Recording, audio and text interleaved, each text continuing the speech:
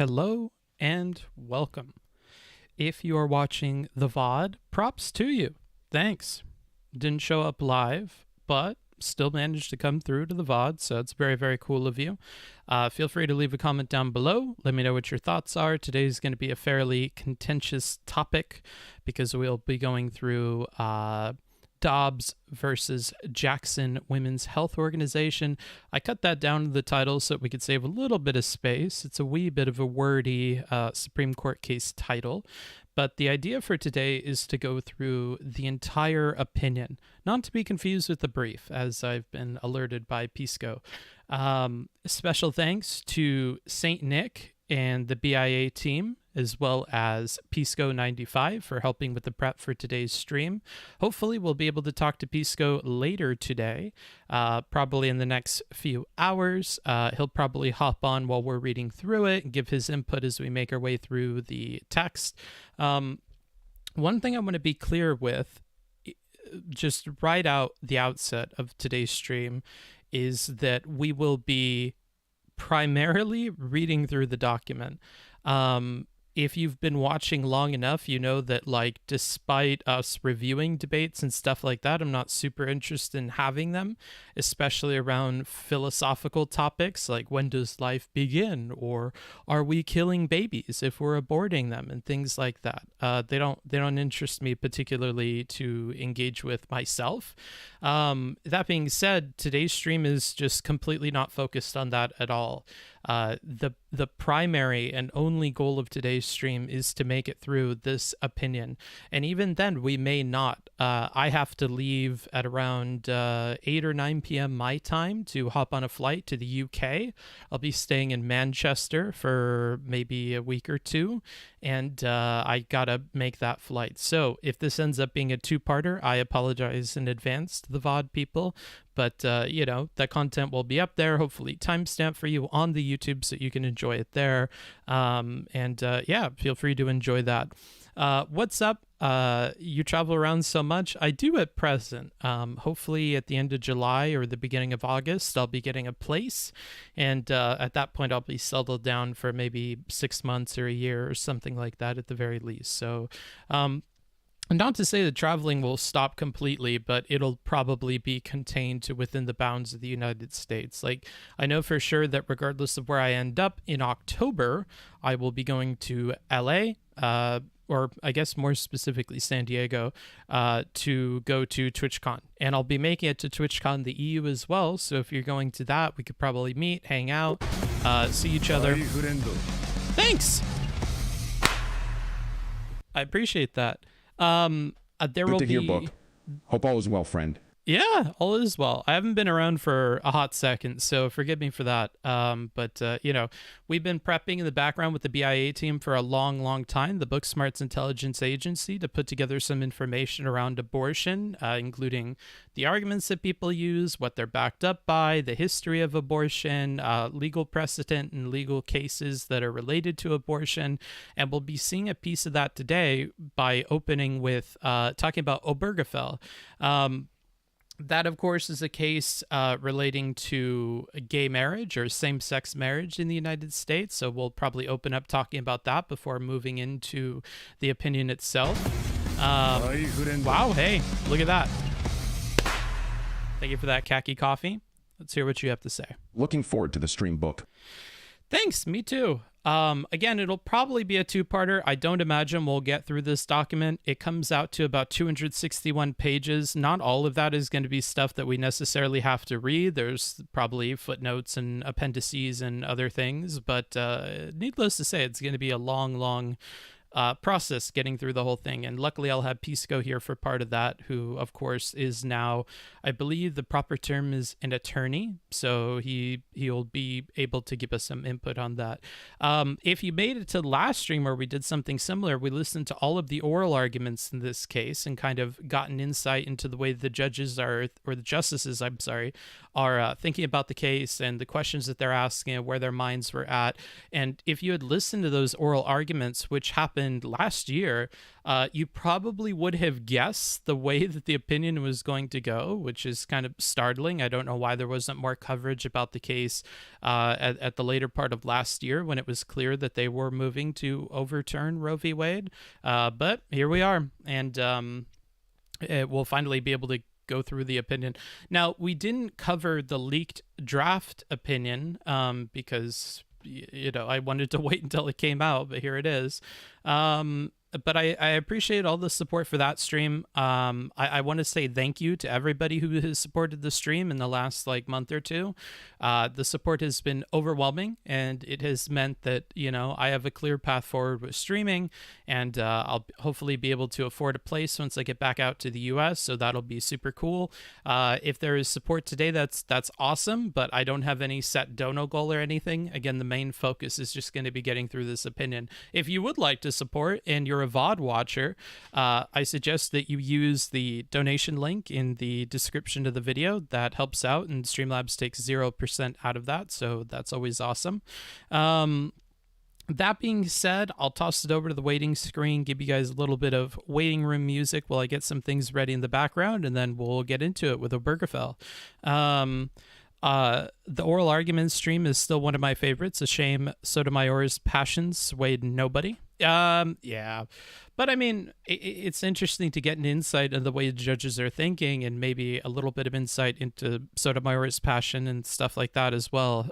It's not something I see covered super often, but I think it should probably be the basis on which we kind of form opinions around these topics. So, if everything is going to be focused on the judicial and legislative aspect of things like this, I think we lose ourselves a little bit by focusing so much on philosophical discussions. Honestly, and we'll get into this at the start of the stream, my opinion is that those philosophical discussions should probably only be between the physician and the patient.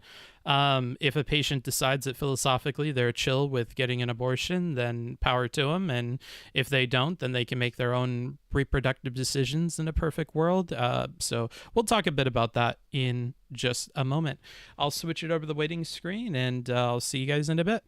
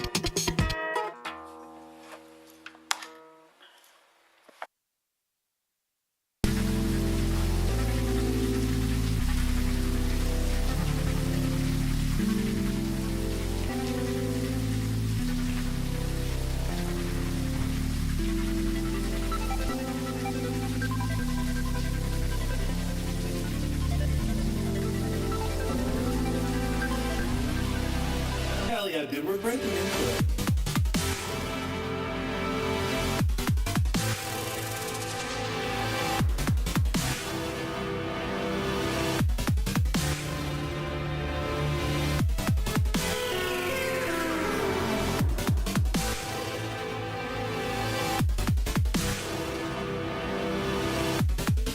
Oh, thank you. Wow.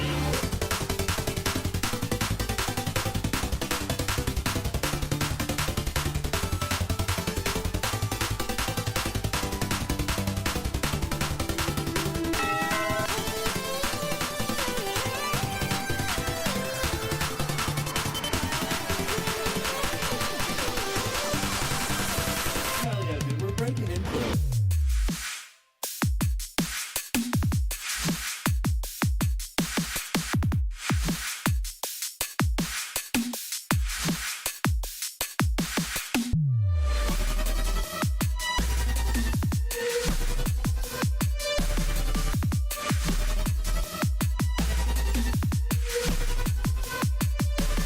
Music Hassan fishing mode.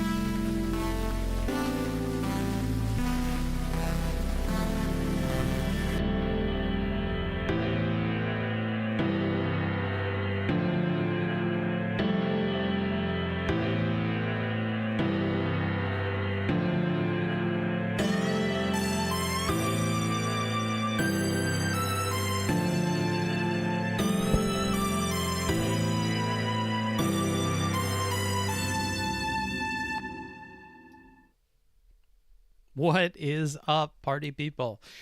I am looking forward to today's stream. It always feels good when we're able to do something that is productive, that has an impact on the real world, and might mean educating people about a topic that everybody is talking about. So, in case you've missed it, the United States Supreme Court has put forward their opinion on the Dobbs versus Jackson Women's Health Organization case, and that has effectively overturned Roe v. Wade, meaning that it is tossed back to the states and they can determine whether or not to give women the right to have an abortion.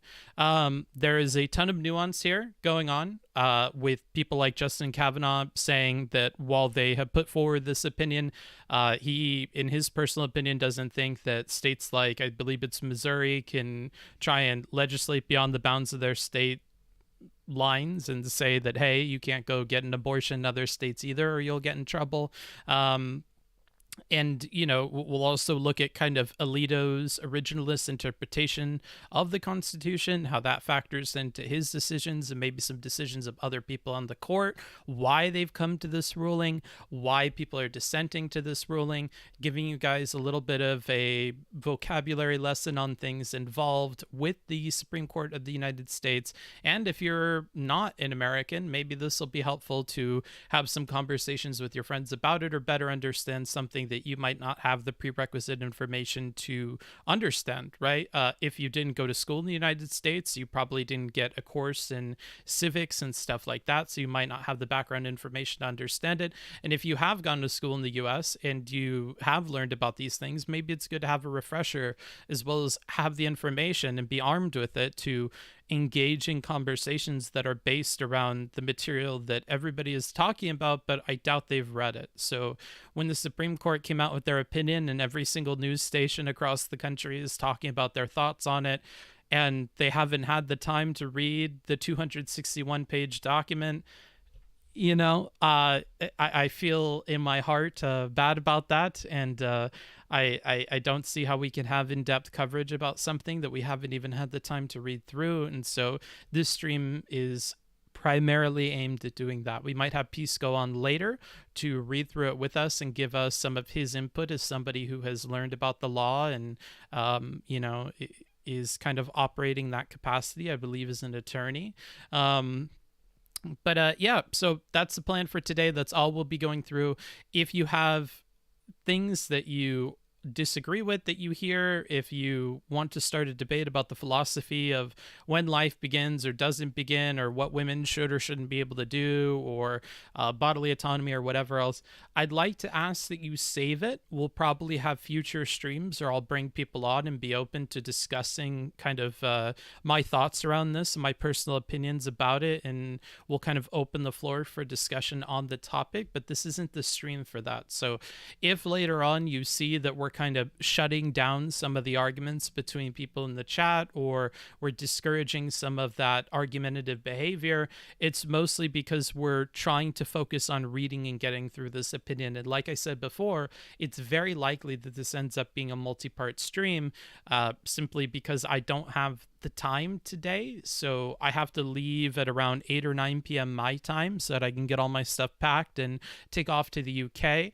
But after I get settled down there, we'll probably begin again on the reading and get through the rest of it. And then maybe we'll turn that into a YouTube video. It would be a very, very long YouTube video, and it would be a lot of time rendering that and whatever. But maybe that'll make it easier for people to consume in the future, since it'll all be in one place and not split up across multiple VODs. So that's the plan. That's what we're going to do. But I want to open up with my personal opinions so you have kind of a benchmark of where I'm at before we get into things. And then we'll talk about Obergefell. There are many, many cases in regards to what the Supreme Court may start ruling on given this decision, or things that are related to this decision. And I plan to, over the next few streams, go through that. The BIA team, the Booksmarts Intelligence Agency, has been working hard over the last month or two to compile sources and arguments together to be discussing this topic. And now is the time to kind of bring all that into the limelight and talk with you guys about it. So we'll definitely be doing that. Again, a special thank you to Saint Nick of the BIA team and to Pisco 95 for helping with some of the prep for today's stream. It means the most from those people. It's a scary time, especially Thomas's opinion drawing crosshairs on other rights. You misspelled Doobie? Oh, did I put Doobie? No, I put Dobbs. Oh, I see. It's a joke. Not great at those. But yeah, so that's what we're going to do. And to respond to Cyberlin Quay, is there a way you can recap some of the highlight points and things you have realized from the Roe v. Wade stream? I certainly could, although it's not fresh off the top of my head. What I would really advise you to do, if you cared about it, is to pay the $3 on the Patreon to become a noteworthy patron, and then you'll have access to that document. So I believe that should be accessible to all of the $3 and $5 patrons and above. So if you really wanted a TLDR, I would highly recommend that you go check out the Patreon, check out those notes, because you're going to have timestamp links and stuff like that to everything that we covered and the opinions there. To make a long story short, though, we kind of got some insight into Clarence Thomas off in his own corner, thinking about things, and he had an interesting interpretation of everything. And then we had oh boy, we have Alito, who is an originalist, which means that he believes in thinking about the Constitution from the perspective of the founding fathers that wrote it, and being really, really strict about expanding definitions and rights from the Constitution. What he says, and what a lot of originalists say, and we'll probably see repeated again and again with different justices on the court today, is that if you are going to be expanding rights beyond what's explicitly stated in the Constitution and its relative amendments, then that needs to be based in tradition and history in the United States. And so if you hear tradition and history, that might give you some indication that people are thinking about things from an originalist context. And if there isn't history and tradition, people that are originalists in their beliefs may not think that we could expand upon the document or think about it in these ways to kind of talk about what's happening in the modern world, or where modern political opinion is at. And so that's their opinion. To get into my opinion, which I'll go ahead and bring up in front of me here, I'll just read it verbatim again. All of these notes will be available on the Patreon at the end of today's show. So if you're interested in links to anything that we're talking about or a TLDR, that's what I would tell you to do. So in my personal opinion, I believe women should should have the right to abortion, mediated by interactions with physicians. I am, however, also partial to the argument that states should have the right to make choices about the specifics regarding abortion, and that some kind of legislation around the issue is how it should be solved. That being said, I'm not opposed to federal legislation outlining such a right and reigning in the states. Ultimately, I don't know if the Supreme Court is the place to debate these things, and this should be a legislative issue, though I'd hope that legislation errs on the side of giving the right to abortion.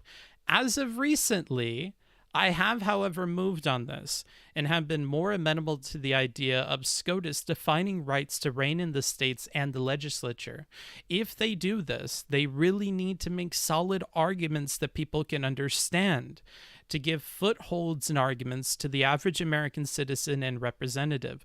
Plessy v. Ferguson and other cases have been necessary in doing this, and while it would be preferable to get legislature passed or amendments ratified, that isn't practically viable nowadays, leaving SCOTUS an important player in defining and protecting rights of American citizens. I don't know when life begins, and I'm not super interested in debates regarding this, seeing as it's a very personal and individual belief. I did, however, enjoy the debate between Zen Shapiro and Alex Kirsch on the topic. I think that these philosophical conversations are trumped by the opinions of physicians and individual patients who can make their own calls on life and abortion and act according to them. It shouldn't necessarily be debated, legislated, or determined by individuals outside of the individual, though as purely a matter of law, it would seem the states and legislature have this ability, barring what SCOTUS's opinion on it is. Ultimately, I'm open to various arguments on this, and while I don't want to get deep in debates through chat today, we will be having Pisco on later to walk with us through part of the document. I made it clear that the primary aim and focus of today is to get through the document, but in the future I'm happy to have people on to discuss it after educating myself on the ruling and the opinions of the justices. When it comes to a topic like this one, I'd like to see more people divorce this from the realm of philosophy and talk about things at a legislative or judicial level, given the context of the moment surrounding SCOTUS and their decision. So that's kind of my TLDR in my opinion.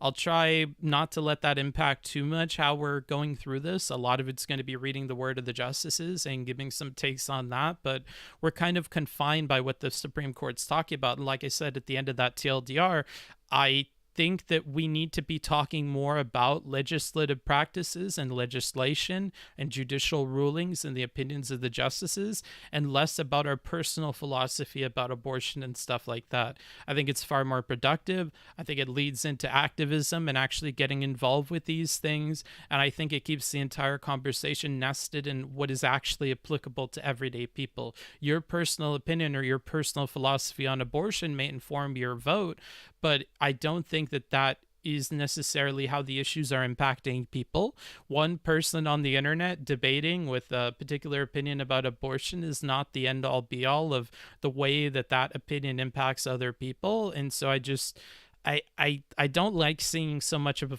focus on the philosophy. That's not really a big thing for me. So I'll go through some vocabulary, but we'll probably come back up on this when we're talking about Obergefell.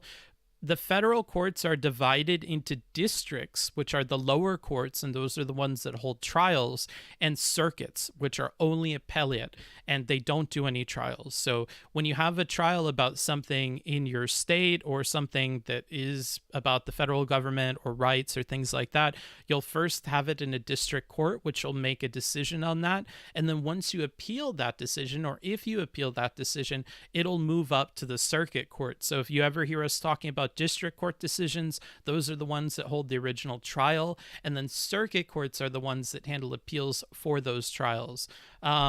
Furthermore, incorporation is another important thing that we'll talk about with Obergefell. Incorporation is applying portions of the Bill of Rights to the states. So when we're talking about the Bill of Rights and we're talking about the Constitution and the rights that are, afforded to citizens in there, that's meant to apply to the federal government. And when you apply those rights or those restrictions or whatever to the states or to state governments, then that's called incorporating them. And so when we talk about incorporation, that's what we'll be discussing. Another important thing that will come up time and time again is originalist, which we talked about a bit at the start of the stream. An originalist is somebody who interprets the Constitution as the founding fathers had intended it when written, okay? Lastly, we want to make a distinction between briefs and opinions because those can often get mixed up by myself and other people. So briefs are submitted by those involved in the case and outside of it. So when you submit to the court your arguments for why you believe a case should go one way or the other, you're submitting a brief. People outside of the court case, in the case of the Supreme Court, can also submit friend to the court briefs that are going to give their arguments about why it should go one way or the other. So for instance, if we're talking about abortion, you might have the two people involved in the case or the two parties involved in the case submitting briefs, but then you may also have friend to the court briefs that are sent by organizations that know something about it. So in the case of abortion, maybe they'll talk about some statistics or things like that because they're an organization that works with patients who undergo abortion or organizations that perform abortions, and they may have some opinions that they feel it's important for the court to know about. So they'll submit a friend to the court brief. And then opinions are when the judges and justices outline their rulings, opinions, reasoning around a decision that is put forward. So today what we'll be reading is an opinion, right? And you can have dissenting, concurring, and majority opinions. There is also, when the court disagrees, you may have a plurality, but that's more complicated, Pisco tells me. So mainly you're going to have the majority opinion, which one justice from the team of justices that agreed to go one way with a court decision will put forward. And that majority opinion is going to be the law of the land that other courts are meant to follow. Then there will be concurring opinions, which is justices that agree with the majority opinion, but have some things they'd like to say about it. And this is written by individual justices.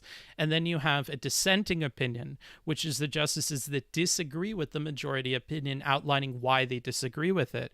Now, these dissenting and concurring opinions can be referenced by other courts or other legislators or really anybody in the country, but they aren't the law of the land in the same way the majority opinion would be. So, for instance, Justice Kavanaugh on this case has a concurring opinion, meaning he agrees with the majority, but he has his own opinions that maybe some courts in the future will reference, like talking about Missouri. He doesn't think that states should have the right to enforce laws about abortion beyond the boundaries of their state. So if a state like Missouri wants to go ahead and try and prosecute or criminalize abortions outside of their state, maybe Kavanaugh disagrees with that. And if a court in the future hears a case about that, whether it's a district court or a circuit court, they could reference that opinion as well, although it isn't the law of the land. So they could say, hey, Justin Kavanaugh suggested that just because the ruling goes this way does not mean that the state has the right to enforce it beyond the boundaries of their state.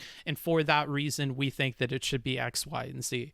I think that that's mostly it for the vocab section. I tried to keep it small. Also, some things to keep in mind, and I'll talk about briefly, are trigger laws. So 13 states, which would be Kentucky, Louisiana, and South Dakota, they're going to immediately enact laws based on this ruling. So Kentucky, Louisiana, and South Dakota are going to immediately put laws in place after this decision has been reached. So that's done. Then you have Idaho, Texas, and Tennessee that within 30 days, they will put laws on the books or enact laws or begin enforcing laws that kind of hinged on the decision here.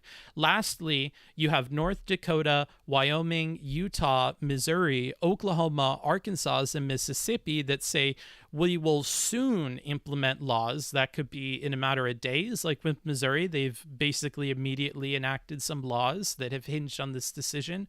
Or it could mean that in a matter of weeks or months, they will make some changes to the laws that will be enacted based on this case going through the way that it's gone through. 26 states that include Montana, Arizona, Nebraska, Iowa, Wisconsin, Michigan, Indiana, Ohio, West Virginia, Alabama, Georgia, South Carolina, and Florida all have laws on the books that are old that could kick into effect and start being enforced based on the ruling that has just happened. Missouri specifically would impact out-of-state abortions as well, though like we've said numerous times in the beginning of this stream, Kavanaugh does not believe that making it illegal across state borders is necessarily constitutional, even given the ruling that the Supreme Court has put down here. So if you live in any of those states or you have interest in any of those states, there's a list of, the situations for those different ones and what to be aware of. I basically wanted to give you a TLDR of the news coverage I've consumed around this, the articles I've read around this, what the BGG BIA team has been working on around this, and that's kind of my TLDR of what to be on the lookout on the horizon. Again, I personally believe that the discussions around this issue should be primarily focused on the legislative agenda of the different states and maybe of the Senate and of the House of Reps and what they could possibly do. And it should probably also be focused on the judicial side of things. So what do the Supreme Court justices think? What are the way that the different federal courts might go or the state courts might go? And I think that those are the two dimensions we should really be talking about this from. I find the philosophical conversations to be quite boring and not super impactful or productive, so that's just my personal opinion. I can get how it would be enjoyable to watch debates around them or engage in thought experiments and exercises around that. It's just not for me. That being said, I'll check in with chat just briefly here before we talk about Obergefell. Let's see here. Thomas, now we have the court. Let's change everything towards our side's political goals. I don't know about that. We should know boofing because we got some great Supreme Court judges. Okay, not a lot of productive stuff going on in the chat right now. All right, so to talk about Obergefell v. Hodges, which happened in 2015, I'll give you a bit of a TLDR on it, and then we'll go in depth about it. So basically what happened is a couple that by the time one of them had become deceased, had been together about 21 years, they decided that they wanted to get married. They were a same-sex couple, however. And in the state of Ohio, it was illegal for same-sex couples to get married. So before John had died because he had contracted ALS and, he knew he was on the way out, they went to Maryland to get married. When John had died, Obergefell, who is the person named in the case, wanted to be listed as John's surviving spouse. This was denied by Ohio. They denied him the right to the property of his spouse and other things that is generally granted to a surviving spouse. And so Obergefell and 13 others appealed and won in the district courts, which, mind you, is where the trial is held, right? And then they did 4 separate appeals that all went in their favor in the appellate courts and the circuit courts, but when they got an appeal in the 6th Circuit Court, they lost. When they had lost in that 6th Circuit Court, they then appealed to the Supreme Court. However, it was done in such a way where the Supreme Court, if they offhandedly dismissed the case or refused to hear it, it would uphold the decision of that 6th Circuit Court. So that ended up happening. SCOTUS denied hearing the case, and that kind of, knock-on effect was upholding the 6th Circuit Court's decision. And basically, the right to marry is guaranteed to same-sex couples through the Due Process Clause and Equal Protection Clause of the 14th Amendment. That was the conclusion reached in this case. It was a 5-4 ruling, so it was kind of divided even at a time where maybe liberal justices or, progressive justices held a lot of sway in the court. And same-sex marriage at the time had already been established in 36 states plus DC and Guam. So, things were already heading in that direction, even though, that the problems regarding same-sex marriage had gone back all the way to the 70s. And we'll talk about that a little bit. So there's a TLDR. Again, they won appeals in the 4th, 7th, 9th, and 10th on the basis that state-level bans of same-sex marriages is unconstitutional. In the 6th, they appealed to Baker v. Nelson that this was constitutional for Ohio to do. And many other cases reference this as well, though SCOTUS never used it in their opinions. Let's go ahead and talk a little bit about that, because references to Baker v. Nelson are actually like really, really important when we're talking about same-sex marriage. So in Baker v. Nelson, which happened in 1971, again, we'll go all the way back to the 70s when we're talking about same-sex marriage, the Minnesota Supreme Court said it does not offend the Constitution to restrict marriages to opposite sex. The SCOTUS in 1972 dismissed the appeal without hearing it, resulting in the case becoming precedent. They dismissed it with one sentence. What they said was, the appeal is dismissed for want of a substantial federal question. In 2013, Minnesota ended up legalizing same-sex marriage, which should have kind of gone against that previous decision. During the appeal in the Minnesota Supreme Court, one justice turned his back during the argument, and none of them asked questions of either party during the oral argument stage. They referenced gendered language and the common usage of marriage, and that procreation and child rearing were central to the constitutional protection given to marriage. Quote, in common sense and in a constitutional sense, there is a clear distinction between a marital restriction based merely upon race and one based upon the fundamental difference in sex. This is because in part of the argument that they made, they said, hey, look, interracial couples, we've ended up ruling in one direction for them and protecting them. Those same protections should be paralleled in the defense of same-sex marriage. The Supreme Court was against incorporation, or the Supreme Court, the Court of Minnesota was against incorporation. There's that word, or the application of the Bill of Rights and amendments to the states, specifically the right to marital privacy derived from the Ninth Circuit Court in Loving versus Virginia in 1967, which was that handling the topic of the bans on interracial marriage. So that Baker v. Nelson case in 1971 was referenced by that Sixth Circuit appellate court when they were talking about this particular case. Scrolling up here, in the Supreme Court's opinion, so now shifting back onto that original case we were talking about, Justice Kennedy, who was very, very important because he was the swing vote in deciding this. He was that fifth vote that threw them over to a majority opinion. He stated in his decision that, quote, the court now holds that same-sex couples may exercise the fundamental right to marry. No longer may this liberty be denied to them. Baker v. Nelson must be, and now is, overruled. And the state laws challenged by petitioners in these cases are now held invalid to the extent they exclude same-sex couples from civil marriage and on the same terms and conditions as opposite-sex couples. He appealed to the 14th Amendment and said that this was a fundamental right. His four principles and traditions, which again, if you remember from that originalist interpretation of the Constitution, would be important to talk about. And what I see missing in some of the discussion in my research about this same-sex marriage thing is talking about the principles and traditions which Kennedy had used to justify his vote in favor of the majority. So he had four principles and traditions that he said proved that he should rule in this direction. He said, number one, the right to choose whether and whom to marry is inherent in individual autonomy. Number two, he said the right to marry protects the intimate relationship between two people. Number three, this right protects children and families to home build and rear children. And number four, marriage is the keystone of social order and foundation of the family unit. He says, quote, no union is more profound than marriage, for it embodies the highest ideals of love, fidelity, devotion, sacrifice, and family. In forming a marital union, two people become something greater than they once were.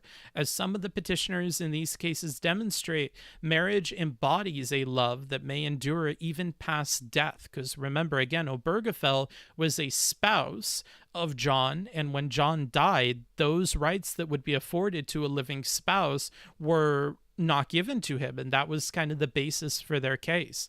Furthermore, he stated the Equal Protection Clause entitled same-sex couples the same state benefits that opposite couples got. So that Equal Protection Clause, that discrimination against same-sex couples, they're not being afforded the same rights, the same benefits, the same privileges that a heterosexual couple would have.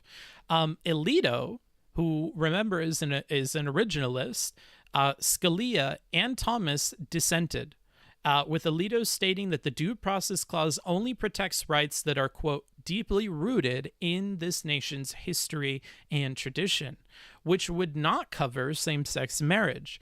Alito believes this because of his originalist beliefs, hence the appeal to history and tradition being the only way to expand upon the meaning in that Due Process Clause. Furthermore, Alito was concerned that those who disagree, quote, will risk being labeled as bigots and treated as such by governments, employers, and schools, leading to, quote, bitter and lasting wounds, stating further that, quote, most Americans, understandably, will cheer or lament today's decision because of their views on the issue of same-sex marriage, but all Americans, whatever their thinking on that issue, should worry about what the majority's claim of power portends. Thomas believed the Due Process Clause should only apply to those being denied life, liberty, or property, and grants only procedural rights. So that means that when you're going through the justice system, there are certain rights that are afforded to you, certain procedural rights, and that's what the Due Process Clause is meant to be about. It's not meant to be about the same-sex marriage issue. It's meant to be about when you're depriving someone of life, liberty, or property, what is that process that you go through and what are the rights afforded to you during that process? It does not provide a basis for creating new substantive rights. Scalia agreed and worried that this stretched the reading of the Constitution and was, quote, a threat to democracy, robbing the states of the right to define marriage themselves. Roberts, who was on the other side of Roberts, I believe, I don't have written down what side of this he was on, but anyhow, Roberts said that the Constitution doesn't define marriage, leaving it to the states, which now could not define/redefine it through the democratic process. He also warned the same logic could justify polygamous relationships. So one central theme that we're seeing here through all the dissenting opinions, and one that we're bound to see when we begin to go through the opinion that we'll read today, is this idea of the states need to be able to legislate this, that this isn't something that we could derive by squinting super hard and looking at the amendments or rights in the Constitution and then expanding well beyond what the text says or maybe even what the Founding Fathers had intended about those amendments or about the Constitution. That by expanding this, by taking the decision away from the states, we're doing an injustice to the American people. And we're going to further kind of create a divide in the country by these unelected these unelected people in the court making decisions that really should be made by the representatives of people in the states. And that if we keep doing this, we're going to keep doing that on plenty of issues and create more division in the country. And I think regardless of what side of the issue you stand on, this isn't an unfounded worry.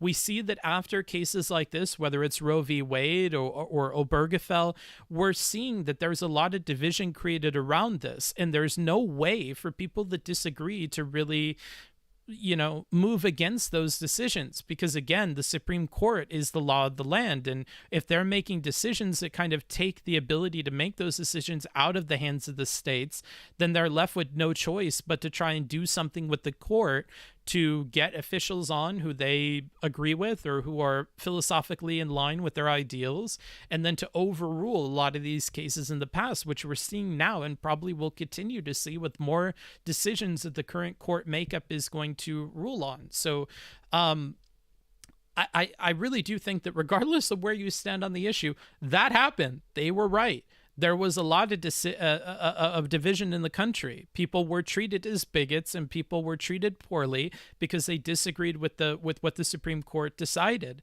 And the conservatives in this country have moved to try and get their Supreme Court justices on that are in line with their beliefs, and they've been working at that for a long time now, and they've been successful in it, and they will likely continue to see success in that strategy as the court rules on more decisions and likely overturns other things that have been decided upon in the past.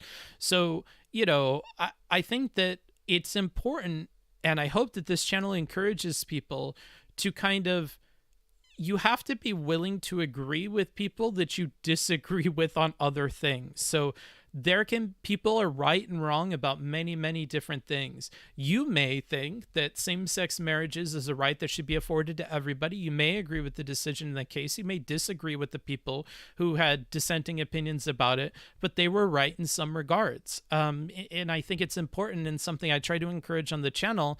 We need to kind of divorce our emotional relationship to the people and the arguments that we see, and try and hear people out. At the end of hearing them out, you may disagree with them on a lot of the stuff that your emotions told you were going to disagree with them about, but it doesn't mean that there isn't truth listed in there. And I think that that's also something that we're probably going to see with this opinion. The people who disagree with the court's decision are going to be divided from and looked with angst upon by the people who agreed with the court's decision today, in much the same way that they were when Roe v. Wade was initially passed, or when Casey v. Planned Parenthood kind of expanded on that decision, right? Or in Obergefell, if you were somebody that disagreed with gay marriage, you were probably treated as a bigot, and the court and the society is going one way and you're being left behind in the other way. And now that the Supreme Court has decided this way, you're likely going to be divided from the rest of the people, and division is a major problem in the country. That's why I mentioned at the beginning that my personal opinion is that you have to leave these things up to the states. And in my opinion, it's much, much easier for you to try and get the rights afforded to people in each individual state. You can't go outside of Justice Kavanaugh's home and threaten his life or the life of his family and get him to rule one way.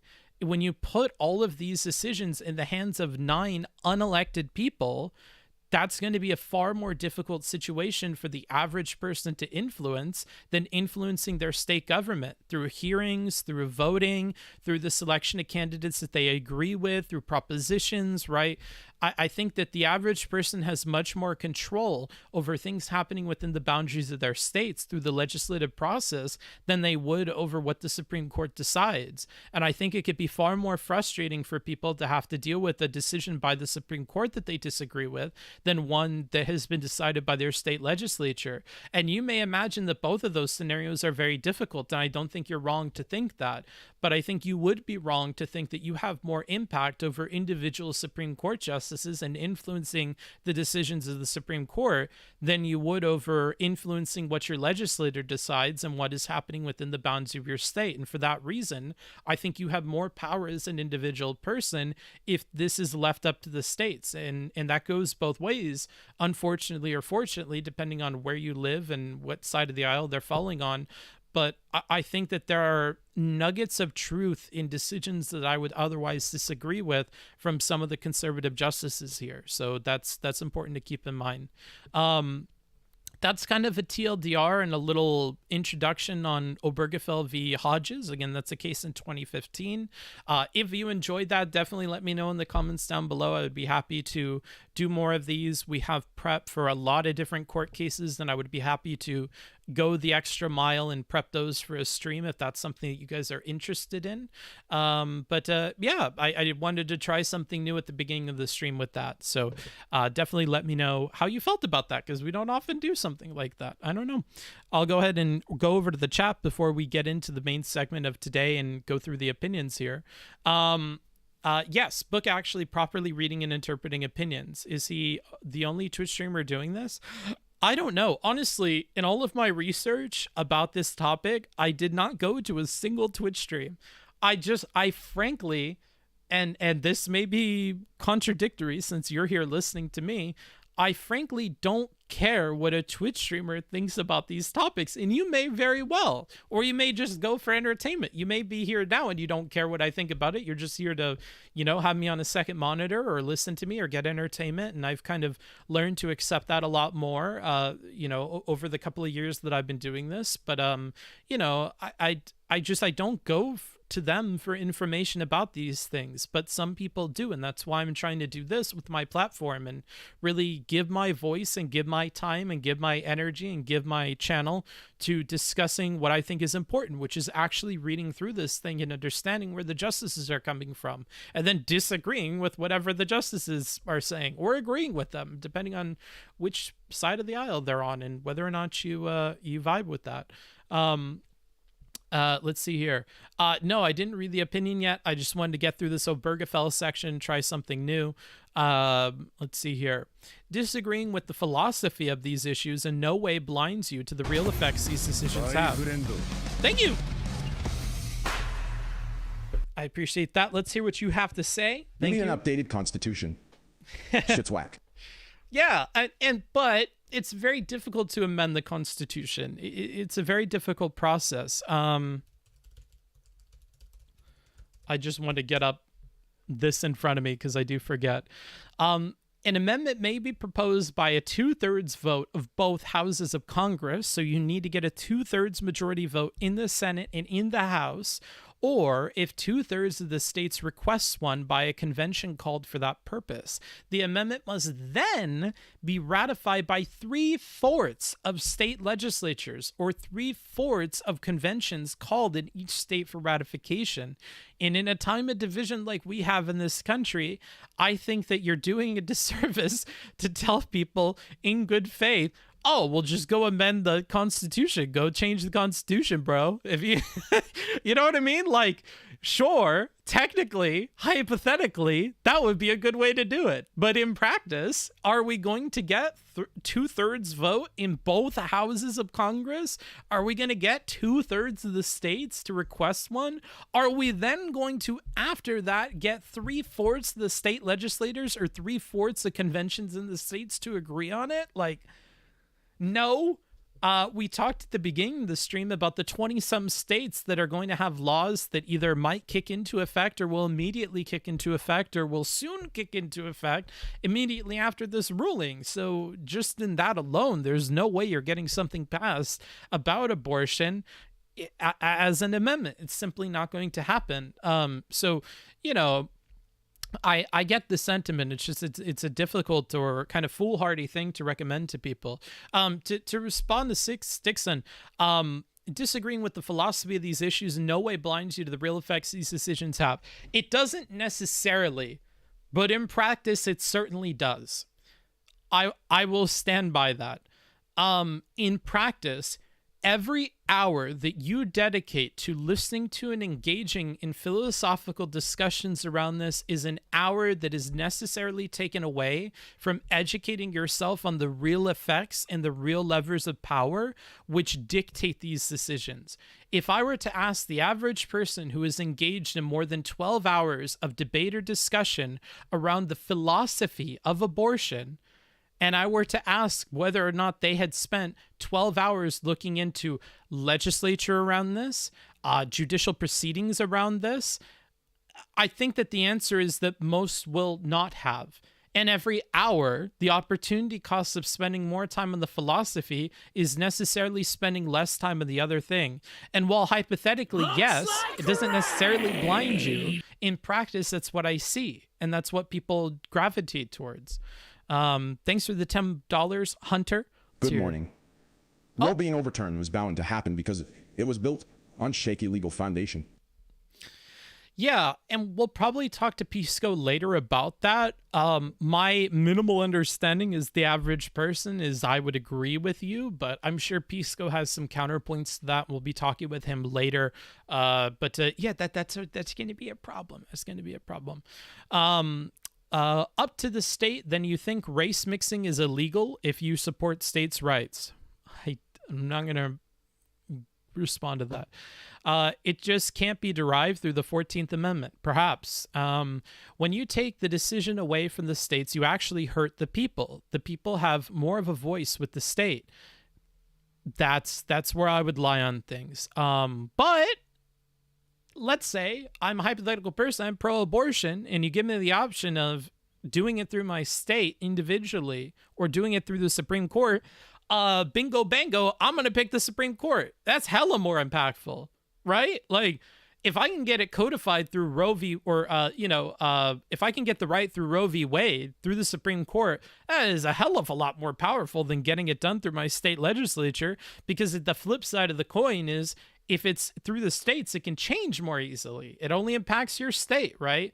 And if Missouri succeeds in trying to legislate beyond the bounds of its state, then other states can fuck you, right?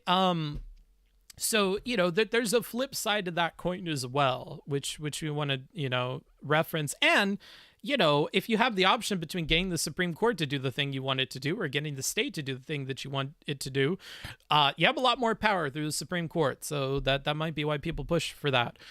Hey, I only watch people I think I can learn something from. So books is on my list. Well, I'm happy to hear that, Marcus. Hey, don't call me out on like that. Yes, I am playing Hard Space Shipbreaker, and you are on my second monitor. But I do like hearing your more hard facts information and analysis as well. Wow, big. $20 from Drew Cox. Thank you for that. I've read most of the opinion. It's just that most of the takes I've seen are made by people who clearly don't know what they're talking about and get repeated by others. I take it pop streamers will be repeated ad nauseum. Although, and I try every time that I hear an opinion that I agree with to give the counter to it, because that's just my nature, like it or not. If you're here, I would assume most of you like it. It's hard. It's hard to be educated on the thing. It's hard to read through the document. It's difficult to do. It's time consuming. And you make a lot more money if you do the other thing. So, I get why it doesn't happen, but I don't think that it's the right thing to do. But it certainly frustrates me, and sounds like it frustrates you too. Thank you for the $20. Book, why does changing the Constitution have to be a supermajority? What's the theory behind that? I think the theory is that if you're making a change, which is going to be at a federal level, or if you believe in incorporation, it's even going to be a thing at the state level, then that's going to impact everybody in the country, right? So if you're going to change the Constitution, the founding document of the country, the very basis for which the federal government operates, and in the U.S. historically and culturally, we're very afraid of the federal government. When we fought the Revolutionary War and we were against King George, one huge problem that the Articles of Confederation, which was the very, very first government that we formed, they didn't want to have an executive branch. They didn't want to give powers to the federal government to even force states to give them taxes, which ended up being a huge problem. They weren't able to form armies the way that the modern government is able to.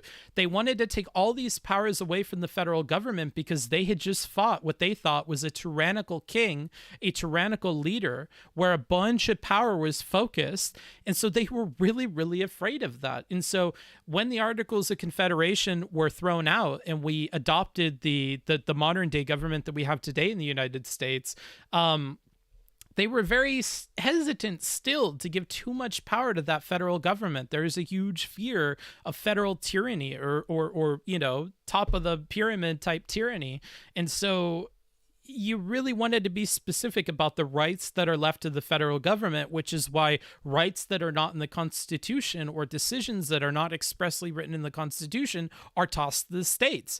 And that kind of, thinking that was shared by the founding fathers and the originalists today, that's why that's so popular, is because people today are still very afraid of the federal government. They're very afraid of the executive branch. They're very afraid of a judicial system that kind of goes on a rampage and creates a bunch of rights or makes decisions on their own that impact everybody because it's at a federal level. So there's a lot of fear about that. That's probably, if I were to give a guess, why they made it so difficult to ratify new things in the Constitution. In this country, there's a huge theme through all of the documents about the tyranny of the majority, right? If you had a simple majority, it's very easy for 60% of the population to enforce policies on the other 40% and keep them under their thumb. That's probably another reason why they wanted that 3/4, right? Why they wanted the 2/3 is because you have to really be afraid of that tyranny of the majority. So you really want to make it hard to make changes to a document that'll impact things at the federal level and will kind of trickle down to everybody in the country. So that would be my guess there. In some states, it's also more likely to get through the Supreme Court, right? Yeah, for sure. Yay, I caught a Booksmart stream. I will be a productive member of chat by only saying helpful information and not engaging in a random banter. Thank you. You need to get another person other than Pisco. He has a very dangerous view on stare decisis. Well, if somebody else is a an attorney or has legal whatever, and they want to come on and hop on the train as we go through the opinions, whether it's today or the next day that we do this, I can talk to them in the background, just make sure they're down for the setup of the stream. Again, we're not having a huge debate at every turn reading the document. We're meant to really focus on the document. That's something I tried to make really clear with Pisco when we were talking in private. Hey, Book, just curious, the original vote was apparently 7-2, and this new vote was 5-4. How can a 5-4 overturn a 7-2? Is it just because, like, the other vote was a long time ago, or what? So this gets a little bit complicated. It's not about how many votes one got versus the other.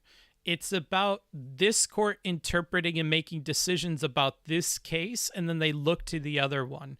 And what X Hunter was talking about with stare decisis, that's going to be one of the factors in determining whether or not, we should follow the precedent, or whether or not that precedent was following precedent when it was set. So and we'll talk about that later. It's a bit more complicated. Long time no see, looking spiffy. I'm happy you think so. Not surprised you went full comatose after that last 10-hour stream, but that was nuts. JK, I know you've been busy. Yes, I have. Most people are unable to separate personal opinion, morals, and legal matters. Sure, yeah. Oh, good morning, Pisco. Pisco, whenever you're ready, just DM me, and I'd be happy to get started with you. We'll be jumping into reading the opinion right now. Booksmarts, do you think the Constitution and the system surrounding it need an update, or do they hold up? I think anybody would be silly to say they don't need an update. I think everybody thinks they need it needs an update for different reasons. So, yeah, I think they probably need updates. But yeah, Constitution is so hard to change because you got to make it really hard to give human rights to women and coloreds. Jesus Christ. That's Yikers. So we're gonna put a little asterisk by your name and make sure you don't say anything else awful. But no comment on that chat message. Okay, I'm ready to go. Let me make sure there's not anything else in my Notion document that I wanted to go over. Again, we've talked about my personal opinion. We've talked about some definitions that might come up. We talked about trigger laws. We talked about Obergefell v. Hodges. And now we will be moving into talking about Dobbs v. Jackson Women's Health Organization. I'll go ahead and bring that up in front of me. And put it on my screen. And to get a look at this. Maybe I'll put it on the other monitor and have you guys in front of me here. And then I'll take my notes and put them in front of me as well so that I can take notes while we're going through this. And I'll F11 that bad boy and give it a little bit of a control zoom here. Yes, it's very pretty. Yes. Yes. Excellent. All right. So that's all set up. Make sure it's in my thingy-mabobber here. I'll go ahead and disappear our chalkboard for today, and I'll put you guys up in... Oops! What am I moving here? Oopsies. I'll grab you guys and the chat box. I'll move you on up over... Meow! And then I'll turn the camera just like... Meow! And then I will put the... capture of this on the right hand side here.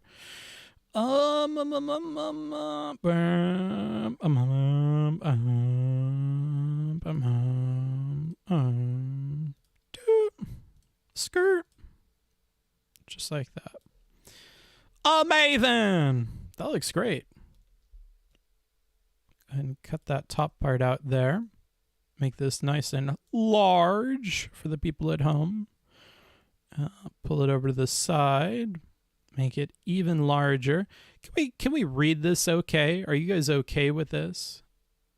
If so, I think this should be fine. Yeah,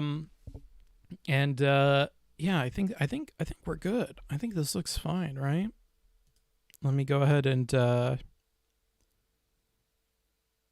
How do I do this? Settings.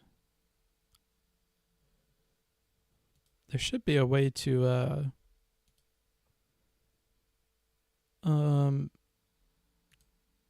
see the preview. This looks fine, right? You guys can read this okay? I hope so. My hope is that this is perfectly legible, although I'll need your input on that.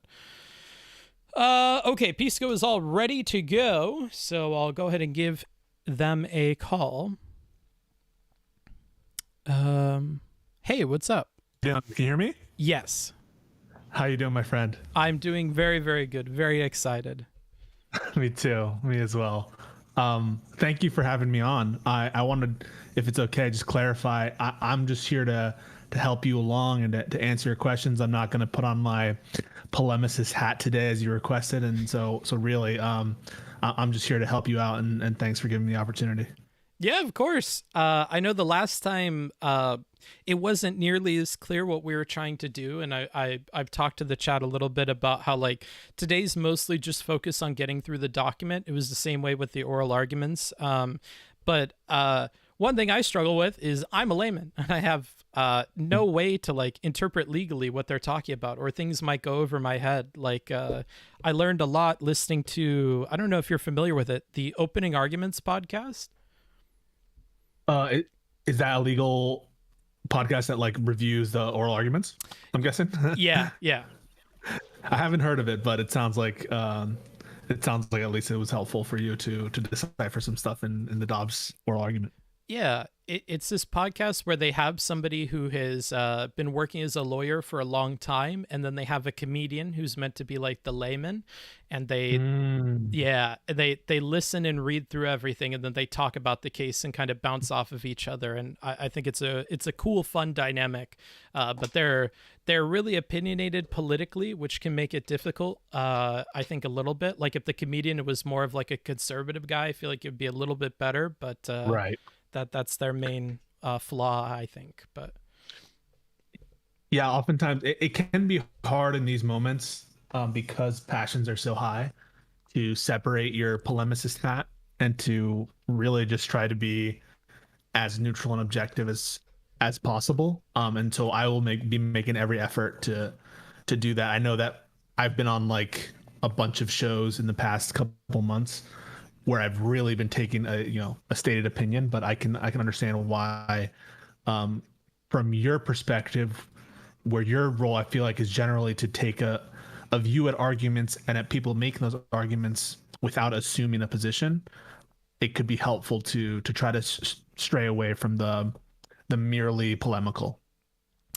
yeah, and there's just so many people that do that already, that do the debates and that they argue out everything. And so I think there needs to be a space where we're just engaging with the text or engaging with primary sources. And with something like this, where like I feel, at least in my experience, that the justices are like super insightful to read from. And I think they do a good job of explaining their kind of position and their perspective, even if you disagree with it. Like, I think that they all have a long, track record and experience in the legal system, and they're really good at forming arguments and making their case for things. And so I think you could learn a lot from reading these folks, whether you agree with them or disagree with them. However, after listening to the Opening Arguments podcast on the oral arguments, I feel like they have some blinders on, or they have weird perspectives. Like Clarence Thomas, I feel like he was off in his own corner in thinking about these things, and his questions were like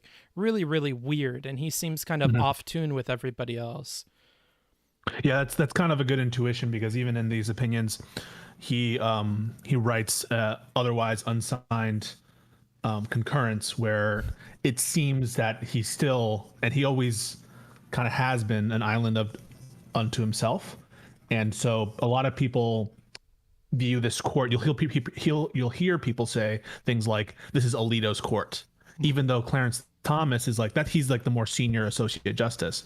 But it just is the case, and I guess you've noticed it from the questions, that Justice Thomas, I think it's fair to say, this is not me being political, has a more peculiar, as in less common, as in less adhered to view of the Constitution than even the rest of the justices, the conservative majority. Yeah, and that really shows when you listen to him, like the contrast just between his questions or his arguments and everybody else. It seems to be apparent in all of the cases I've read where he's written something. Anywho, how much of this have you read or been able to engage with? So I've read the much of the concurrences and dissents because it's been shared to me that the majority opinion is very close to the draft opinion. Of the majority opinion, I focus on the parts that are like specifically trying to counter the dissents and the concurrences, because that's kind of like the new stuff. And the draft opinion follows, from what I've been told, and I've relied on that advice, that the draft opinion is very similar to the majority opinion. And so I've, because it just came out yesterday, I haven't fully reread the majority opinion, but I know the draft opinion well, and I've read much, if not all, of the concurrences and the dissents and the majority's take on those opinions. Okay. Did you have a chance then to read the leaked opinion they came out? Yes. Okay. Yeah, in full, twice. Yeah. All right. And then debate it endlessly for weeks. Okie dokie. Well, I guess without further ado, we can get into this. So I'll read, and if at any point you want to stop to have commentary about what we're reading, we can. I would recommend, just for reading's sake, the syllabus is very dry and boring.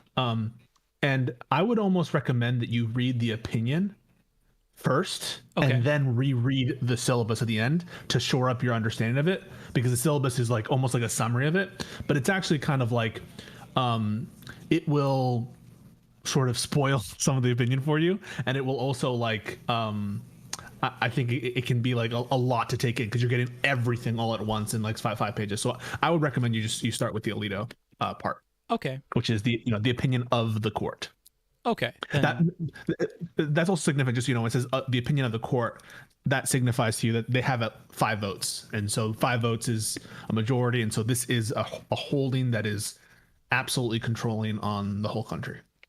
Alrighty, then we can start there. Let me let in the cat real quick, because he's giving me sad eyes. Sure. Hello, buddy. You want to come in? Come on. Yeah, I know. You've been out here so long. I'm going to be in inside cat mode, huh? How you doing, chat?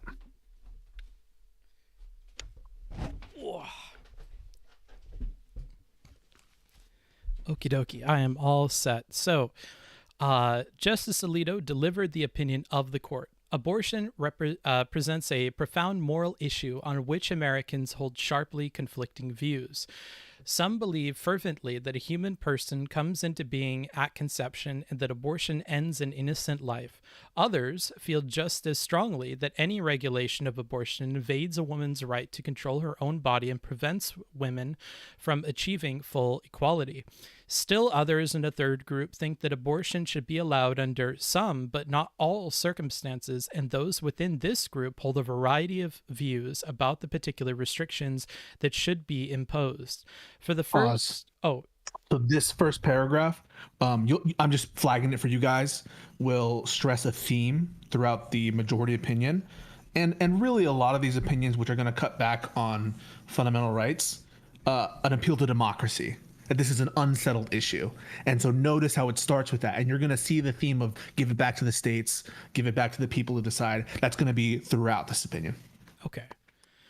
For the first 185 years after the adoption of the Constitution, each state was permitted to address this issue in accordance with the views of its citizens. Then in 1973, this court decided Roe v. Wade. Even though the Constitution makes no mention of abortion, the court held that it confers a broad right to obtain one. It did not claim that American law or the common law had ever recognized such a right, and its survey of history ranged from the constitutionally irrelevant For example, its assertion that abortion in an antiquity to the plainly incorrect example, its assertion that abortion was probably never a crime under the common law. After cataloging a wealth of other information having no bearing on the meaning of the Constitution, the opinion concluded with a numbered set of rules, much like those that might be found in a statute enacted by legislature. There's that theme again. Yeah. So pause real quick. Go ahead, sorry. Oh, no, go. Did you have a question? Nope. Okay. What Alito's referencing here is there's a big part of Roe v. Wade is cataloging like the history of people's views on abortion. And a lot of people who have a problem with Roe v. Wade, even people who support Roe v. Wade, will mention like, why was it necessary in Roe v. Wade for Justice Blackmun to go over like the history of what the American Medical Association had to say, or what religious groups had to say about abortion. And so he's kind of critiquing, and like the Greeks, the old people, and what's the Hippocratic Oath, like the Hippocrates, what he has to say about it. And so he's saying that like that stuff isn't really relevant, because that history, you'll see another point of this opinion is it stresses the history that matters is the history in like the mid 19th century, right around the passage of the 14th Amendment. And the stuff like way before that, we shouldn't really consider that. And then also this last sentence is very important, striking on that theme again, that we should give democracy back to the people, and saying what the court did in Roe v. Wade, according to Alito, again, I'm just reciting Alito's opinion, it's not my opinion, I disagree with him, is what they did looks like a law, right? It looks like a law. It looks like balancing that like a typical political actor would make. And that means like we're skeptical of it. It's looking like a law, and who makes laws? The people and their elected officials make laws. Under this scheme, each trimester of pregnancy was regulated differently, but the most critical line was drawn at roughly the end of the second trimester, which, at the time, corresponded to the point at which a fetus was thought to achieve viability, i.e., the ability to survive outside the womb. Although the court acknowledged that states had a legitimate interest in protecting potential life, it found that this interest could not justify any restriction on pre-viability abortions. The court did not explain the basis for this line, and even abortion supporters have found it hard to defend Roe's reasoning. One prominent constitutional scholar wrote that, quote, he would vote for a statute very much like the one the court ended up drafting if he were, quote, a legislature, but his assessment of Roe was memorable and brutal. Roe was not, quote, constitutional law at all, and gave, quote, almost no sense of an obligation to try to be. At the time of Roe, 30 states prohibited abortion at all stages. In the years prior to that decision, about a third of the states had liberalized their laws, but Roe abruptly ended that political process. It imposed the same highly restrictive regime on the entire nation, and it effectively struck down the abortion laws of every single state. As Justice Byron White aptly put in his dissent, the decision represented the exercise of raw judicial power, and it sparked a national controversy that has embittered our political culture for half a century. Eventually, Look at that footnote real quick. Oh, sure. Footnote 4. That is from Ruth Bader Ginsburg speaking in a judicial voice. And so he's citing, he's saying everyone agrees that this opinion is weird. Essentially, he's saying it's not true, but sorry, that's my political hat. Take that off. The point of view is that, like, look, even liberals agree with us. Ruth Bader Ginsburg said that Roe halted a political process, and they put that quote directly from the NYU Law Review, and so that's why, you know, he's citing from left-wing people. And in talking about kind of and to quote Ruth Bader Ginsburg here, prolong the divisiveness in deferred stable settlement of the issue. And this is something that I'm particularly, empathetic to or whatever. I do think that regardless of what side of the issue you fall on, having the legislative process kind of halted and determining that through the Supreme Court is going to be problematic and divisive for lots of people, regardless of which side of the issue you fall on. Is that something also you'd agree with, or? I do to a certain extent, but I recognize that is what this thing of like fundamental rights inquiry is all about. Like, everyone agrees that issues should be largely given to the people to decide. But with the case of interpreting the Constitution, these are specific provisions and typically rights that we think are outside of democratic majorities. And so take, for instance, what the court just passed down in the New York rifle case, where they struck down a democratically passed law in New York, democratically passed. You could make the very same argument. You could say, hey, the New York General Assembly passed this law signed by the governor. We gave it to the political process, and what you've just done, Supreme Court, is you've taken that out of the political process. Of course, the Supreme Court would come back and say, well, no, we're talking about an individual right here, and you're not supposed to be able to transcend individual rights even when you have majorities in them. And so saying that we should just appeal to democracy, well, yeah, everyone kind of agrees with that, but that's just begging the question. The whole question is this thing the kind of thing that the Constitution leaves open, or is it not? And I think it's kind of unconvincing to just keep repeating, well, democracy, democracy, democracy, because if it were something you thought was outside of the of consideration of majorities, you would never use that argument. And so it doesn't really help you either way. Either way, you have to tackle whether or not the Constitution says this is for democracy or not for democracy, and just repeating it ad nauseum doesn't really help you in that analysis, from my opinion. Yeah.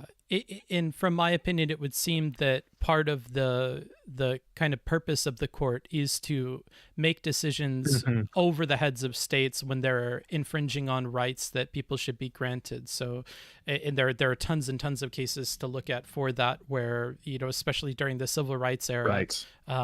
Where even if the majority is voting one way, if they're voting in a way to take away rights or to kind of stomp on the rights of particular groups of people, then it is the kind of job of the court to outline those rights and to rein in the states a little bit there. One way that I could, here's me being neutral. One way that I could grant them some of, I understand. If you already think that the decision is really messed up, and you already think that it didn't have any basis in constitutional law, then it's even worse that it's an issue that matters to people. And it's even worse that it's that you halted what seemed to be some development of law that occurred. And so coming in with that prior, I can understand why you stress the anti-democratic nature of it. But I think even the court would agree it's not enough to say, well, you stop democracy, because there's tons of times where the court will step in and say, I don't care about your democracy. The rights are what the rights are. Yeah. And when they do that, they need to make a really good argument that people can understand, in my opinion, of where those rights are coming from. And as referenced already here by Alito, if they don't do a good job of that, if they're on shaky grounds with establishing those rights, then they're not doing a very good job at that, even if they think that those rights should exist. And I think that's kind of where it gets difficult a little bit with that, in this case specifically with Roe v. Wade. Right. But you have to prove that it's on shaky grounds. That's what you have to do. Yeah. Right. But absolutely. A good question and a key point of division.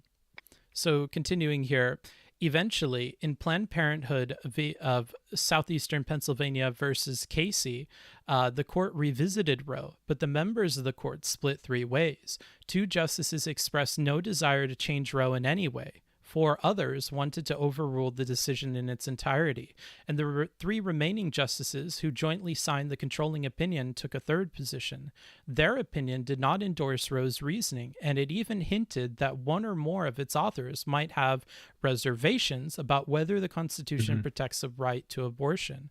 But the opinion concluded that stare decisis, which calls for prior decisions to be followed in most instances, required adherence to what it called Roe's central holding, that a state may not constitutionally protect fetal life before viability, even if that holding was wrong. Anything less, the opinion claimed, would undermine respect for this court and the rule of law. One thing I want to talk about is that phrase stare decisis, because I know that some people in chat have mentioned that they maybe disagree with your opinion on that. Could we define that and then talk about that a little bit? Absolutely. Stare decisis is a general rule of institutional, I would say, competency and a rule of construction almost, that courts should give deference to prior rulings. It's been set, so if some issue has been confronted by a court or a decision maker, you could say, you could extend this to, even executive decision makers, but it's most commonly in the judicial role. If that body, call it a court, has made a decision about a given issue in the past, courts should be inclined to continue with that precedent and to not disturb that precedent unless there's a special reason to do so.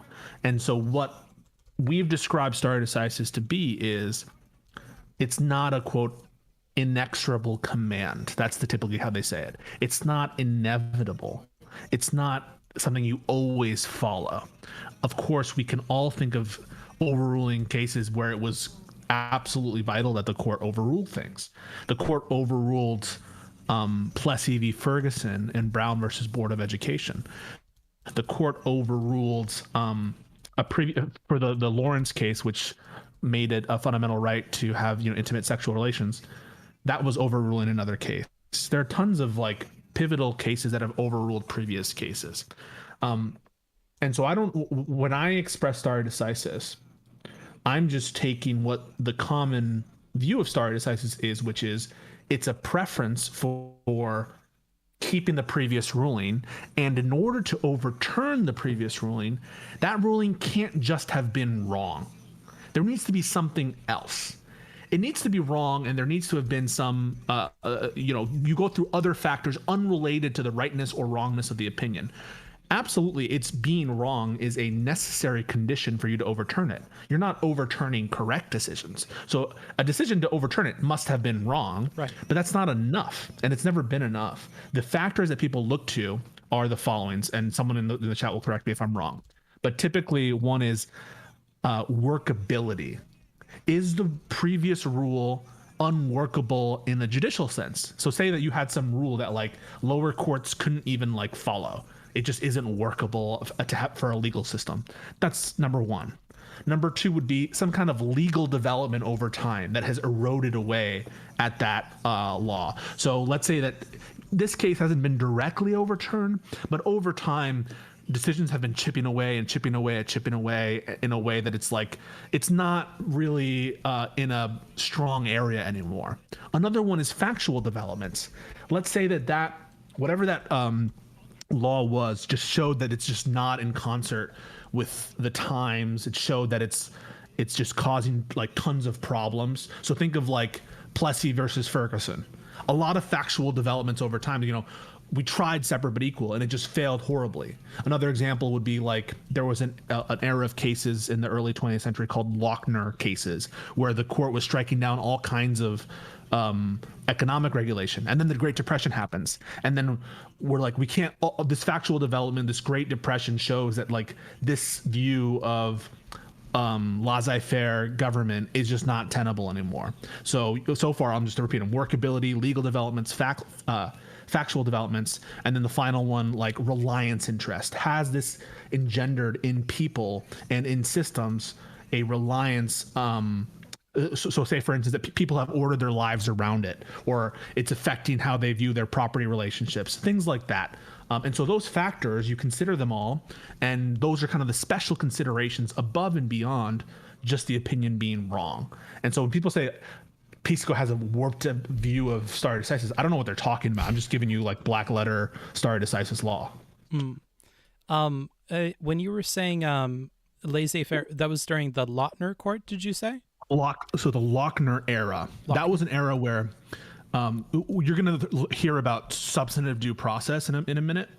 And one of the first substantive due process rights, the implied rights, was this right to contract. And the court was you have a fundamental right to contract. Just like you would say, you have a fundamental right to abortion. You have a fundamental right to contract. And if you want to impose minimum wage, wait, that's violating your fundamental right to contract. If you want to say child health laws or minimum standards for women in the workplace, that's violating your fundamental right to contract. And you had a bunch of cases which were striking down progressive legislation that was trying to like regulate economic activity as violating the fundamental right to contract. And that Lochner era has been seen as a big mistake for the court. And it was overturned and explicitly sort of overruled in the 30s, 40s, right around that era. Okay, Yeah. okay. I guess since you're unaware of why people think you're unhinged about stare decisis, maybe that puts a close to that chapter. I don't see anything in the chat about it. Well, I think what they say is, I think people have a very sort of lay person's understanding of stare decisis. And when I say stare decisis, what they hear is Pisco thinks you should never overturn cases. And Destiny, by agreeing with Pisco on stare decisis, Destiny must think you never overturn cases.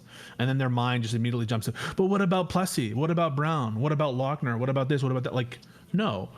If you give us an opportunity, we can explain why we distinguish Plessy and why we think Roe is different insofar as the stare decisis analysis is concerned.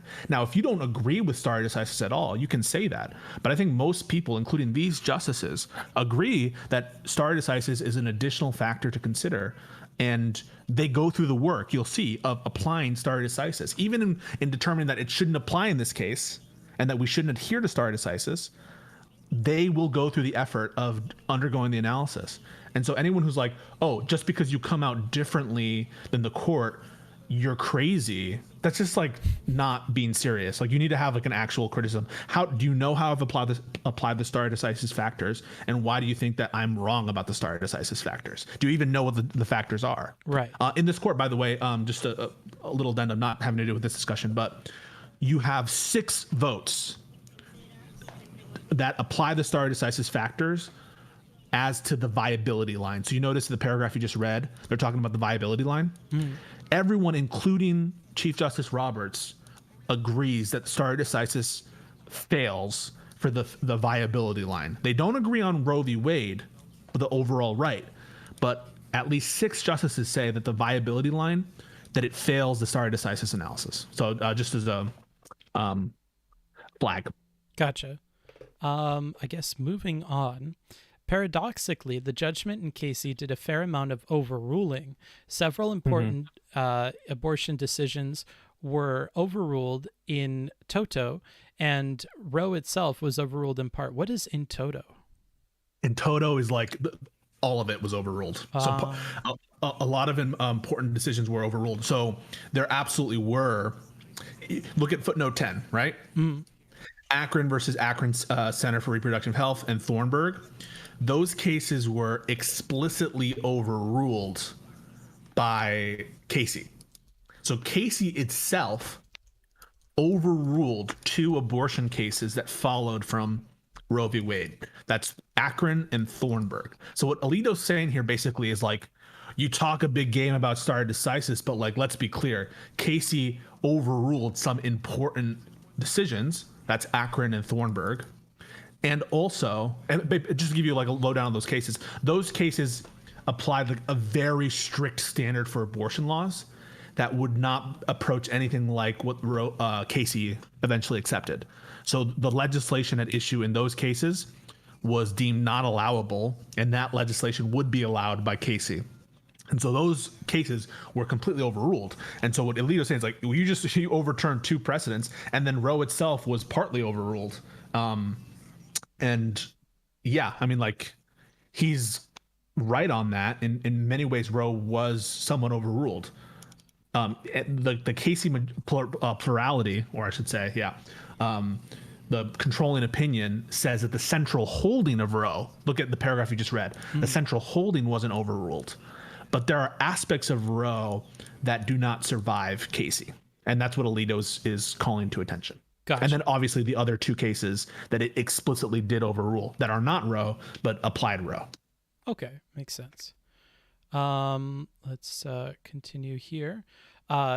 Casey threw out Roe's trimester scheme and substituted a new rule of uncertain origin under which states were forbidden to adopt any regulation that imposed an undue burden on a woman's right to have an abortion. The decision provided no clear guidance about the difference between a due and undue burden, but the three justices who authored the controlling opinion, quote, called the contending sides of a national controversy to end their national division by treating the court's decision as the final settlement of the question of the constitutional right to abortion. As has become increasingly apparent in the intervening years, Casey did not achieve that goal. Americans continue to hold passionate and widely divergent views on abortion, and state legislatures have acted accordingly. Some have recently enacted laws allowing abortion with few restrictions at all stages of pregnancy. Others have tightly restricted abortions beginning well before viability. And in this case, 26 states have expressly asked this court to overrule Roe and Casey and allow states to regulate or prohibit pre-viability abortions. Before us now is one such state law. The state of Mississippi asked to uphold the constitutionality of a law that generally prohibits an abortion after the 15th week of pregnancy, several weeks before the point at which a fetus is now regarded as viable outside of the womb. In defending this law, the state's primary argument is that we should reconsider and overrule Roe and Casey and once again allow each state to regulate abortion as its citizens wish. On the other side, respondents and the Solicitor General ask us to reaffirm Roe and Casey, and they contend that the Mississippi law cannot stand if we do so. Allowing Mississippi to prohibit abortions after 15 weeks of pregnancy, they argue, would be no different than overruling Casey and Roe entirely. Brief for respondents. Okay. Yeah. Why is Alito? Alito's basically you just hear him say, the primary argument from the state of Mississippi is that we should overturn Roe. The Solicitor General, which is the chief arguer of the Justice Department before the Supreme Court of the United States government. Remember, the United States is not necessarily a party to this case, but it's allowed to weigh in on this issue of federal constitutional interpretation. Why spend all this time being hey, everyone's saying that we have to decide this issue? The reason they're doing that is because the Chief Justice makes an argument that you don't have to decide whether you should overturn Roe and Casey. Just put it off for a minute. Just put it off. We don't need to decide this. He's very much institutionalist, and he doesn't want the court to dive into matters that they don't need to. And what Alito is saying is no, we have to address this because look, everyone's telling us that it's the biggest issue in the case is whether to overrule. So our hands are tied. They're asking us to overturn it. That's the main thing, and that's what we're going to do. And I'm not going to sidestep it like the chief wants us to. Got you. I'm just going to put this on the top so people know it's you in the call.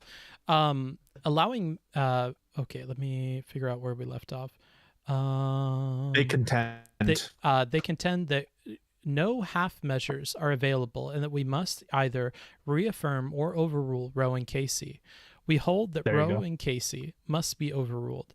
The Constitution makes no reference to abortion, and no such right is implicitly protected by any constitutional provision, including the one on which the defenders of Roe and Casey now chiefly rely, the Due Process Clause and the 14th Amendment. That provision has been held to guarantee some rights that are not mentioned in the Constitution, but any such right must be, quote, deeply rooted in this nation's history and tradition, and, quote, implicit in the concept of ordered liberty, in Washington v. Glucksberg. So by citing Glucksberg, it's very interesting what he's doing here, in that he's using the "and" modifier there. It must be deeply rooted in the nation's history and tradition and implicit in the concept of ordered liberty. There are some people, including Alito, who have before written that for it to be an implied right under the Due Process Clause of the 14th Amendment, it needs to be deeply rooted in this nation's history and tradition or implicit in the concept of ordered liberty. And you can imagine, as a rhetorician, why that would be significant, Yeah. If it must be deeply rooted in the nation's history and tradition, that means there must be a historical basis for the specific thing, maybe, if you interpret it that way. And it also must be implicit in the concept of ordered liberty. You need both. Whereas if it's or, maybe you don't need as much history, and you just need it to be implicit in the concept of ordered liberty. And so whether or not you think it's and or, that could be a very significant difference in applying the kind of Glucksberg analysis. Gotcha. And this Glucksberg case, it sounds like this is because we talked at the beginning about originalists and their strict adherence to an interpret of the Constitution based on what the founding fathers had thought up. Is this a big citation for people who are originalists? Yeah, because this is a case, this is a post-Roe case involving assisted suicide. And the question was, do you have a fundamental right to assisted suicide such that you can't ban it? And what the Glucksberg opinion does is it acknowledges that there are cases that have a basis for implied fundamental rights, but it's narrowing the scope. It's saying whatever you say is an implied right, it has to be like a really deeply rooted or implicit, right? Or implicit in the concept of ordered liberty. Those things, by the way, implicit in the concept of ordered liberty these are all like quotes that have been from back in the day that have been used and like have descent from like the 20s even. I forget who said it. It might have been Justice Learned or Judge Learned Hand or Cardozo or something back in the early 20th century. And they are now using these like quotes to narrow what we're going to do when we try to find implied rights. So Glucksberg is often cited by people who say, okay, fine, there are implied rights, but whatever they are, it's super, super, super narrow. Gotcha. Now, you could read Glucksberg differently. There are a lot of people who think that Glucksberg is inconsistent with Roe and is inconsistent with like Lawrence and a lot of these other opinions. But there are people who say like, no, Glucksberg, you can rationalize and you can keep both Glucksberg and Roe. But yeah, it's a big opinion, and people will often say you have to do the Glucksberg analysis. So it's like it's significant. Gotcha. And that and/or distinction seems super duper important. Because I could just see how that implicit in the concept of ordered liberty can really overrule the deeply rooted in the nation's tradition and history. So it's an important distinction. A super important distinction. Continuing here, the right to abortion does not fall within this category. Until the latter part of the 20th century, such a right was entirely unknown in American law.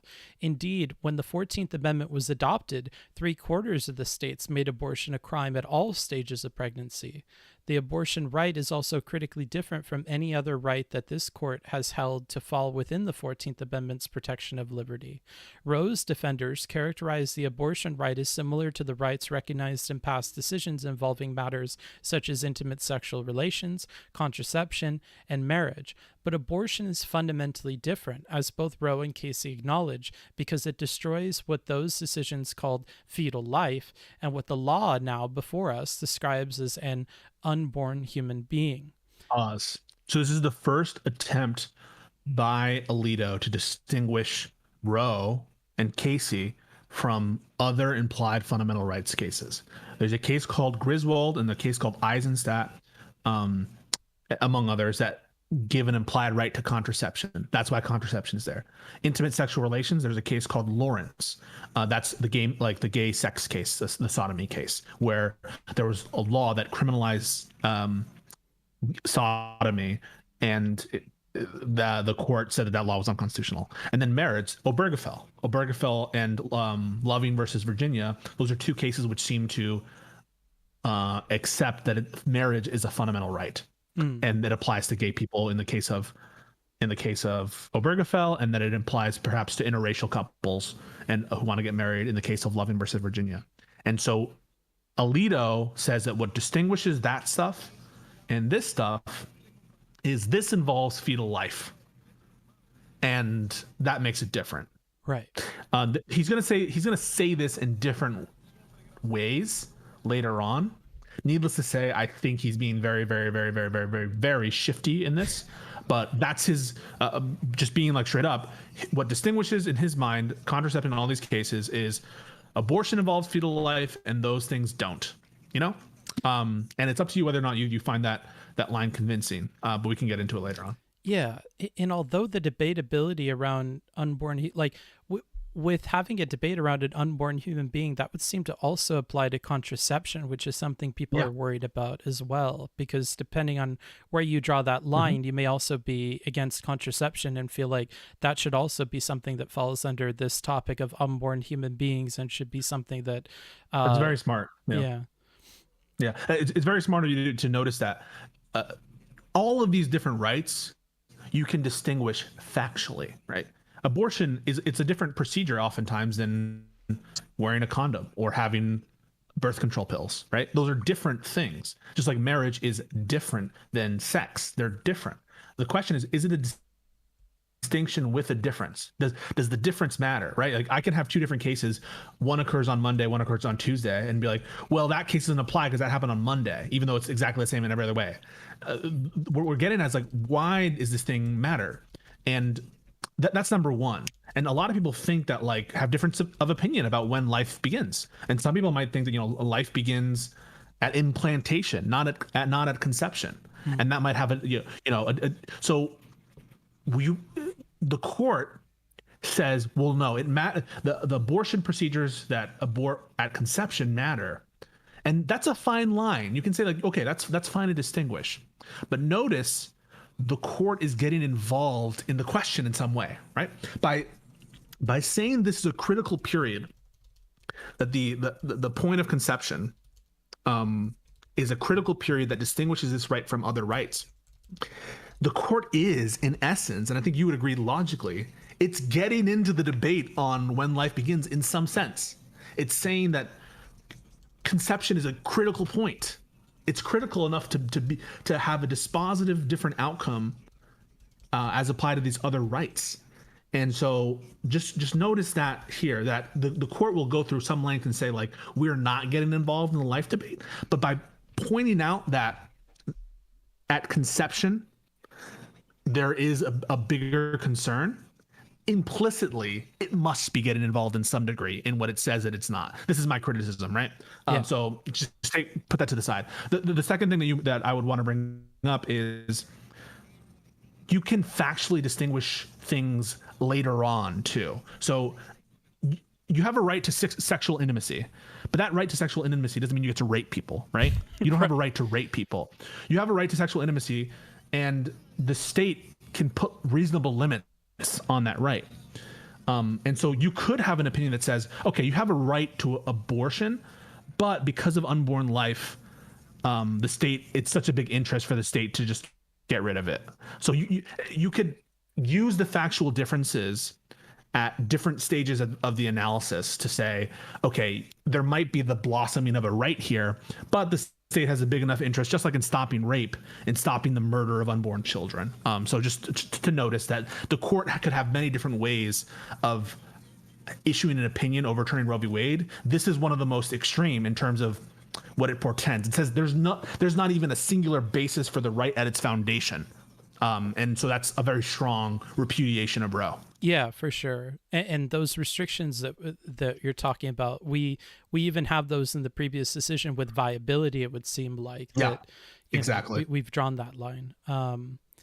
So continuing here, stare decisis, the doctrine on which Casey's controlling opinion was based, does not compel unending adherence to Roe's abuse of judicial authority. Roe was egregiously wrong from the start. Its reasoning was exceptionally weak, and the decision has had damaging consequences. And far from bringing about a national settlement on the abortion issue, Roe and Casey have inflamed debate and deepened division. It is time to heed the Constitution and return the issue of abortion to the people's elected representatives. There's that theme again. Quote, the permissibility of abortion and the limitations upon it are to be resolved, like most important questions in our democracy, by citizens trying to persuade one another and then voting, which was written by Scalia. That is what the Constitution and the rule of law demand. And then we have a break here in a separate heading. Was that top part just a summary, and now we're going to get into... This is like the intro. And so very often court cases will have like an introduction, kind of like setting the tone and giving a brief summary of many of the arguments. And so the court is going to expand on a lot of these concepts. The court has mentioned history, the fact that abortion is not in the history of the United States. The court has talked about how shitty Roe's reasoning is. The court has talked about why stare decisis fails in this case. It's briefly mentioned them, and it's talked about the what Casey hasn't done, right? That Casey hasn't settled this conflict. And it's basically just like a preview for we're gonna go further on all of these points in what comes. And so section 1 you see here, usually those are like, let's outline what the law is, let's outline what the stakes are, who are the parties, and then we'll go from there. And so like for section 1 you're gonna be like, okay, what's this law that we're talking about? What's going on? Setting the stage. Okay. The law at issue in this case, Mississippi's Gestational Age Act, contains this central provision. Quote, except in a medical emergency or in the case of a severe fetal abnormality, a person shall not intentionally or knowingly perform or induce an abortion of an unborn human being if the probable gestational age of the unborn human being has been determined to be greater than 15 weeks. To support this act, the legislature made a series of factual findings. It began by noting that, at the time of enactment, only 6 countries besides the United States, quote, permitted non-therapeutic or elective abortion on demand after the 20th week of gestation. Go to the footnote there. Oh, okay. That's interesting. The act defines gestational age to be, quote... No. Sorry, the 15. The 6 other countries were Canada, China, the Netherlands, North Korea, Singapore, and Vietnam. Yeah, so he's pretty much saying like the Mississippi legislators noted that the only other countries that allow the same amount of abortion stuff as the United States are like communist Canada, China, North Korea, Singapore, Vietnam, all these like communist hellholes. So that's my editorializing, but they're trying to say America is an aberration in terms of abortion law. Now, people dispute that. People say, well, yeah, those other countries, it's not officially allowed. But they have enough exceptions that if you really need it, you get it.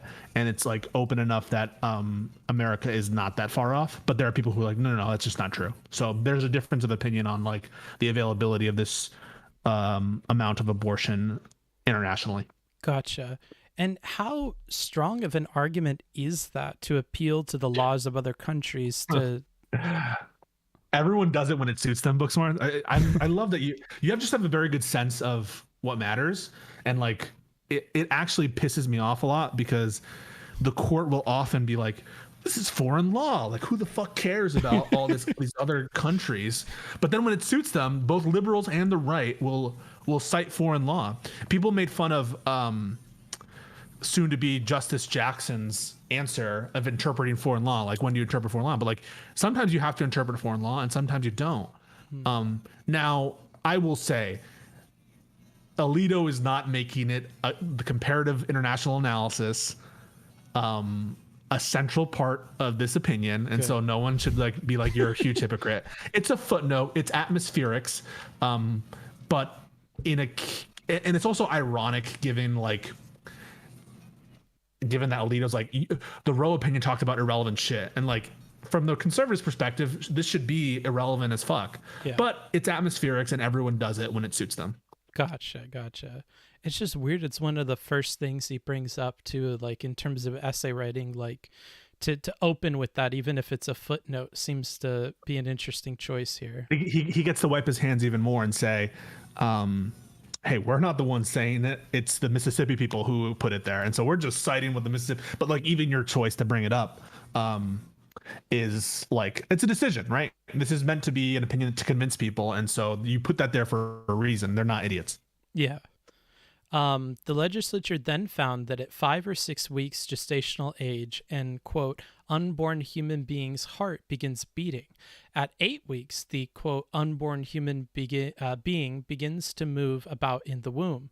At 9 weeks, all basic physiological functions are present, and at 10 weeks, vital organs begin to function, and hair, fingernails, and toenails begin to form. At 11 weeks, an unborn human being's diaphragm is developing, and he or she may move about freely in the womb. And at 12 weeks, the unborn human being has taken on the human form in all relevant respects. If found that most abortions after 15 weeks employ dilation and evacuation procedures which involve the use of surgical instruments to crush and tear the unborn child, and it concluded that the intentional commitment of such acts for non-therapeutic or elective reasons is a barbaric practice, dangerous for the maternal patient and demeaning to the medical profession. Respondents are an abortion clinic, Jackson Women's Health Organization, and one of its doctors. Pause real quick, just for people to be aware. Why do they say respondents? So a petitioner or a appellant is typically the person who's like, we're challenging the judgment below. And the respondents are the people who are like, no, the judgment below is correct. They're responding. So below, the Jackson Women's Health, they won on the Court of Appeals level, or whatever the court was below. I think it was Court of Appeals. And that's why they're called respondents. The other people would be called either like appellants or petitioners. Gotcha. Let's go back to that. Gotcha. On the day the Gestational Age Act was enacted, respondents filed suit in federal district court against various Mississippi officials, alleging that the act violated this court's precedents establishing a constitutional right to abortion. The district court granted summary judgment in favor of respondents and permanently enjoined the enforcement of the act, reasoning that, quote, viability marks the earliest point at which the state's interest in fetal life is constitutionally adequate to justify a legislative ban on non-therapeutic abortions, and that 15 weeks gestational age is prior to viability. Enjoin means like stop the enforcement of. Enjoin, it's a weird word, but it means like we didn't allow this to go forward. Gotcha. We granted certiorari to resolve that. Certiorari.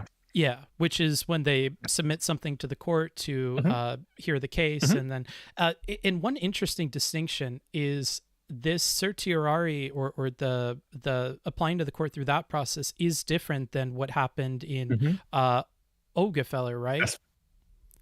And I don't actually know the procedural posture of Obergefell, but a different posture was, I think, SB 8. That's the Texas law. The certiorari process, where people write like quote, a cert petition, is the typical way to get review from the Supreme Court. The Supreme Court has discretionary review, and they only take on, I think, like 80 to 100 cases a year. I think closer to 80. And so, yeah, that's how you apply for certiorari to get review of your case with the Supreme Court. And the fact that this case was granted, the fact that they even granted this case, alarm bells, right? Why are you granting a case where it's already like settled law?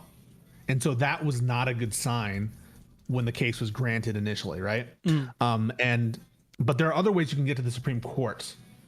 And one way is on the Supreme Court's original jurisdiction. Do you remember when Trump had that Texas lawsuit where the states were suing each other and they went to the Supreme Court and the Supreme Court said no to the Texas lawsuit? That was a way for when states sue other states, the Supreme Court can often have what's called original jurisdiction. And you kind of sue in the Supreme Court, and the Supreme Court acts as a trial court, like you're suing in like just some regular court, right? That's what original jurisdiction in this sense means. Very often they will assign a special master to do the case, but yeah. So the certiorari is but one pathway to get review. It's the most common one. So we granted certiorari means like we had the discretion to grant this case, and we granted it. So they granted it, and then the petitioner's primary defense of the Mississippi Gestational Age Act is that Roe and Casey were wrongly decided, and that the act is constitutional because it satisfies rational basis review. What does that mean? Okay, so for challenging laws and actions by governments in this country, the courts typically employ what's called tiers of scrutiny analysis. What does that mean? It means that our courts have decided that there is a threshold level of review for any legislative enactment or action by a court, by a government actor. That legislative enactments cannot just be arbitrary. They cannot be totally irrational. They cannot be. So think about something that would like fit the bill for something that's like totally irrational. Think like, all right, we are going to award let me think. It's hard, but you can find them. We are going to say that glasses are not allowed for everyone whose name is Jessica, right? That kind of law is just so arbitrary and irrational that courts will strike that down. Typically, I would say under like the equal protection clause or some kind of like they'll just apply some threshold level of rationality to anything that a government's going to do. It's a really, really low threshold for basic. Everything has to meet it though. Everything has to meet rational basis, and that's like a tier, right? It's the lowest tier of scrutiny that courts typically will apply to cases. And the test is called the rational basis review test. And it is this a legitimate interest of government? And does the action rationally relate to that legitimate state interest?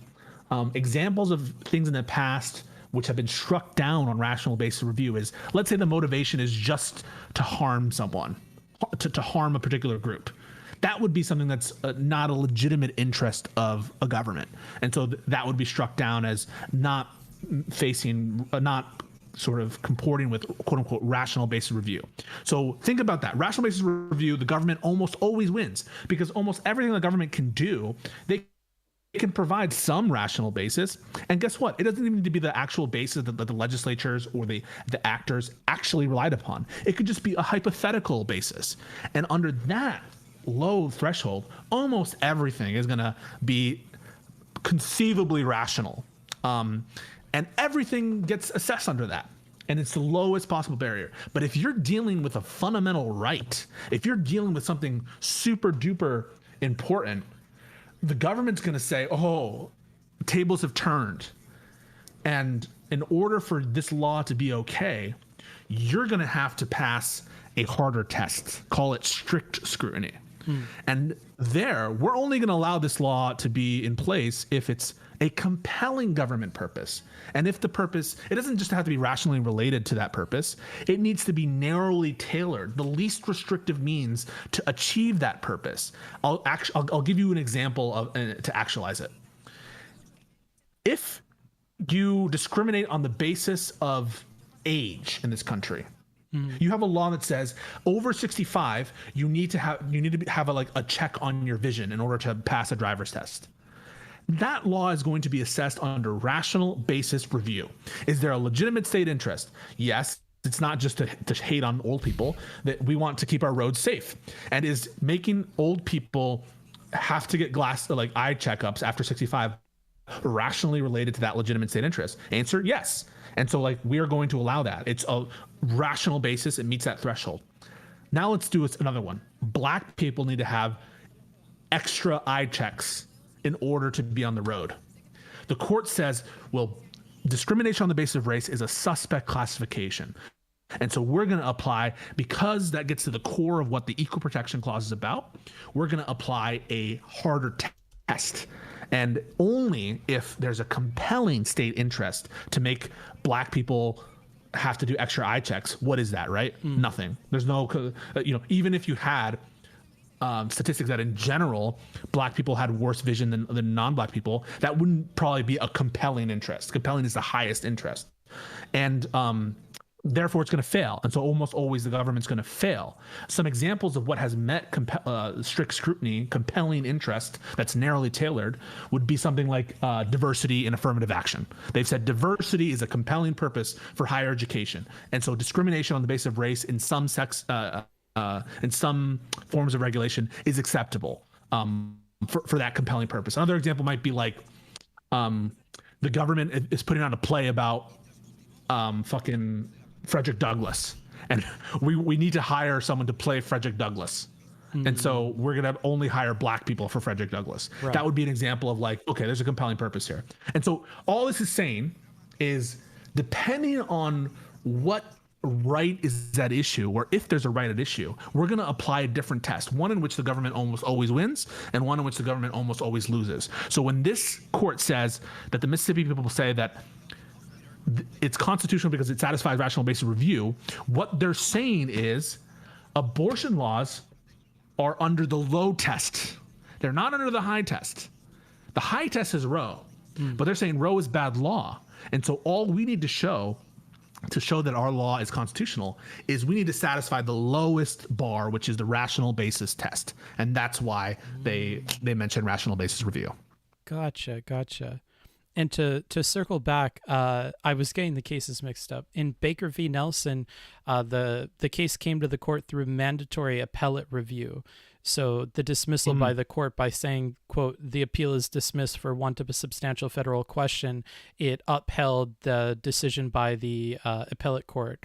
And that's what happened there. Okay.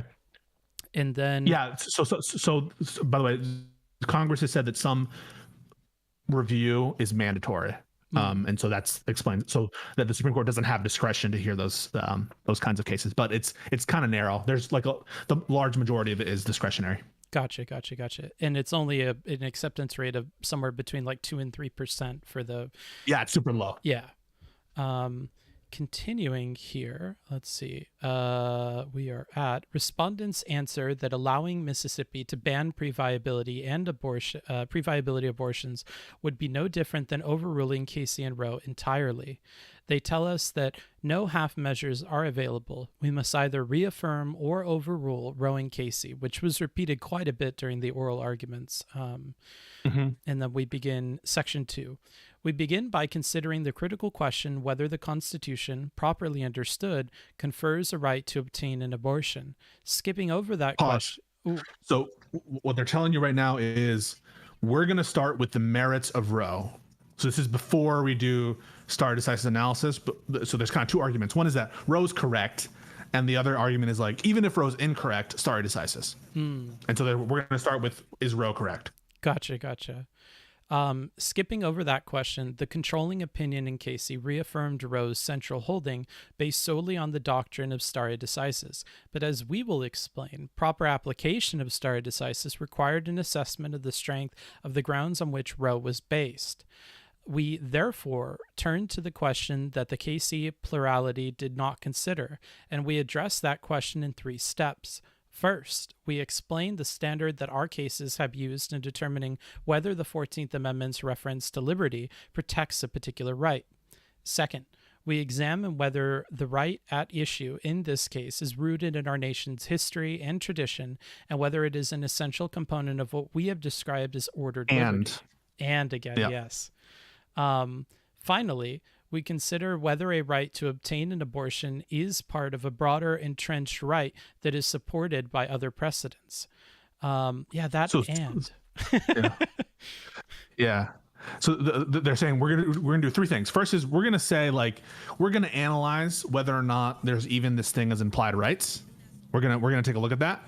Because everyone agrees if there's no implied rights, there's no Roe, because nowhere in the Constitution did it say like abortion. There's no mention of abortion, right? Everyone agrees with that.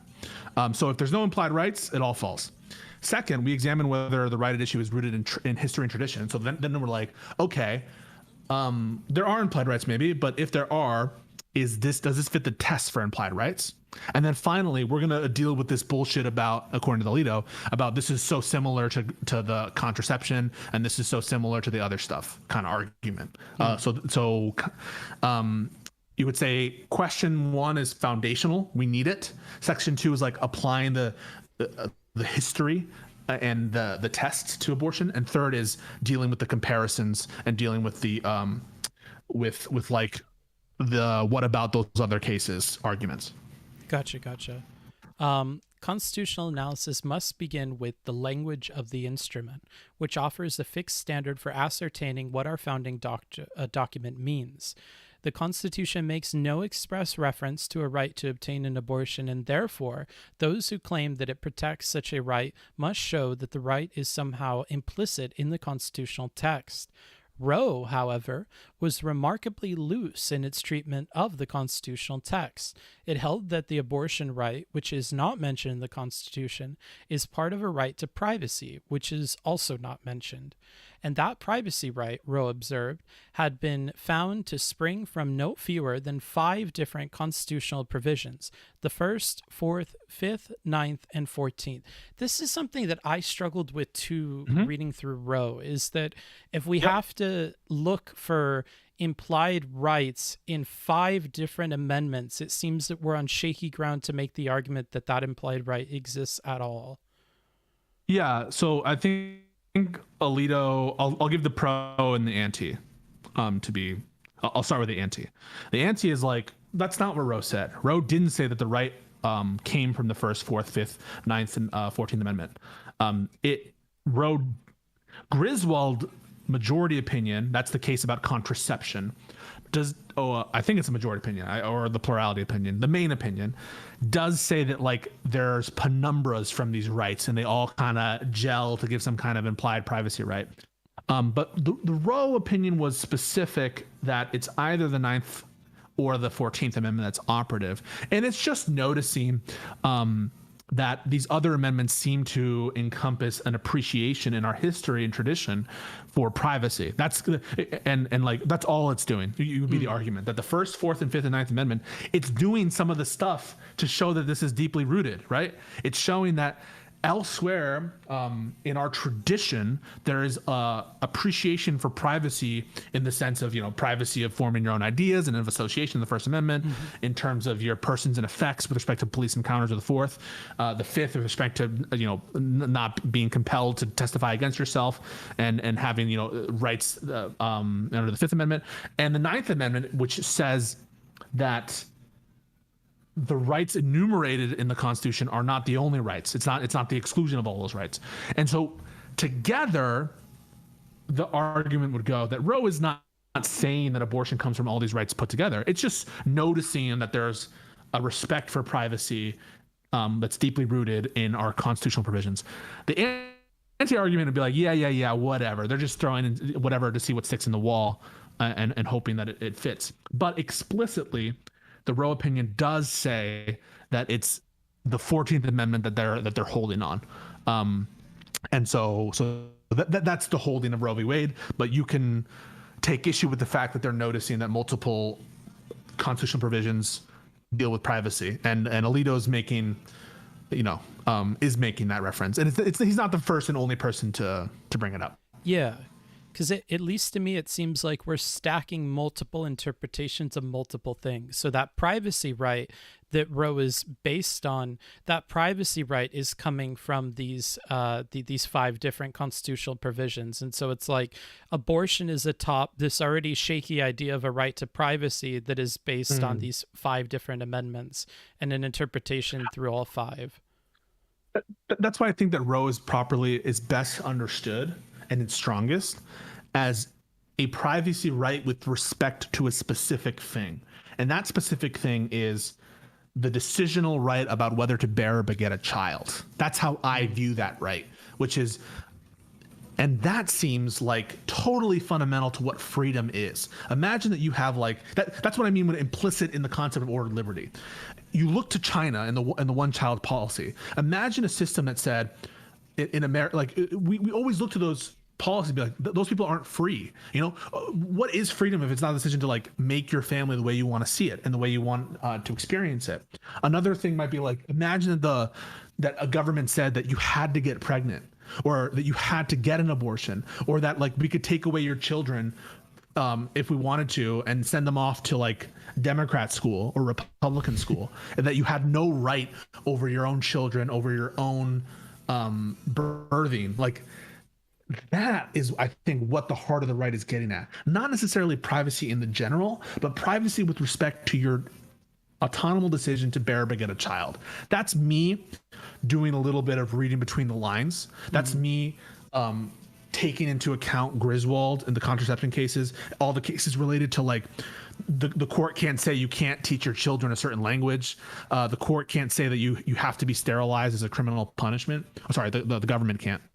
And so I'm doing a little work, but I think that other court cases as well as Roe get you to specify to the decisional right to bear or get a child. But I do agree that if you think of it as just this loosey-goosey, privacy means whatever you think it means, now you have problems with the other hypotheticals, which is like, why doesn't the right to privacy give you a fundamental right to like smoke marijuana in your house, or a fundamental right to like bestiality in your house as long as you're in your house? It's harder to deal with those like questions unless you specify to the autonomous decision to have children and to raise your family the way you want to. So it's a soft point for Roe advocates, and Alito knows it, and he's pushing on it.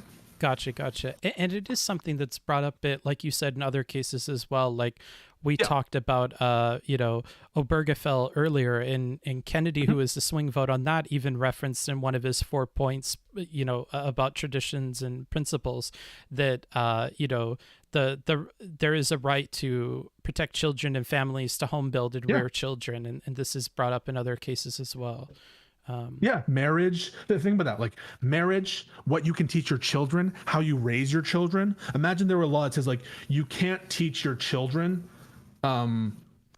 that Shakespeare is a good play or something. Like there could be other challenges, right? Like First Amendment challenges or something like that. But think about the state interfering with like the education of your children, the state taking your children away, the state forcing you to get pregnant, or like those are the kinds of examples you have to deal with. If you think about it more specifically to the intimate family decisions, then abortion seems like, okay, that's totally in line with Griswold. That's totally in line with Obergefell. It's just about that intimate family decisional making, and abortion is like fits right in. But if you think of it as like Roe stands for privacy is whatever the courts think privacy is, you're going to be very skeptical and maybe even rightly concerned that these judges are making decisions for all of us that should be democratic. Yeah, and that loops us back around to, we're taking decisions away from the states on issues that are hotly contested, and that might not be the place of the court. By the way, I have a 5-minute warning. I have to give it. This is so much fun. I wish I had more time. You're a great person to just like read things along with, because I think that you're just like smart and perceptive. And so I'm sorry that I have to go in 5 minutes. No, you're good. I've enjoyed this as well. It's better to have somebody that understands this stuff along for the ride as well. And it might be it'll for sure be like a multi-part stream thing. So if I could catch you on the next one or coordinate it with you, I'll try. 100%.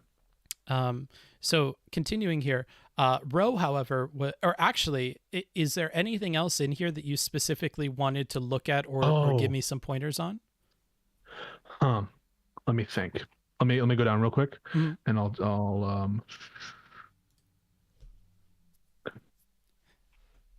And to comment on the reading through the whole thing, like I think it's important, like when we're having a discussion about a Supreme Court decision, to have some idea of like what is in the opinion and what are the justices' opinions. And without that, like I feel like the conversations around it are like fruitless, and it's down to like personal philosophy, which is a lot less interesting. Yeah, I would say I agree that like just having the endless abortion debates, we all know the arguments, right? We all kind of know what's in store for them. I think it's much more important to maybe like go beyond that and try to understand the legal framework underneath it. And you really don't get that unless you deep dive the opinion. I would note a couple things. One, really cement the structure of the arguments in your head. One is the merits of Roe. That's what they're doing right now. What they're doing right now is the merits of Roe. Was Roe correctly decided? And the Alito court is going to stress the importance of history in determining whether it was rightly decided. They're going to hit the abortion people with like, look at all these criminal laws around the time that abortion was the 14th Amendment was passed. That's like in the 1860s. And for them, history is very important in the narrow sense of abortion as abortion. Were there laws on the books protecting abortion? Is there a history of an affirmative right? What does the history look like with respect to the common law? That's very significant for the Alito opinion. That's number one, right? What matters in determining whether or not Roe versus Wade was correctly decided? For the majority opinion, it's history, tradition at the time the 14th Amendment was passed, and narrow, right? Not wide, not this loosey-goosey, whatever. It's narrow to abortion. However, and then also keep in mind anytime that the decision is trying to distinguish other rights, contraception, gay marriage, all that stuff. That's pillar number one, is the merits of Roe. Pillar number two is stare decisis. It's a separate and independent argument. It relates to whether or not it was correctly decided, because if something is, quote, egregiously wrong, it's easier to overturn it. That's the state of the law. But stare decisis only matters if opinions are wrong. If all stare decisis is affirm correct opinions, you don't need stare decisis, because you're never going to disturb correct opinions. Right. Stare decisis is for protecting incorrect decisions, even though they're incorrect. And people will try to distract you on that and say, well, come on, you never overturn incorrect decisions. What about Brown v. Board? That's the whole point of stare decisis. If you say that if you say like stare decisis shouldn't control in this case, that's fine. You can have that opinion. But don't say that just because someone finds a stare decisis argument compelling, that therefore they will never agree with overturning the case. It's an argument. It needs to be dealt with. It can be dealt with. But it's there to protect incorrect decisions. And so just when they transition to stare decisis factors, you're not going to be hearing them talking so much about the history, but you're going to be hearing them talking about like developments in the law, developments in fact, whether or not it's settled the controversy, whether or not it's workable with the courts. They're going to focus on the undue burden standard and the extent to which courts have been like kind of not able to apply it. There's been some difficulty in applying it, and what is due. Remember at the beginning, what is due and what is undue? Real quick. We never even knew what's due and undue. Yeah. Why is there so much focus on settling the issue here?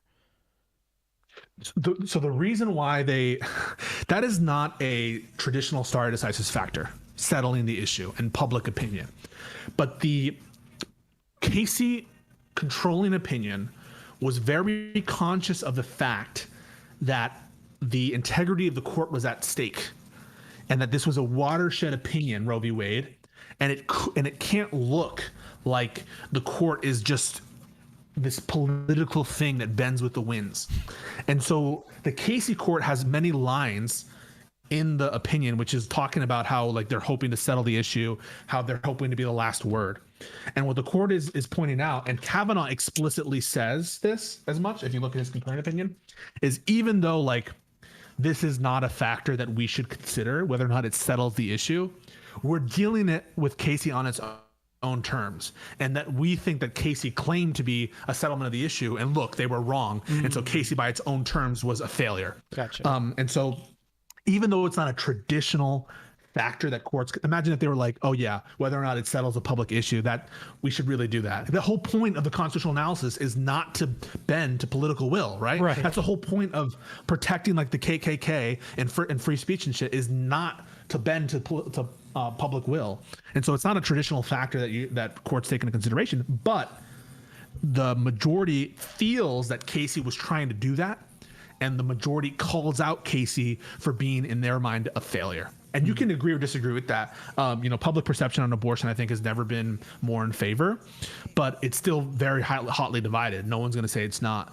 And so has it settled the controversy? Not as much as gay marriage. And that's another way that you can distinguish gay marriage, right?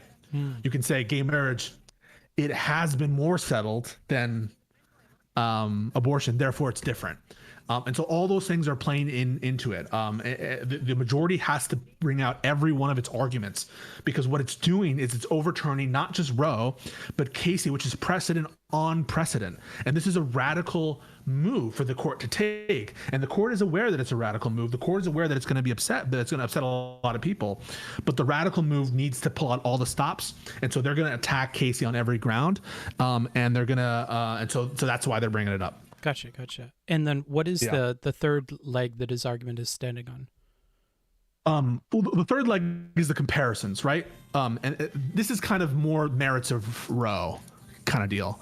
One argument of Roe is the historical analysis, and kind of part of that is, well, do we have other cases in our history? The most important kind of analytical framework of the court is precedent. Precedent is like the bread and butter of legal reasoning. What have people done before, and how does it apply now? And what people observe is that, like, wait, there is this substantive right to contraception. Are you going to overturn contraception too? That's what everyone's right. Everyone's being accused of fear mongering by saying, well, come on, what's next? Gay marriage? What's next? Contraception? What's next? Gay sex? Right? Mm-hmm. The logic of how much is Roe versus Wade in line with these other cases that people seem to like agree with. Though keep in mind, it's not a foregone conclusion that this court is in favor of those other cases. In Clarence Thomas's concurring opinion, he said we should be taking a look at these other laws. And there, have no doubt in your mind, Clarence Thomas is a vote, and so is Alito in my mind, is a vote to overturn those cases. Lawrence in my mind, Obergefell, and even Griswold. But people recognize that that's a shock to the system.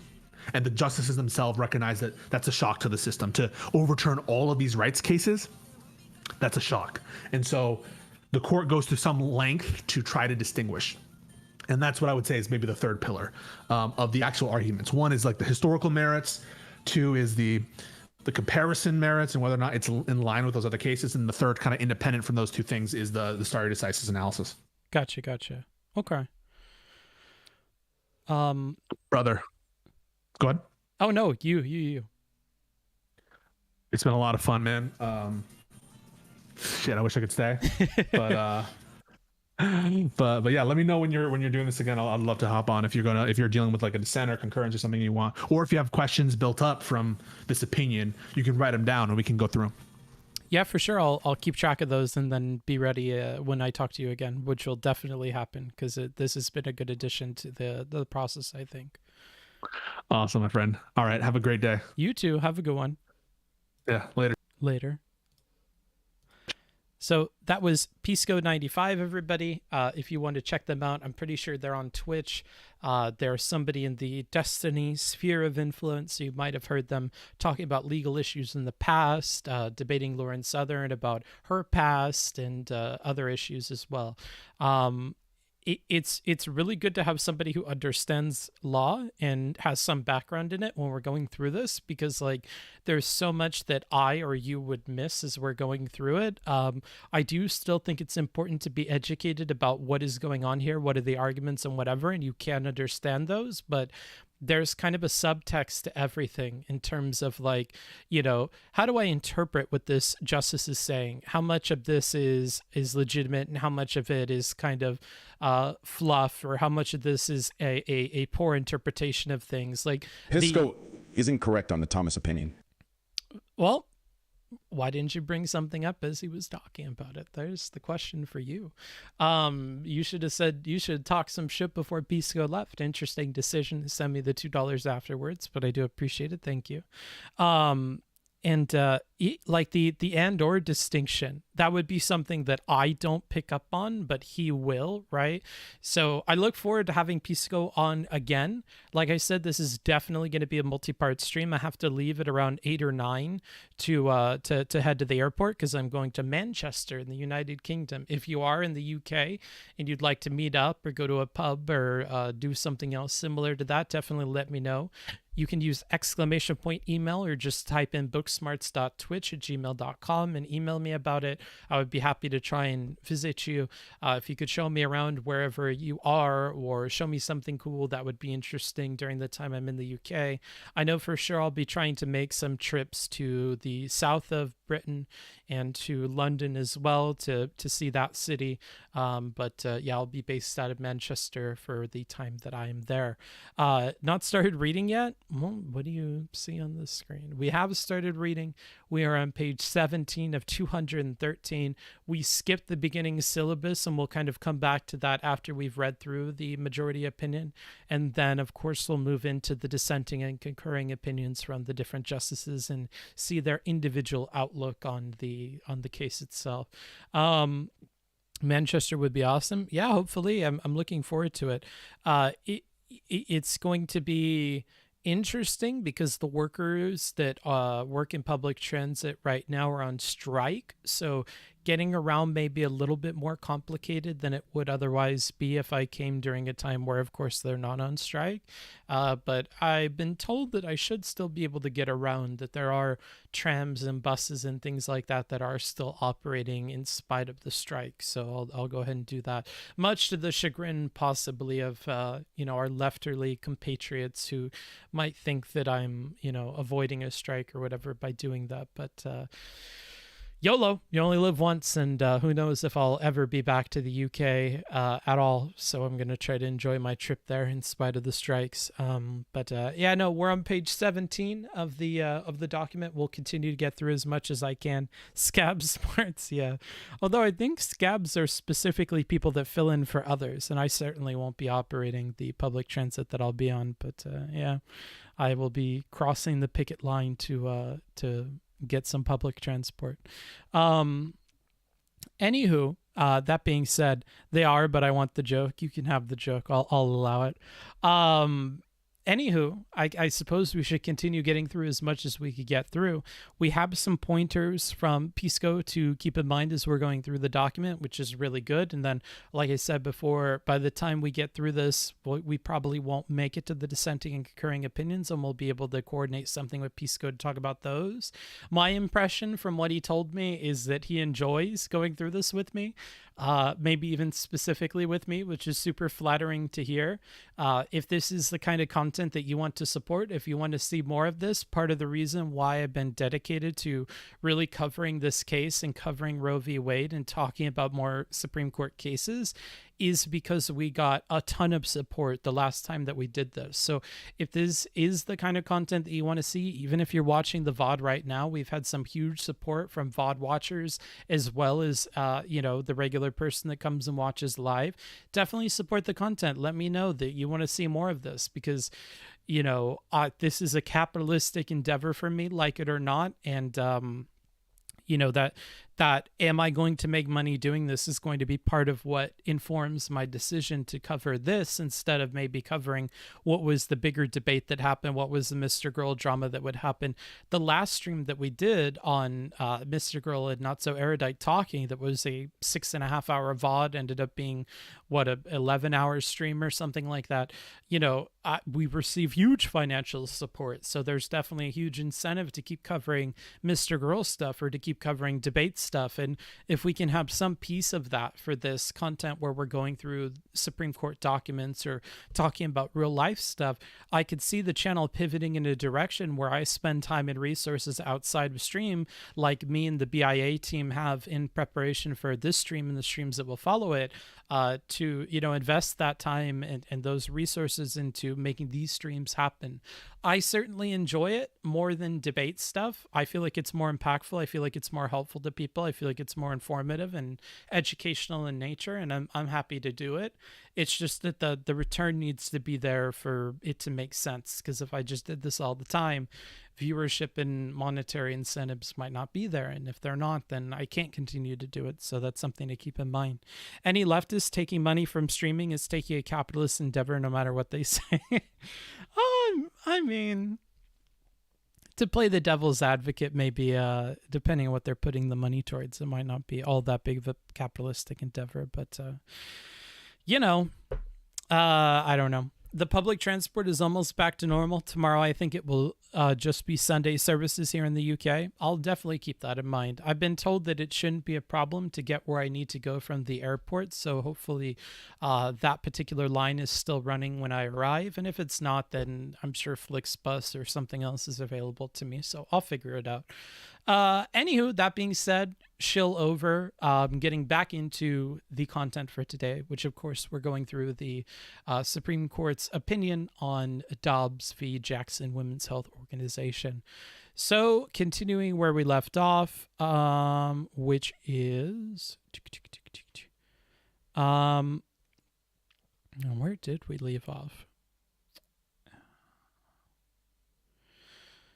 Okay, probably right around here. The court's discussion left open at least 3 ways in which, there's some support. 10 Canadian dollars from Franklin and Slash. What do you got to say? I really loved you covering the arguments before SCOTUS. That mirrored your content and was a good breakdown of the rhetoric. I'm happy to hear that. I'm also happy to hear that you feel like it mirrored your content. Because, like, I think some of the best things that we've done on the channel that mirror the content are the Trump video where I went through his speech before the Capitol, rioting and the breaking into the Capitol, and also going through the history of Joe Biden and his struggles with stuttering, which is something he's gone through since he was a little boy. And when he was a little boy, they thought stuttering was a sign that you were retarded. For lack of a better word, right? That you were slow mentally. And he had to deal with that growing up and deal with being a public speaker and a profound politician in spite of his difficulty with speaking. And that's a lot of the reason why you see him having gaffes and goofs and stuff like that. And we talked about how people that stutter use coping mechanisms to deal with that. And it kind of explains a lot of the gaffes that you see from Joe Biden.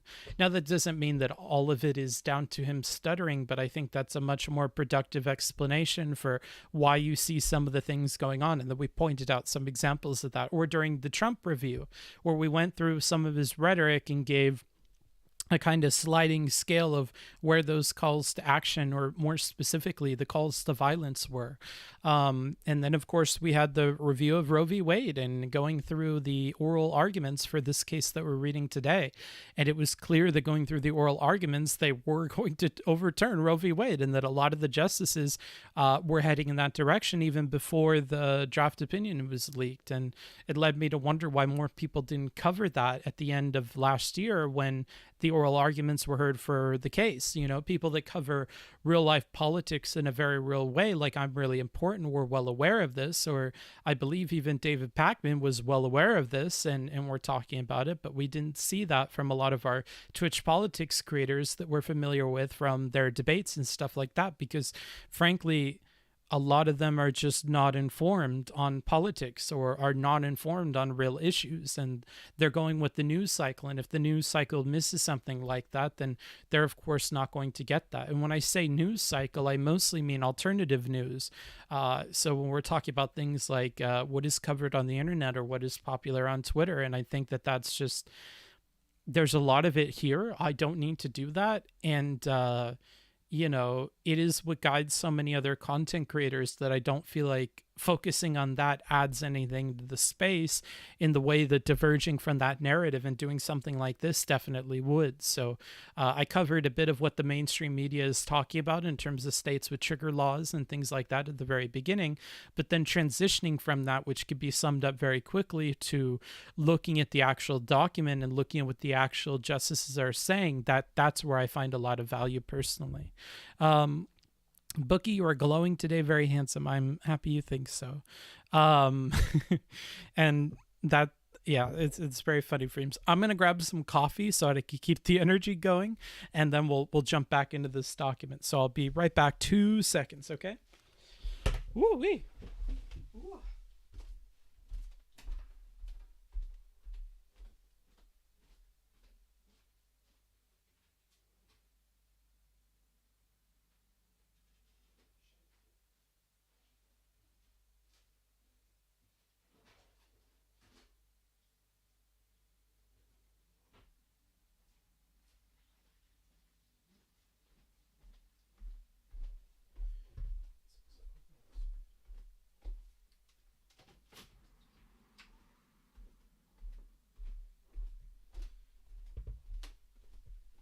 I'm sad I didn't get to spend more time with my hosts while I was here, but I got to see enough of Norway, I think.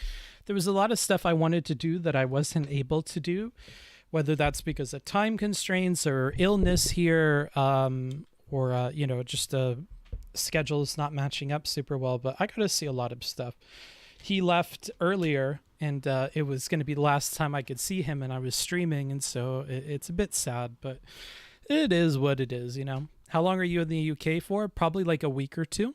So I didn't cover it, but I did say yesterday on my stream, I'm not sure why people are surprised. We knew this was coming for months. They didn't know. They didn't know for months because they're not keeping up with all that stuff, you know. And to be frank with you, like being surrounded by Twitch politics, I also wasn't in the loop on that stuff. You know what I mean? Like if I didn't catch IRI talking about it, I would completely miss it because I don't watch, you know, that kind of stuff. And that kind of inspired me to cut a lot of that out of my life. You know, it's not like I was on the fence already. I was pretty pushed heavily on the side of cutting out a lot of the Twitch Bowl stuff. But I've been back into it a little bit. I've been listening to a lot more Destiny content in particular, you know, over the time that I took off of streaming the last couple of weeks. You know, I have become addicted to a game called Space Engineers. And I put a lot of hours in the Space Engineers, an absurd number of hours in the Space Engineers. So during my time off, I spent so much time going through that game and listening to a lot of John Oliver, getting caught up on a lot of his stuff, and then watching some older Destiny content. Like I mentioned at the start of the stream, the Zen Shapiro conversation I found to be really, really good. And it's not because they were like particularly good at arguing or whatever. Well, I shouldn't say they. One person was good at arguing. The other person was not good at arguing. And I didn't keep track of who is who.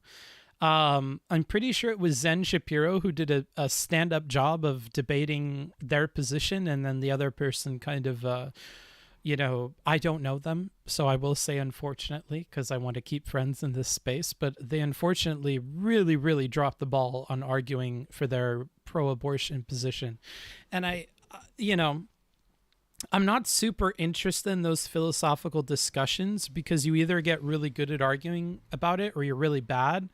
And I think a lot of the people that are really bad argue off of things like their religious beliefs, their cultural beliefs, you know, and that's on both sides of the aisle, right? You have what are traditionally Christian people or Catholic people or Orthodox people that they have their beliefs about abortion. They come from that. So there's no debating them out of that really.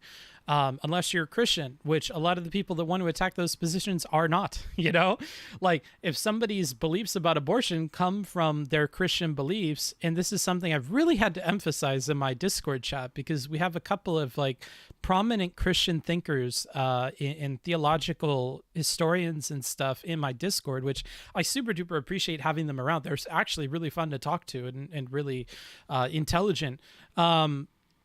But, you know, if you're trying to debate a religious person on the basis of their religion without understanding religion, that is an uphill and losing battle. And frankly, it is insulting. I cringe so bad listening to people who are avowed atheists trying to debate principles of Christianity without even understanding principles of Christianity. Like this implied idea that Christian people hate sinners, despite a key tenet of the religion being understanding that everybody is a sinner. You know, it's just these fundamental misunderstandings. You can't have a conversation after that point. Like, if you don't understand that most Christian people think that everybody is a sinner, and then you move forward without that understanding to this argument that like, if this person is a sinner, shouldn't you hate that person? Like, well, we're already talking about hate instead of love. You're missing a key tenet there. You're talking about hating the sinner, which is totally against the idea of hate the sin, not the sinner, and that everybody is like. There's so many misunderstandings baked into a single sentence like that it makes it really cringy to listen to. And I don't think that they're willing to try and understand Christianity. Therefore, I just don't think that they should be debating about it, which isn't a popular opinion. It's not popular in my Discord and likely won't be popular here, but that kind of stuff just bothers me at a really deep level. What's up, Saiku? Booksmarts talks to an expert on a subject in which he is a layman, asks perceptive questions, then applies what he learns in a review is a great format. I love it. I love it. I love learning so much from Pisco while he's here, and he's a lot better. And I think he would agree with this on the voice side of things as opposed to on the chatter side of things is very difficult to make salient points and have a discussion back and forth when it's streamer talking to chatter. And it's a lot better to have him in the call with me and, you know, pausing intermittently as we're discussing something and giving his input that way rather than sending a chat message that I might see 2 minutes late and then we don't even have the context for what the chat message was about. It's very difficult to be a good chatter, and I think few people kind of meet that bar for me.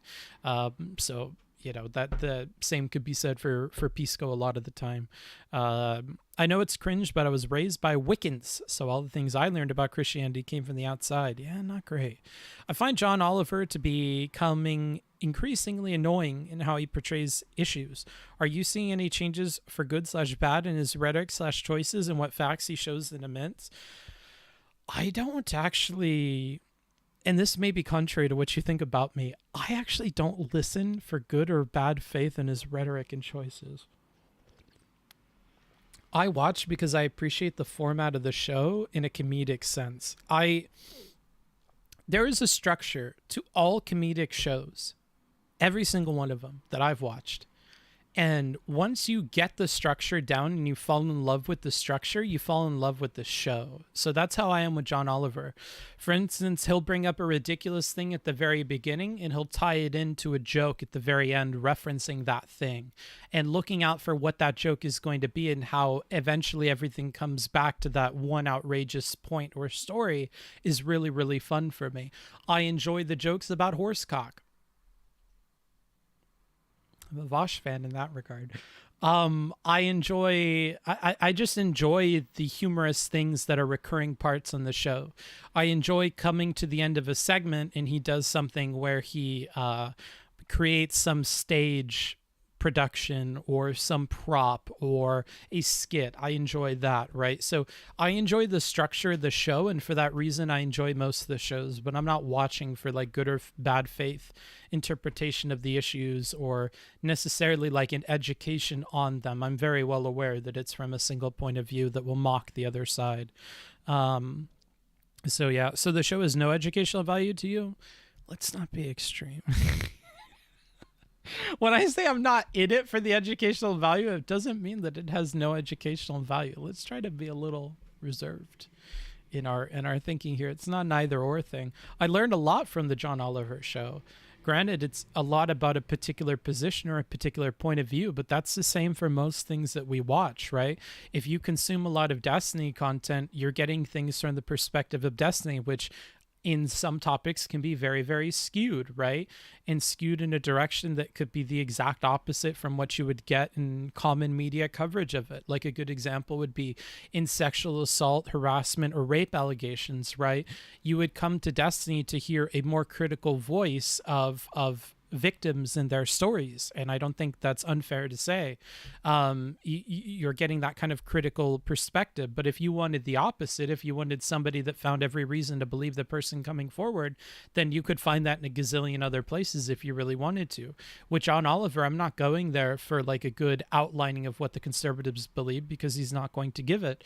And he'll educate me on his side of the position, same way I'll be educated on the tools and strategies for kind of dissecting an allegation if I go and watch Steven's streams about sexual harassment or assault or things like that, right? And I do learn a lot from that as well. Would I say that I'm going to Steven's stream for like the education around that? No. In much the same way I'm not going to John Oliver for an education on that, so it doesn't mean I don't learn anything, doesn't mean there's no educational value, you know what I mean? I do agree with the last chatter about increasing annoyance of the style with which John Oliver delivers information, but I try to remember that one of the objectives is comedic entertainment. I would say that's the primary objective, frankly, but yeah.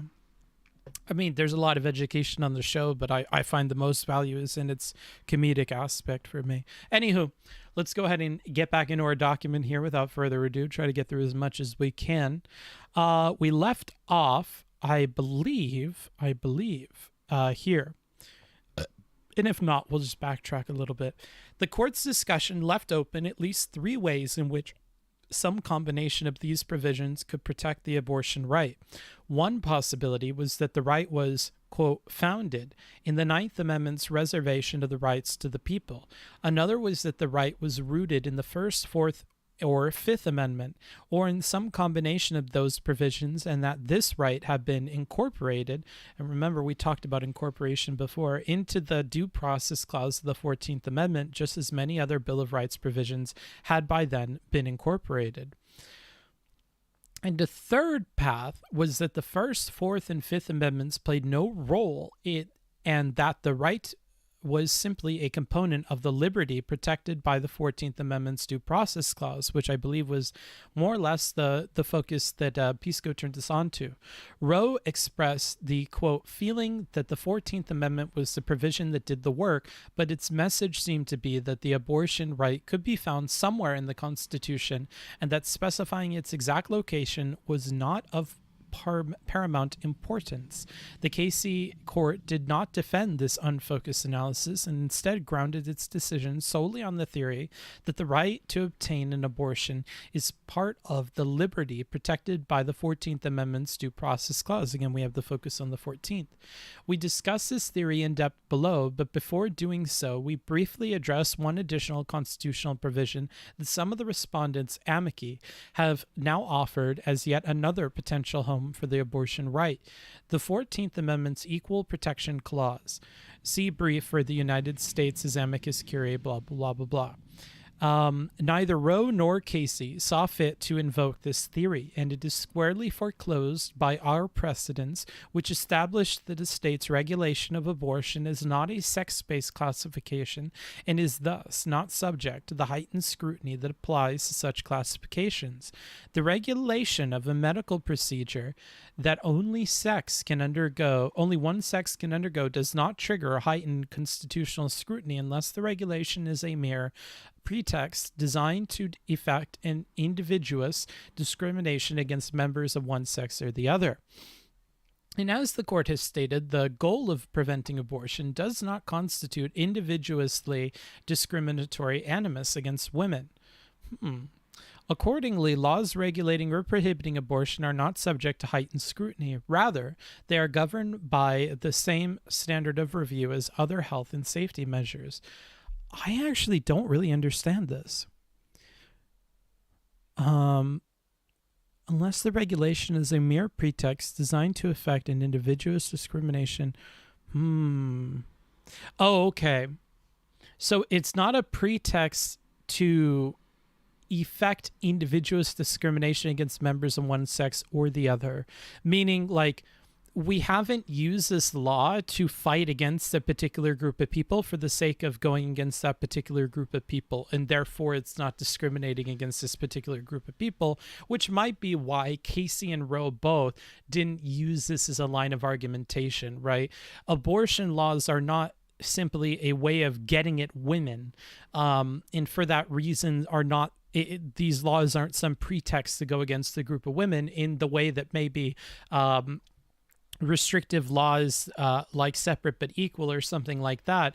They are meant to be a step removed to allow discrimination against colored people, to use the language at the time.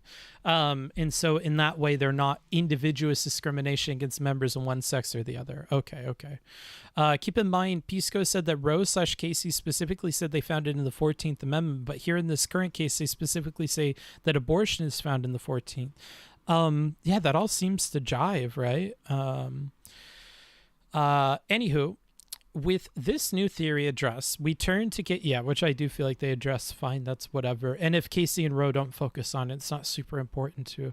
With this new theory addressed, we turn to Casey's bold assertion that the abortion right is an aspect of the liberty protected by the Due Process Clause of the 14th Amendment, and that we're going to move into that presumably with Section 2 here.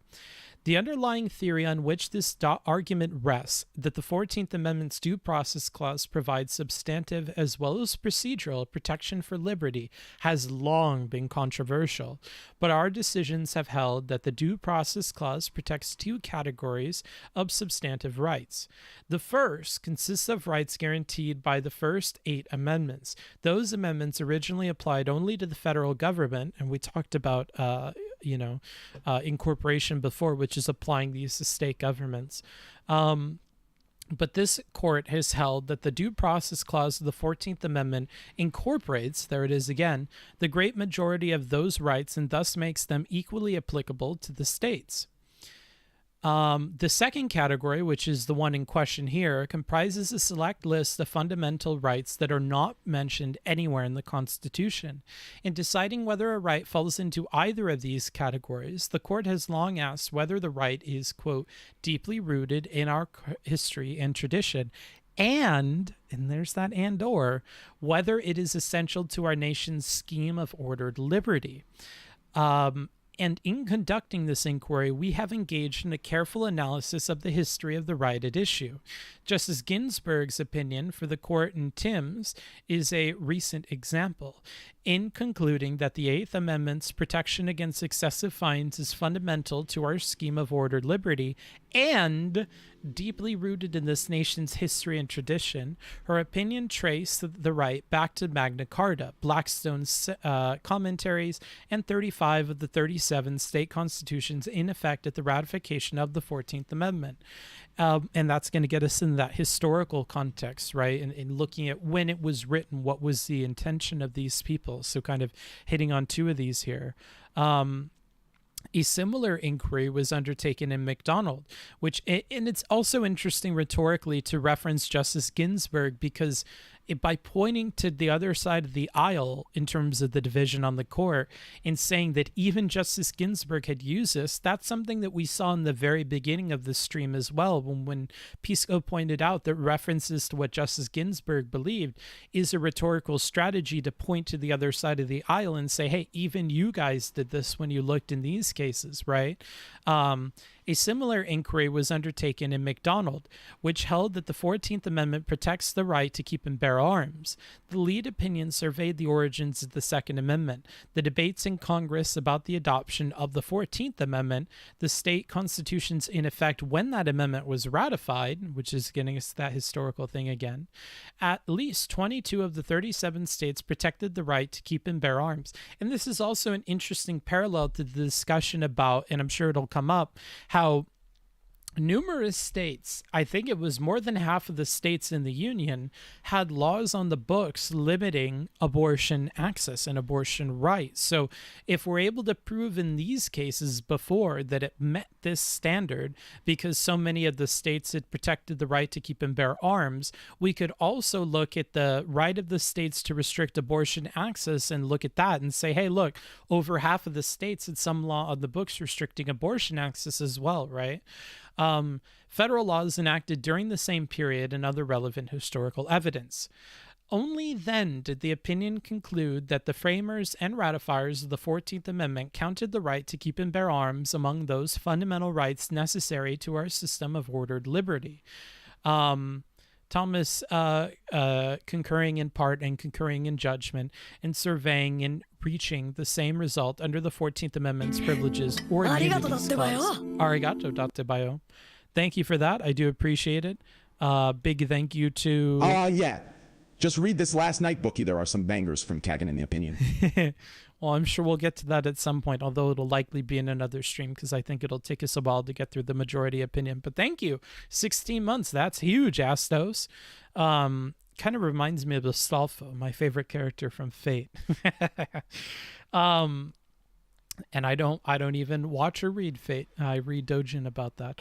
Anywho, Timms and McDonald concerned the question whether the 14th Amendment protects rights that are expressly set out in the Bill of Rights, and it would be anomalous if similar historical support were not required when a putative right is not mentioned anywhere in the Constitution. Thus, in Glucksberg, which held that the Due Process Clause does not confer a right to assisted suicide, the court conveyed more than 700 years of Anglo-American common law tradition, and made clear that a fundamental right must be objectively deeply rooted in this nation's history and tradition. Historical inquiries of this nature are essential whenever we are asked to recognize a new component of the liberty protected by the Due Process Clause, because the term liberty alone provides little guidance. Liberty is a capacious term. I actually have no idea what that means. Let's see, define capacious for me here. That is having a lot of space inside or roomy. So it encompasses a lot, perhaps, in this context. Liberty is a capacious term. As Lincoln once said, we all declare for liberty, but in using the same word, we do not all mean the same thing. In a well-known essay, Isaiah Berlin reported that historians of ideas had cataloged for more than 200 different senses in which the term had been used. In interpreting what is meant by the 14th Amendment's reference to liberty, we must guard against the natural human tendency to confuse what the amendment protects with our own ardent views about the liberty that Americans should enjoy. That is why the court has long been reluctant to recognize rights that are not mentioned in the Constitution. Substantive due process has at times been a treacherous field for this court, which was said in the plurality opinion for Moore v. East Cleveland, and it has sometimes led the court to usurp authority that the Constitution entrusts the people's elected representatives. Again, circling back to that idea that we want to toss abortion back to the states and have them decide, and that by making a decision about this or outlining a new right, we are taking that decision away from the people. As the court cautioned in Glucksburg, quote, "We must exercise the utmost care whenever we are asked to break new ground in this field, lest the liberty protected by the Due Process Clause be subtly transformed into the policy preferences of the members of this court. On occasion, when the court has ignored the, quote, appropriate limits imposed by the respect for the teachings of history, it has fallen into the freewheeling judicial policymaking that characterized discredited decisions such as Lochner v. New York, which gets us back to the Lochner era of the court, where there was a lot of laissez-faire type policies, and we're talking about the right of people to make contracts, and that went against a lot of regulations on businesses, which ended up leading to the Great Depression, which subsequently led to a reconsideration of those cases. Obviously, if laissez-faire is leading to the problems that maybe are hitting at the order of the country and things like that, or if they're not working, it's maybe time to reconsider those using stare decisis. Also, a quick comment on stare decisis. I feel, I didn't talk about this with Pisco, but I'm pretty sure he would agree, stare decisis is like a coin. Stare decisis talks about, having to follow past precedent, but it also in itself defines when you would go against that past precedent. It's a two-sided coin. On the one, it talks about the need for following precedent, and on the other, it gives an outline for how we would get around that, or when we are to trump past precedent. So to only understand one side of the coin or the other, or to kind of bastardize somebody's position as being about one side or the other when they're clearly talking about both, as is the case with Pisco today, I think you're kind of losing sight of the purpose of that thing, because it seems like in the same breath that it's talking about needing to follow precedent, it gives you an out for how not to follow precedent and outlines that. So in that way, it's kind of two-sided there. Anywho, where were we at here?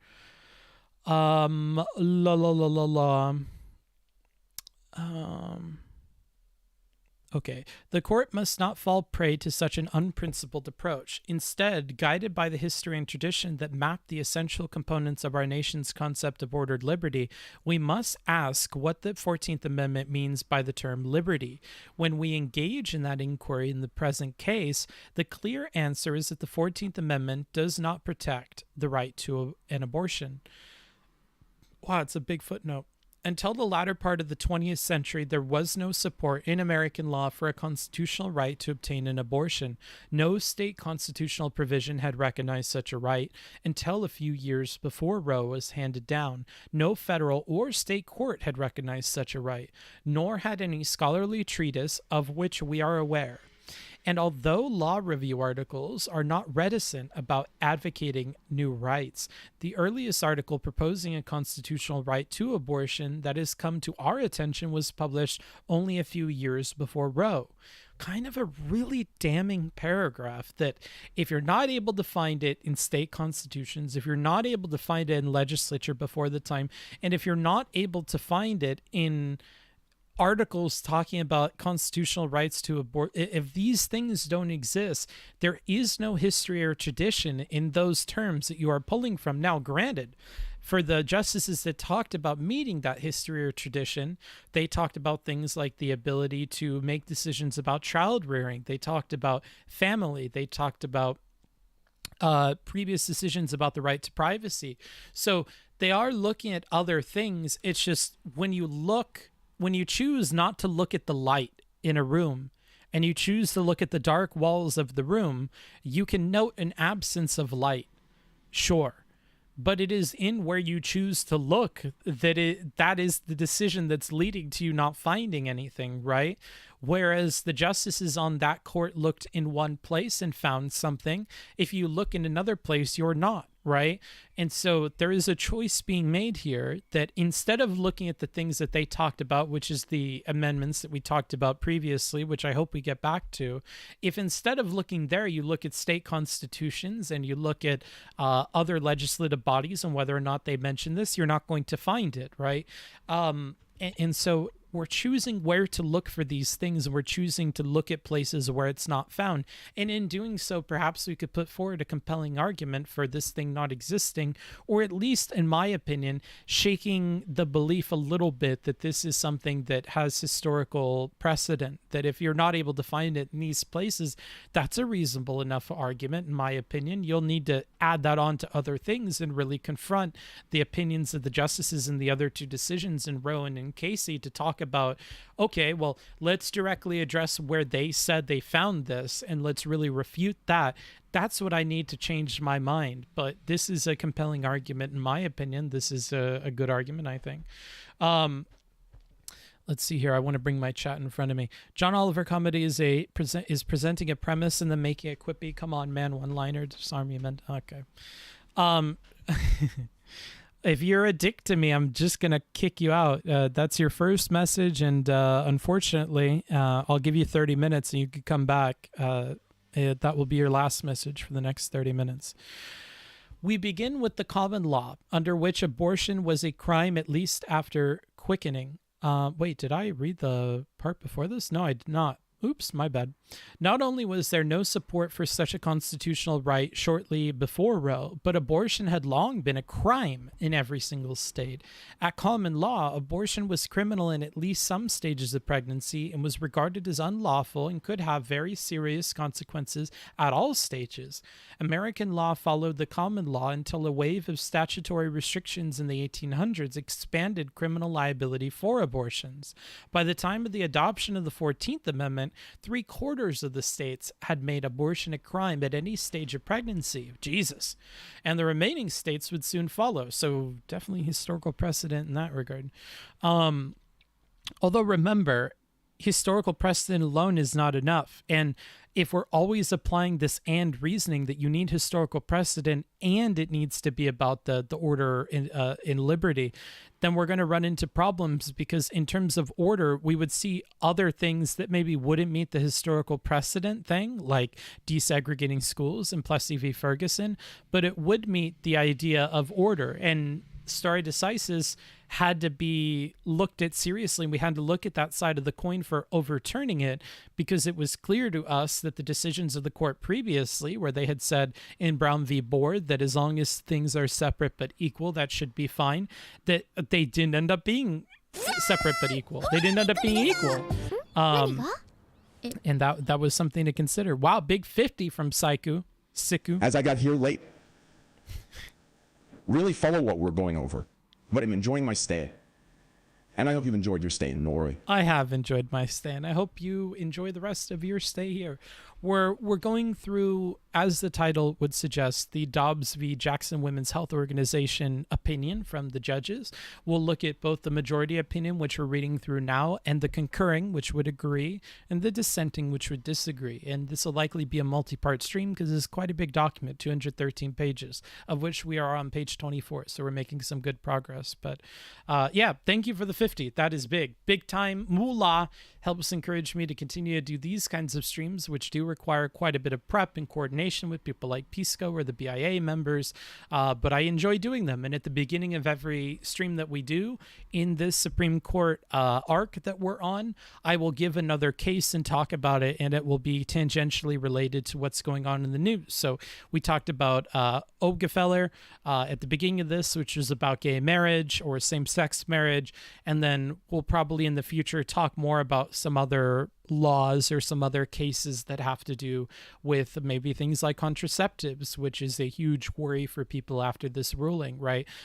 So at the beginning, I'll try to give another case and a TLDR on it, and then we'll jump into our opinions. And I hope you enjoy it. And if you do, supporting the content is a good way to encourage me to continue to do it, because it tells me, hey, you don't have to do debate reviews all the time. People would enjoy if you see the opportunity to cover things that are real and to cover things that are impactful and educational and informative, and I enjoy that a lot more than debate reviews, I'll tell you. Anywho, continuing here, Roe either ignored or misstated this history, and Casey declined to reconsider Roe's faulty historical analysis. It is therefore important to set the record straight, which appears to be Alito's, direction that they're taking things in here. We begin with the common law, under which abortion was a crime at least after quickening, i.e. the first felt movement of the fetus in the womb, which usually occurs between the 16th and 18th week of pregnancy. A quick note on quickening, because I did read a very, very, very long book about kind of the history of abortion pre-Roe v. Wade. Quickening used to be the biggest determining factor, and it was often determined, quickening, by female health workers, because to give you some historical context, abortion providers and abortion and the birthing process in general was not the domain of doctors a long time ago. It used to be that doctors wouldn't be involved with that process at all, and it was always handled by midwives or nurses. And so women got to be the deciding voice on how those procedures were carried out, and quickening was one of these. It gave a lot of wiggle room. So quickening, feeling the baby moving inside of the womb, is obviously something that could be subjective, and I think that gave some wiggle room in determining whether or not it would be right to abort a pregnancy. And then there was a transition culturally and medically where doctors wanted to start getting involved in women's health, and you saw the rise of studies like gynecology. And unfortunately, a lot of the male doctors at the time kind of took a crazy approach to things. Okay, so they came up with some crazy ideas. They didn't really listen to any of the midwives or people that had been working on these particular procedures beforehand. They did things that really hurt women and were really uncomfortable for women. And unfortunately, a lot of that is still continued today. If you talk to any woman about going to a gynecologist and having their ovary scraped by a fucking medieval tool that hurts like a motherfucker and can cause you to bleed and stuff, it would seem that a lot of those practices and procedures that were introduced by male doctors coming into the space without consulting with midwives and other people that understood those processes has led to a lot of the things we see today that continue to make that uncomfortable for women, and may explain why women are a little bit hesitant or suspicious of male doctors in the space, because there is, to borrow from the current theme that we're going through in this text, there are historical and cultural reasons to be a bit hesitant about that, right? And so that was interesting to read about quite a bit. And there's so much there. And actually, when male doctors started to get involved with that, there was a lot of stigma against the male doctors from other male physicians that did get involved in that. And kind of by extension, there was a lot of prejudice that was against midwives and against women working in healthcare that then carried over to the doctors who were trying to get involved with women's health. And that's also why they were pushed to make a bunch of the changes that they had in the medical field at the time in the field of women's health, because they wanted to seem more proper and follow more of the procedures that we see in, the other medical field, to seem more professional and to have a better opinion of the male doctors who were involved with that. And that's, again, part of the reason that they pushed away the women in the practice, because the women were part of the reason that that profession was looked down upon. And so there's just so much going on there. And it's so interesting culturally, setting aside the medical aspects of it, to kind of see that transition over time as men began to get involved in fields that were traditionally dominated by women. And, it was women dealing with women's health, and then men kind of came in and, in my opinion, fucked stuff up a little bit. Anywho, moving past this quickening bit, the eminent common law authorities all describe abortion after quickening as criminal. Henry de Brockton's 13th century treatise explained that if a person has, quote, struck a pregnant woman or has given her poison whereby he has caused abortion, if the fetus be already formed and animated, and particularly if it be animated, he commits homicide. And again, anytime we're looking at things like this 13th century treatise, or we're looking at places where men, presumably, their name is Henry, are commenting on this profession, and this has really, really helped me to understand a lot of things around abortion, you have to keep in mind the attitudes of the time and about how educated men were about this women's space. That is to say, not much at all, right? And so what few things they did get right were borrowed from women, and a lot of the views around abortion in particular, they looked down on women and healthcare providers that engaged in giving women abortions. And when there started to be a lot of money involved in giving women abortions, the field was demonized even further. And beyond all of that, one thing I've not talked about is the American Medical Association, or the Physicians Association, maybe the APA. Man, there's so much going on there. For instance, one of the things that led to the opinions around abortion at the time was a letter that was doctored, that somebody said that they were a representative of the Physicians Association of America, and they were not. And they totally forged this document and sent it in to Congress, and they had considered this thing very deeply, not knowing that.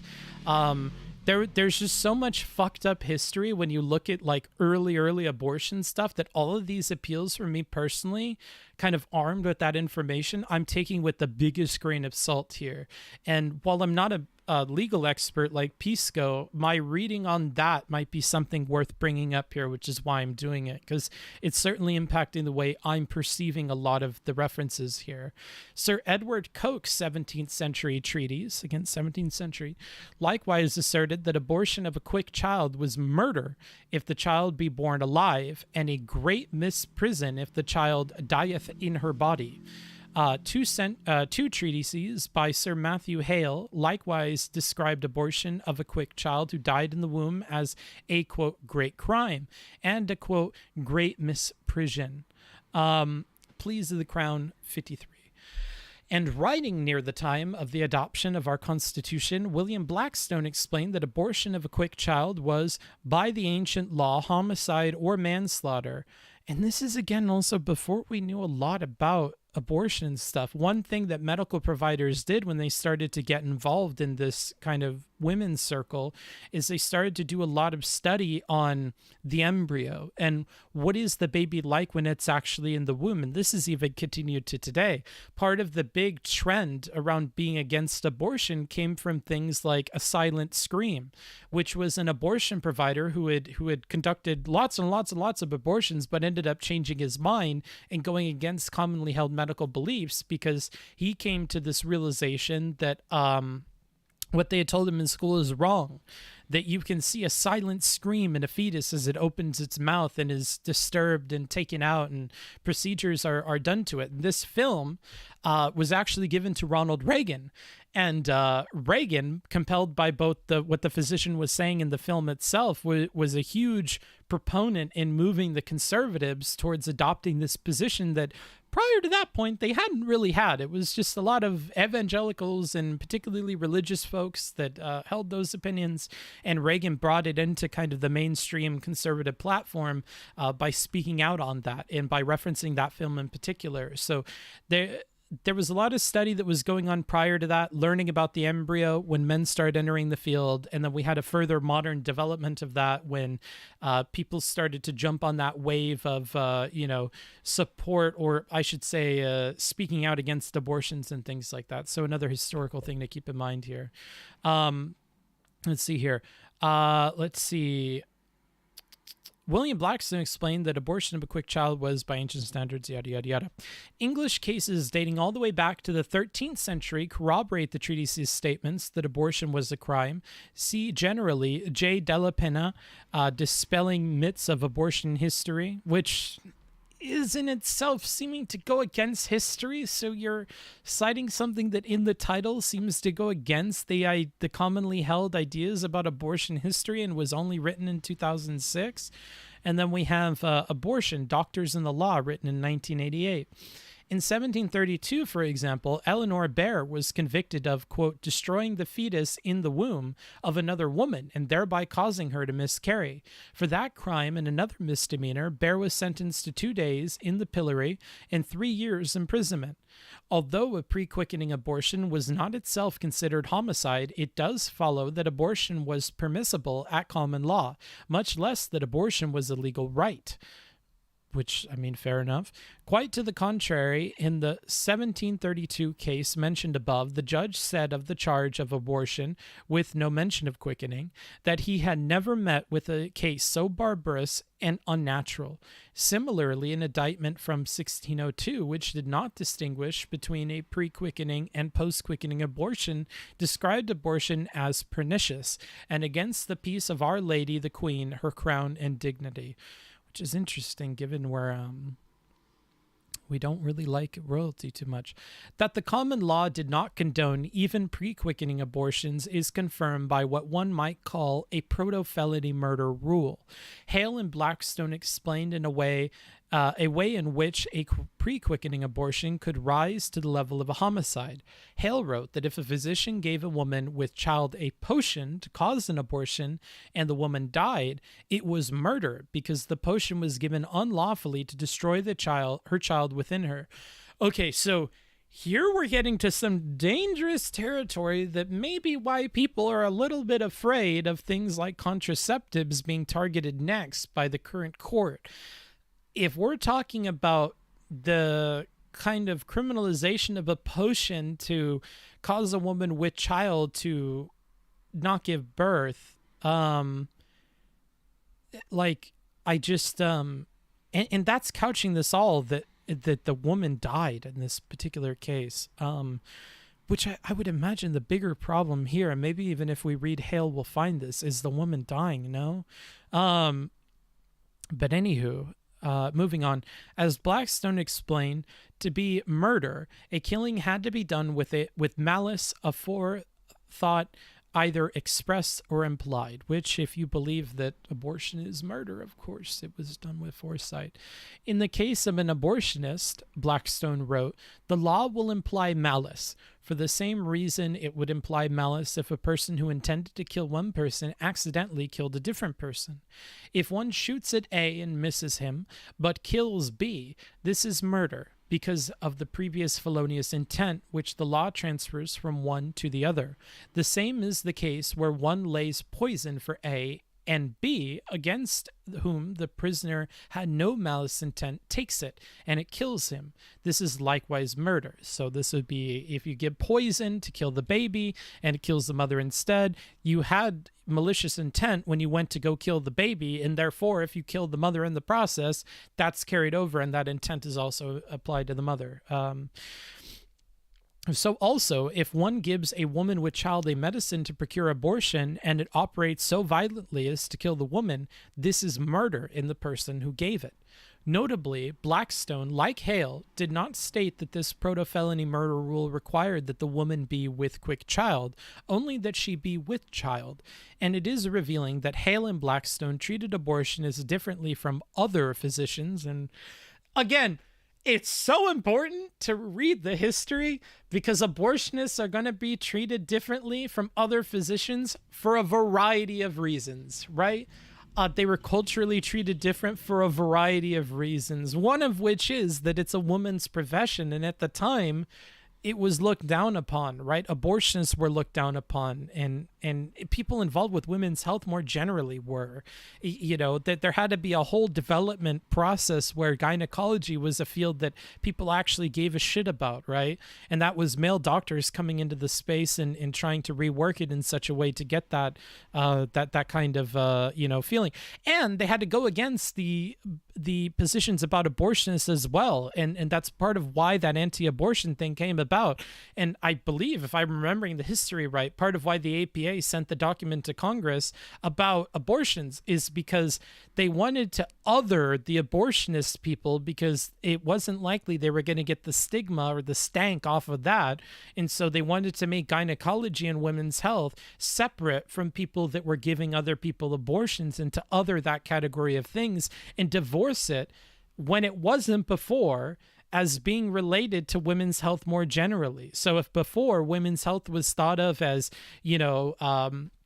gynecology and abortions and these sorts of things, if we're able to just cut out the cancer that is abortionists and other them and say, that's not us, that's horrible, yada, yada, yada, and we stigmatize them further and create a divide in the study between us and them, then maybe we could cut out all of the reputation that is so tightly tied to the abortion. But maybe that gives some credence here to this argument that abortionists were looked down upon in this way.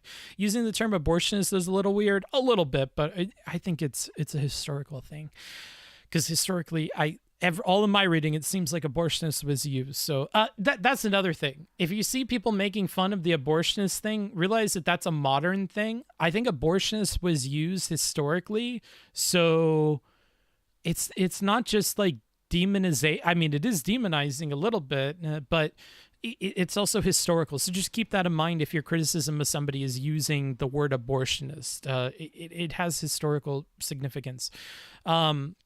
Blackstone treated abortionists differently from other physicians or surgeons who caused the death of a patient without any intent of doing any bodily hurt, presumably because in the case of the abortionists, they're trying to kill a baby, and therefore, if they killed the patient in the procedure, there was intent to kill the baby, and that carries over to the other to the lady that you killed.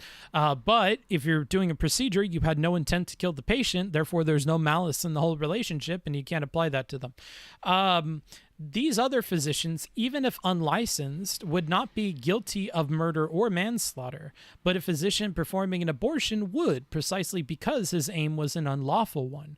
In sum, although common law authorities differed on the severity of punishment for abortions committed at different points in pregnancy, none endorsed the practice. Moreover, we are aware of no common law case or authority, and the parties have not pointed to any that remotely suggests a positive right to procure an abortion at any stage of pregnancy.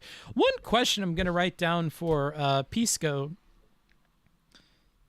is why wasn't there more mention of history in Roe and in Casey?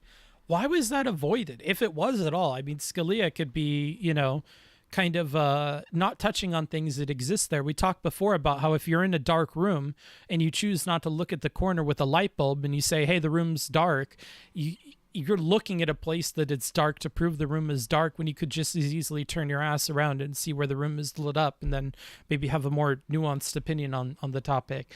But I don't know why there wasn't more mention of the historical thing. If it's just that they didn't have it, so they didn't mention it, then Scalia is totally right in bringing it up. But if they did mention it, Scalia is leaving it out. That's quite a bit problematic. We might see that in the dissenting opinions, though. All right, section B. In this country, the historical record is similar. The, quote, most important early American edition of Blackstone's commentaries reported Blackstone's statement that abortion of a quick child was at least a heinous misdemeanor, and that edition also included Blackstone's discussion of the proto-felony murder rule. Manuals for justices of the peace printed in the colonies in the 18th century typically restated the common law rule on abortion, and some manuals repeated Hale's and Blackstone's comments that anyone who prescribed medication unlawfully to destroy the child would be guilty of murder if the woman died. Okay, so we have a lot of support for his position here. What up, Nick? Although be careful, because with a name like that and a comment like that, I might immediately have problems with you. And that is your first chat, so be very, very mindful of whatever the second thing that rolls out of your keyboard is. The original ground for drawing a distinction between pre and post quickening abortions is not entirely clear, but it's not entirely clear because they didn't have it figured out, because they didn't even study embryos and stuff at that point. But we'll miss that historical thing because it's not something Scalia will probably focus on. But some have attributed the rule to the difficulty of proving that a pre-quickening fetus was alive. At that time, there were no scientific methods for detecting pregnancy in its early stages, and thus, as one court put it in oh no, I assume this will build up to now we know. In 1872, quote, until the period of quickening, there is no evidence of life, and whatever may be said of the fetus, the law has fixed upon this period of gestation as the time when the child is endowed with life, because fetal movements are the first clearly marked and well-defined evidences of life. And there's a note that this was in contemplation of law. Life commences at the moment of quickening, at that moment when the embryo gives the first physical proof of life, no matter when it first received it. As book reads this, keep in mind Pisco factors with stare decisis. It could be argued that the Roe does not meet his requirements, and so Roe was wrong to go against prior precedents. Yeah, I mean, historically, if they gave no explanation and he has all these reasons, it would seem that on the historical note they lose. But as Pisco said, the and/or distinction between historical precedent and culture and whatever, and the order that we're maintaining and the order of the society and whatever, the order of society is likely where they focus and likely where they have good points. So as we're listening to this historical thing, remember the decision of whether it's and or whether it's or between these two deciding factors, everything hinges on that. Because if they lose in the second part, if in the second part they made a good argument in Roe, then they wouldn't need to have made the historical argument. And it's up to interpretation whether you need both. So that makes this difficult. Okay, I'm just going to time you out because you're kind of just being really random in chat. Sorry, dude. 30 minutes. Come back and talk about what we're talking about, brother. Let's see here. The Solicitor General offers a different explanation of the basis for the quickening rule, namely that before quickening, the common law did not regard a fetus as having a separate and independent existence.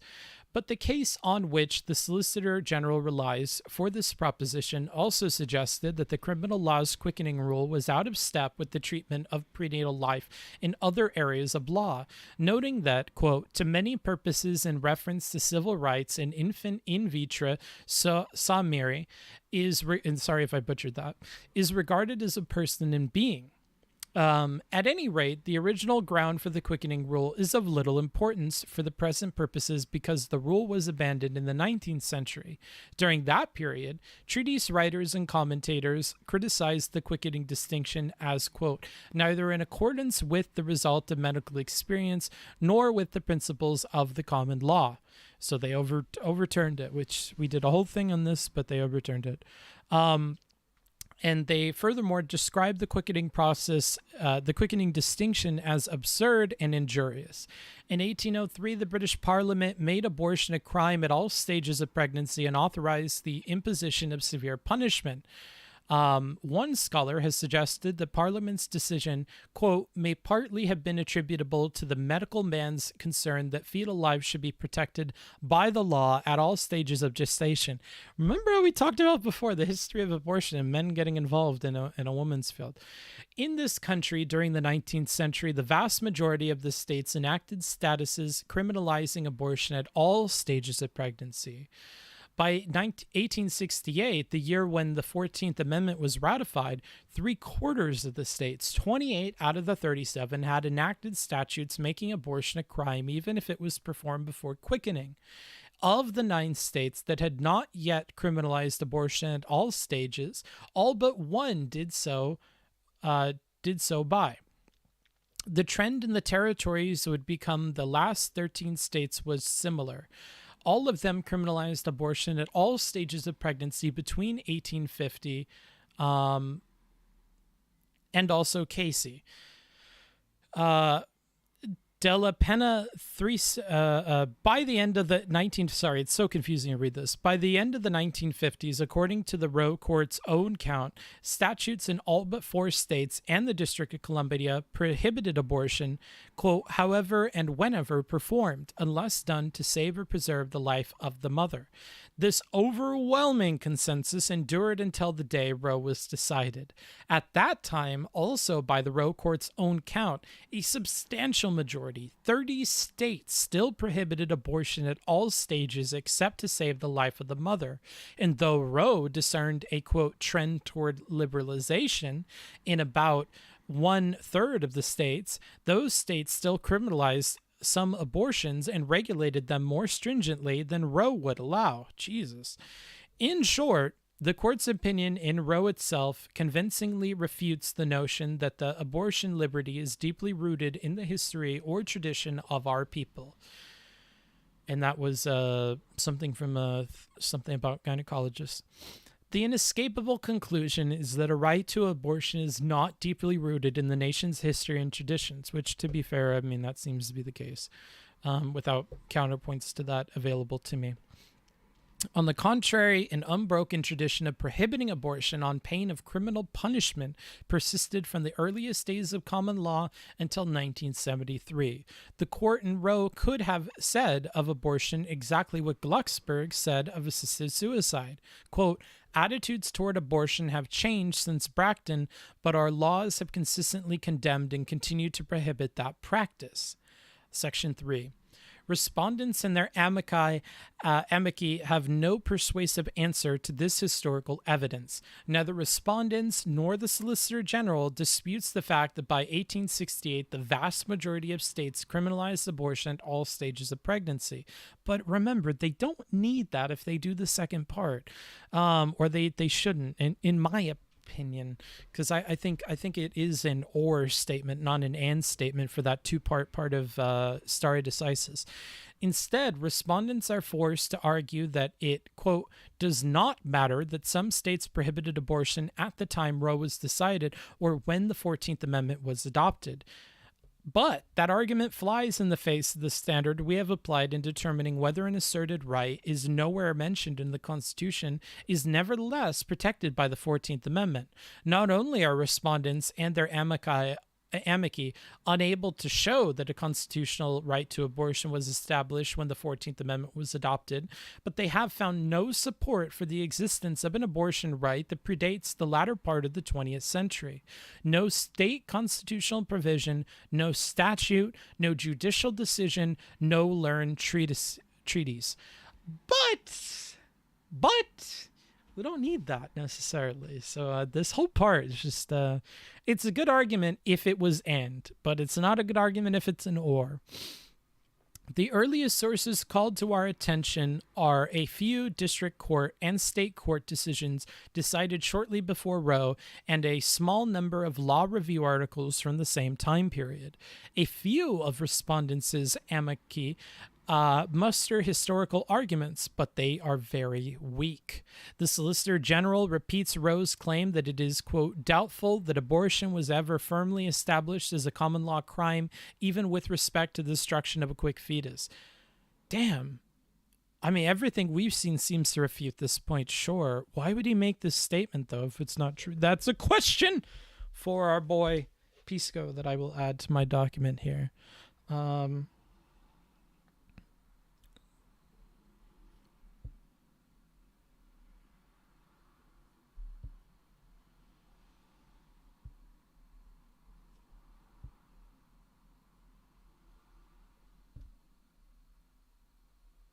Because I'm curious why that was mentioned. I don't have time to read the whole document, unfortunately. But as we have seen, great common law authorities like Bracton, Koch, Hale, and Blackstone all wrote that a post-quickening abortion was a crime, and a serious one at that. Moreover, Hale and Blackstone, and many other authorities following them, asserted that even a pre-quickening abortion was unlawful, and that, as a result, an abortionist was guilty of murder if the woman died from the attempt. Instead of following these authorities, Roe relied largely on 2 articles by a pro-abortion advocate who claimed that Koch had intentionally misstated the common law because of his strong anti-abortion views. These articles have been discredited, and it has come to light that even members of Jane Roe's legal team did not regard them as serious scholarship. An internal memorandum characterized this author's work as donning, quote, the guise of impartial scholarship while advancing the proper ideological goals. Continued reliance on such scholarship is unsupportable. The Solicitor General next suggests that history supports an abortion right because the common law's failure to criminalize abortion. Sorry, I'll let that play. 30! Whoa! Big one.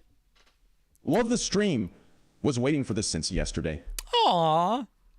You know, if we end up building a kind of rapport for covering these things, that's the kind of brand I would like to be associated with. Like, especially if I can find Pisco and other legal people to come on and walk with me through this. Somebody earlier in the stream had mentioned stipulation that the idea of having a layperson walk through primary source documents with an expert and be there to bounce questions off of them or read the chat and get them from there and doing that might be something that is within the Booksmarts brand and is something that would be really enjoyable to watch or listen to. And in my opinion, I think it makes this material far more digestible. It's a tall ask to ask somebody to read these things or look up summaries of them in their own time, but I think it's a way easier sell to be like, oh, watch this fun stream where like Booksmarts and this other person who's educated the material kind of walk through it together and ask questions about it and discuss the terms in it. I think that is a much more digestible version of this content, might get the information out to more people. So if you were looking forward to this and you heard the decision come out and were like, I can't wait to see Booksmarts do the coverage on this, that would be the kind of brand or reputation I would enjoy having. I really like this. I talked about this after the Supreme Court stream as well. I was riding on cloud 9 after doing it. It felt so good to do. I talk often on the stream about this idea of like a red string of fate or this kind of intuition about what's right. And you feel in the moment that what you're doing is the right thing to do, and there's a satisfaction in following that intuition, whether it's given to you by God or the universe or something deep in the human brain that tells you that, hey, there you go, that's the right thing to do. I really like that, and I felt that after the last Supreme Court stream that we did, and I'm already feeling that now with this. So like, maybe this is something I'll do more of. And I'm totally looking forward to incorporating TLDRs of more Supreme Court stuff as we kind of open up every stream where we're covering this particular case. And thanks for supporting, dude. If more people support this stuff, it's a lot easier for me to make the decision to shift to real world content. And you may, and I don't want to say this and get your hopes up, you may see a Booksmarts arc or a change in direction of the channel where we just cover like real life stuff that I'm more of like a traditional, maybe politics streamer that you're used to, where we're covering modern events and things like that. I've always strayed away from it because of all the problems associated with that, right? There's so many problems with speaking your mind or covering a topic that means so much to so many people. And if you're not going to do a good job of it, if you're not going to give a solid swing at the ball, I don't think you should walk up to the plate. If you're going to be doing debates around abortion and all you're coming equipped with is your personal beliefs, your religious beliefs, then like, I think you're doing a disservice to the topic, especially when it's couched in the idea of a Supreme Court decision that you didn't bother really to read about. You know, if there's support here for doing this kind of content, I'm happy to do the out of stream work and happy to task the BIA team with doing the research necessary to do a good job of covering this stuff. Frankly, actually, it takes me less time to prep a stream like this than it does to prep a line-by-line debate review. So from every single metric imaginable besides money, and if you guys help me with the money part of it, and even if you're watching the VOD, you can go click the donation link. Streamlab takes 0% of that money. If the money part of this is solved, time-wise, fulfillment-wise, educationally, personally, I feel like I have every reason to just do this kind of content. It doesn't mean we won't do any debate review stuff, but like, I enjoy doing this and I have every reason to do this and it feels good to do. So if I can make a living doing this, I'd be happy to, you know? And it seems like given, I don't know, my intelligence or my, you know, predisposition to questioning and engaging critically with material and stuff, it makes it enjoyable for the people who would come on. Like Pisco has mentioned that if you missed it, I had a conversation with Lonerbox. It's linked in the announcements channel of the Discord where he remarked upon this as well, that he found me to be one of the smartest or like brightest thinkers in the space that he engages with. And this isn't to toot my own horn. The purpose of stating this is to point out that like it can be an enjoyable thing enough for people that I might be able to inspire people to come on and help me do the content in a way I wouldn't be able to. I can't randomly acquire all of the legal knowledge that Pisco has. I couldn't acquire the medical knowledge that a medical professional would have, or so on and so forth, all the different expertises that exist. But if I can inspire people through being an enjoyable person to engage with and somebody that they feel is actually trying to understand the stuff and that gets them to come on, maybe I'm in a unique position to do that. I know people mentioned that about Steven, that they're like, hey, Destiny is one of the few people that I feel like is actually critically thinking about the things that I'm telling him and is actively listening. And so I enjoy going on Destiny stream or talking with Destiny or consuming his content. Maybe that could likewise be an appeal for other people to come onto this stream and to talk about it or to listen to it. So, you know, I'm kind of hopeful. I'm very hopeful. I hope that this works out. Looks like rain. All right, useless opinionist. I gave you a timeout and you came back and you're continuing to be a dickhead. So Thanks for doing this. You're getting the ban. Sorry.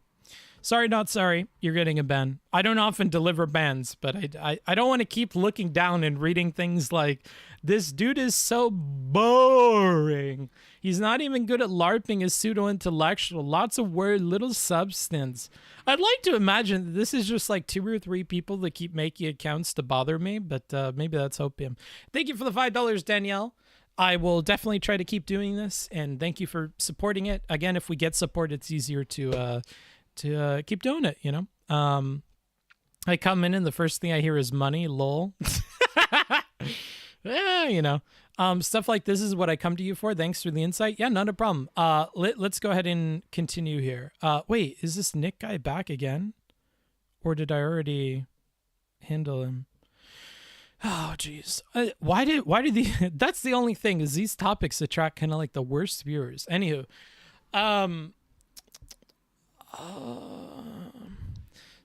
the Solicitor General next suggests that history supports an abortion right because the common law's failure to criminalize abortion before quickening means that at the founding and for decades thereafter, women generally could terminate a pregnancy, at least in its early stages. But the insistence on quickening was not universal. And regardless, the fact that many states in the late 18th century and early 19th century did not criminalize... And we got another one. Wow. Big one. Big time. Yes, do this. Keep doing this. This is awesome. Thanks. I appreciate it, dude. I really do. And to the people mad about shilling, I have to, because there has to be a call to action. I don't advertise stuff. I don't have sponsorships right now. Like, unfortunately, the only way I make money is when people support the stream. So when I get a big dono like that, you better bet your ass I'm gonna start shilling, bro, because it's the only way I make money doing this. And if I don't make money doing this, I can't keep doing this. So yeah, I have to. I think if you enjoy the content but you don't enjoy the shilling, you have to realize you need one for the other. until I get sponsors and stuff, I need it. I need the money to keep doing it. So I have to, you know, and we'll get to the point soon enough where I can get sponsors, but not For right prep now. time off stream. Your insights to read through and help understand the nuance of these conversations are critical to navigating a world. Thank you. Thank you, Parker Anderson for the 10 and Jacob B for the 100. Huge from both of you. I appreciate it, dude. And like I said before, supporting this kind of content means that I could keep doing this. We're receiving some really cool support today, and it helps me to ignore things like viewership. Viewership to me doesn't matter if I'm doing something that I feel like is informative and whatever, and I'm making money doing it. Like, I'll just keep doing it, right? Like, if the people that are watching this support it, then I'm going to keep doing the thing that people watch and support, and I'll try to make it more entertaining and whatever. And if you have criticisms to make this more entertaining, let me know. You know, because I do want it to be entertaining for you, but it helps me ignore a lot of stuff, because if I'm making money doing it, bruh, it feels good to do, bruh, I'm going to keep doing it. But yeah, I have to make sure the content keeps happening. If you like the content, you don't like the shilling, one precedes the other. It's not a chicken or the egg. The egg comes first, okay? I need to shill so that I could keep making content. Anywho, getting back to this. When legislatures began to exercise that authority as the century wore on, no one, as far as we are aware, argued that the laws they enacted violated a fundamental right. That is not surprising, since common law authorities had repeatedly condemned abortion and described it as an unlawful act without regard to whether it occurred before or after quickening. Another amicus brief, relied upon by respondents, tries to dismiss the significance of the state criminal statutes that were in effect when the 14th Amendment was adopted by suggesting that they were enacted for illegitimate reasons. So they, at least one of the amicus briefs, which an amicus brief is that friend of the court thing that we've mentioned before at the beginning of the stream. So people that aren't involved in the case, they are neither neither of the parties involved, they can submit friend of the court briefs where they talk about arguments that they feel are necessary to consider when ruling on the case, and that's something you can do in the U.S.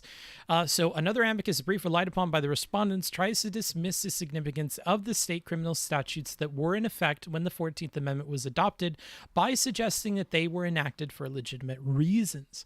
According to this account, which is based almost entirely on statements made by one prominent proponent of the statutes, important motives for the laws were the fear that Catholic immigrants were having more babies than Protestants, and that the availability of abortion was leading white Protestant women to shirk their maternal desires. Resort to this argument is a testament to the lack of any real historical support for the right that Roe and Casey recognized. Jesus Christ. I talked before about how there's culturally significant things to consider when interpreting the accounts of various people in the past. It seems like we want to ignore those cultural things. And this is kind of, again, referring to what I talked about before of like, if you're in a room and in one corner there's a light bulb on and the other corner extends far into the darkness and looks dark, you could look at the dark corner and pretend that there is no light in the room and that it is a dark room. But if you look to the other side, you could easily see that there is light. It seems like we want to look to these things, we want to reference their cultural significance while not looking at every dimension of their cultural significance. And then we offhandedly bat those off while at the same time talking about the cultural significance of other things. I don't like this more now. Books, stop feeling so bad about calls to action. You're thinking about that shit because you're self-conscious about appearing like a sellout or something. None of thing like that or care. Oh, okay. It's not so much worrying about that. I know that DGG makes fun of me for that. It's just when people in the chat are talking about it, I feel bad because they are here and they are participating. And I understand it takes away from the content.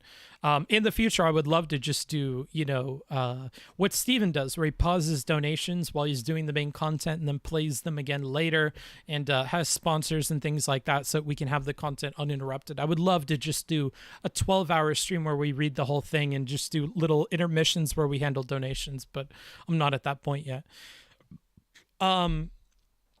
According to this account, which is based almost into blah, blah, blah.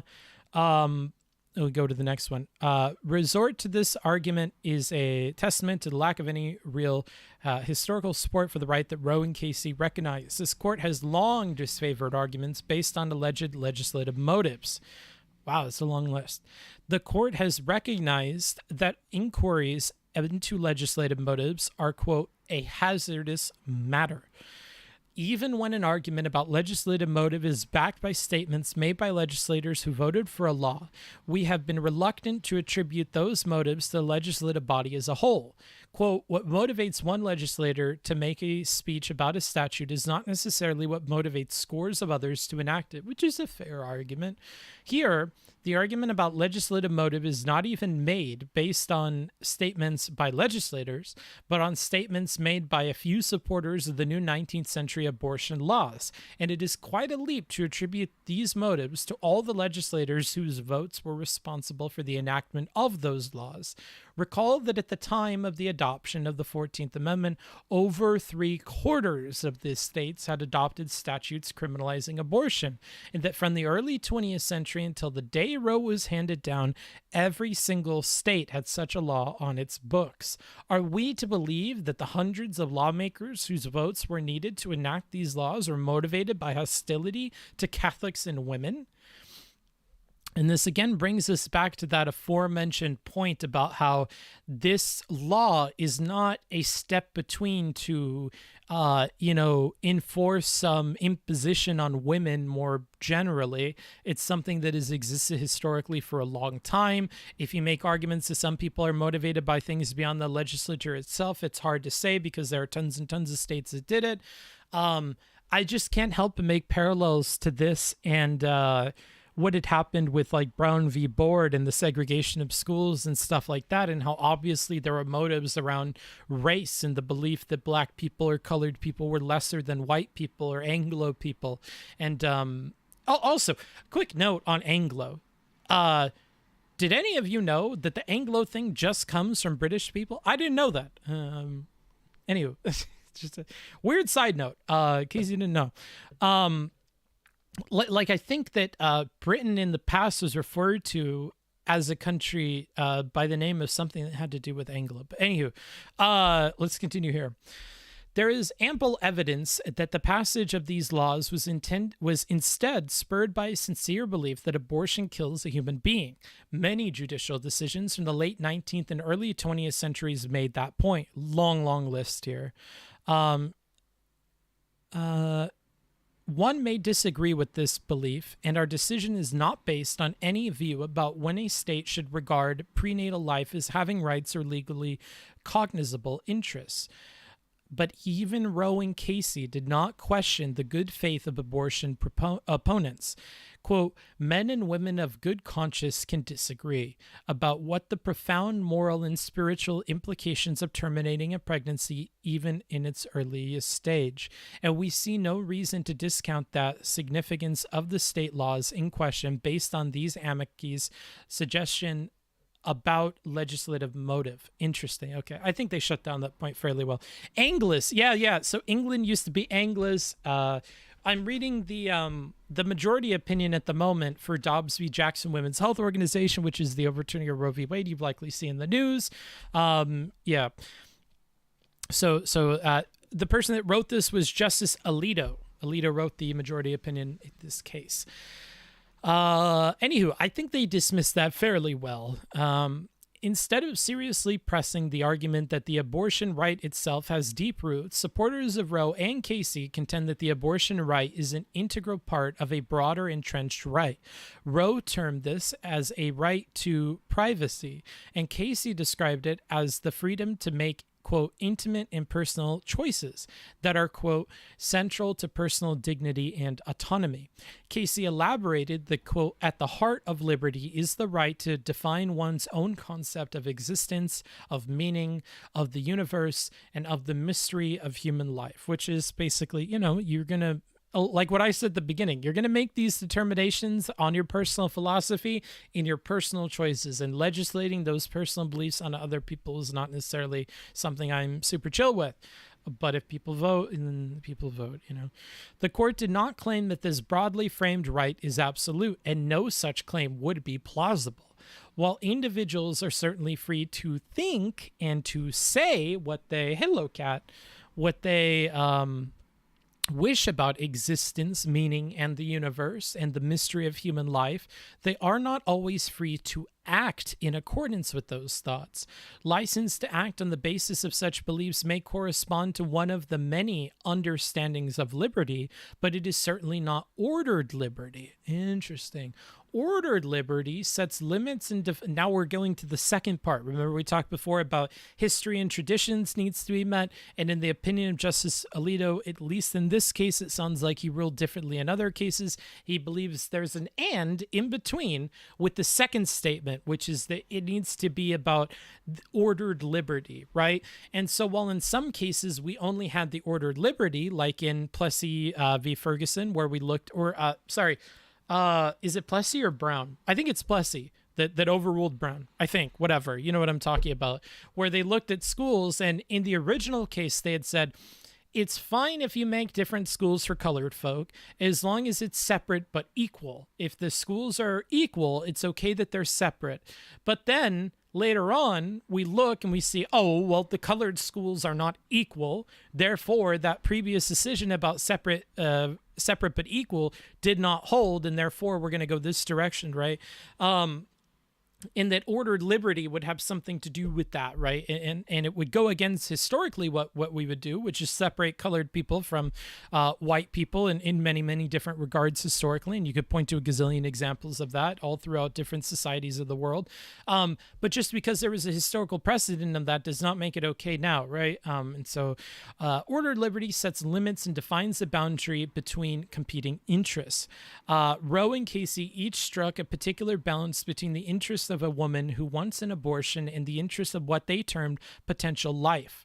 But the people of the various states may evaluate those interests differently. In some states, voters may believe that the abortion right should be even more extensive than the right that Roe and Casey recognized. Voters in other states may wish to impose tight restrictions based on their belief that abortion destroys an unborn human being, as in the case that we're talking about. Our nation's historical understanding of ordered liberty does not prevent the people's elected representatives from deciding how abortion should be regulated, nor does the right to obtain an abortion have a sound basis in precedent. Casey relied on cases involving the right to marry a person of a different race in Loving v. Virginia, the right to marry while in prison in Turner v. Safely, and the right to obtain contraceptives in Griswold v. Connecticut. The right to reside with relatives in Moore v. East Cleveland, the right to make decisions about the education of one's children in Pierce v. Society of Sisters, and the right to not to be sterilized without consent in Skinner v. Oklahoma, and the right in certain circumstances not to undergo involuntary surgery, forced administration of drugs, or other substantially similar procedures in Winston v. Lee and more. Respondents in the Solicitor General also rely on post-Casey decisions like Lawrence v. Texas, the right to engage in private consensual sexual acts, and Obergefell v. Hodges, which is the same-sex marriage thing. These attempts to justify abortion through appeals to a broader right to autonomy and to define one's concept of existence prove too much. Casey, those criteria at a high level of generality could license fundamental rights to illicit drug use, prostitution, and the like. Yeesh. So a bit of a slippery slope argument here from Justice Alito. What's up, Lemonies? Hope you're doing all right. Hope the weather has held up as it did during my stay in Denmark. What sharply distinguishes the abortion right from the rights recognized in the cases on which Roe and Casey rely is something that both those decisions acknowledged. Abortion destroys what those decisions call potential life, and what the law at issue in this case regards as the life of an unborn human being. None of the other decisions cited by Roe and Casey involve the critical moral question posed by abortion. They are therefore inapposite.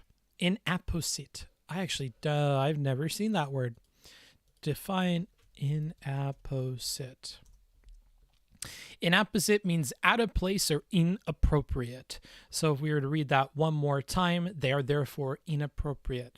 They do not support the right to obtain an abortion, and by the same token, our conclusion that the Constitution does not confer such a right does not undermine them in any way.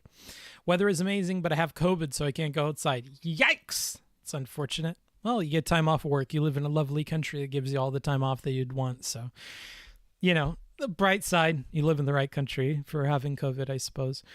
In drawing this critical distinction between the abortion right and other rights, it is not necessary to dispute Casey's claim, which we accept for the sake of argument, that, quote, the specific practices of states at the time of the adoption of the 14th Amendment do not mark the outer limits of the substantive sphere of liberty which the 14th Amendment protects. Abortion is nothing new. It has been addressed by lawmakers for centuries, as they've proven, and the fundamental moral question that it poses is ageless. Defenders of Roe and Casey do not claim that any new scientific learning calls for a different answer to the underlying moral question, but they do contend that changes in society require the recognition of a constitutional right to obtain an abortion. Without the availability of abortion, they maintain, people will be inhibited from exercising their freedom to choose the types of relationships they desire, and women will be unable to compete with men in the workplace and in other endeavors. Americans who believe that abortion should be restricted press countervailing arguments about the modern developments. They note that attitudes about the pregnancy of unmarried women have changed drastically, that federal and state laws ban discrimination on the basis of pregnancy, that leave for pregnancy and childbirth are now guaranteed by law in many cases, and that the costs of medical care associated with pregnancy are covered by insurance or government assistance, that states have increasingly adopted safe haven laws, which we heard from, what is her name? What is her name? Lady Justice. What is her name? I'm totally blanking. I will get her name, though, because I need it desperately. Her name is... In the tiki room. I don't think it's Kagan, right? Oh, it's Barrett. Of course, I should know that. I think it was Barrett who established that her kids are adopted, and she referenced safe haven laws is a good explanation for why women can carry a pregnancy all the way to birth, because even if they wanted to not have the child, they could give it up, which generally allow women to drop off babies anonymously, and that a woman who puts her newborn up for adoption today has little reason to fear that the baby will not find a suitable home. Very, very important to note. Because I see so many people fuck up this argument, and it bothers me a lot. When you reference how many kids are in the foster child system, you're often referencing a separate group from newborns. The fact is, and I believe it's statistically supported, and we have the footnote here for it, newborn babies, there's a uber high demand for newborn babies. If you give a newborn a baby up for adoption, the odds that that baby are adopted are super duper high.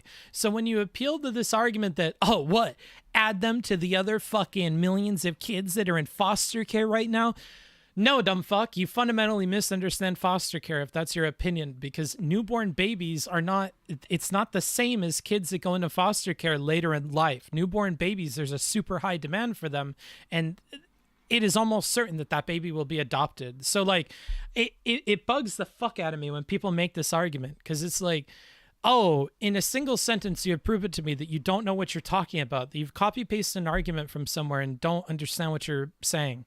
Anywho, just getting that aside. So if you hear somebody make that argument, just know it's stupid.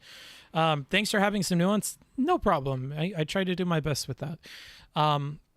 They also claim that many people now have a new appreciation of fetal life, and that when prospective parents who want to have a child view a sonogram, they typically have no doubt that what they see is their daughter or son. Interesting argument at the end there.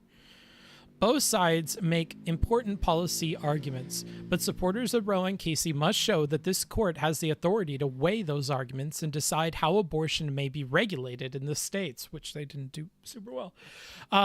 They have failed to make that showing, and we thus return the power to weigh those arguments to the people and their elected representatives, which thematically, as we talked about with Pisco, is an ongoing theme. And Justice Alito's statements here in the majority opinion is that we want to pass this back to the states. The court has wrongfully axed this conversation when it was still in hot contest, that Casey said that it would settle the issue, or Rose said that it would settle the issue, and the issue is not fucking settled. Remember, we talked about in the beginning of the show today about the 26 different states that have trigger laws that are set to go off when this goes through.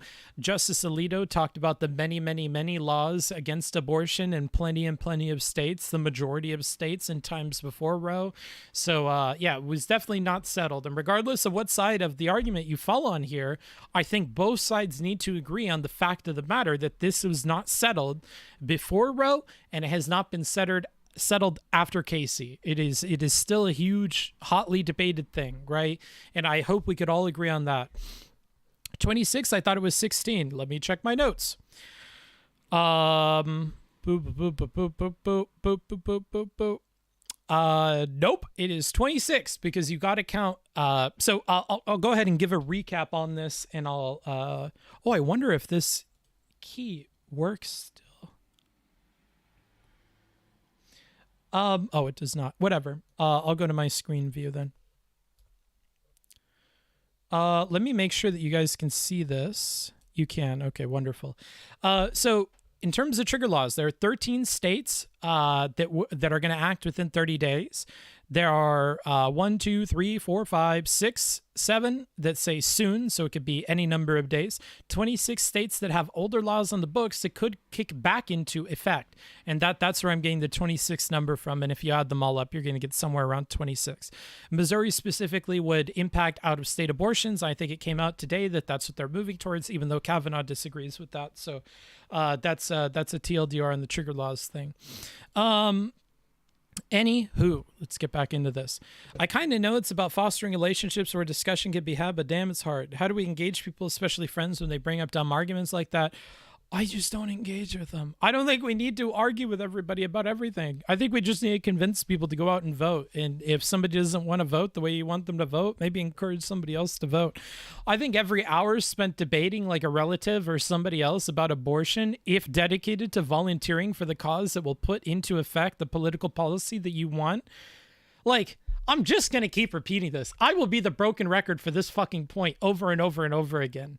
The hours you spend debating, the hours you spend conversing represent a major opportunity cost, because for every hour you were doing that, you could have been phone banking, you could have been canvassing, you could have been volunteering online for the comfort of your bedroom, you could have been calling a state representative, you could have been doing so many other things, and you will make a much bigger impact on the world, culturally, legislatively, judicially, by simply doing those other things in lieu of arguing with people. I'm over the arguing with people thing. I think that we need to, in the age of the internet, move away from this idea of arguing and conversation about every fucking thing in the world, and we need to move back towards activism as something we need to focus time on. We are wasting time with arguing with other people about shit all of the time, because the opportunity cost of that is actually doing something that has a real impact.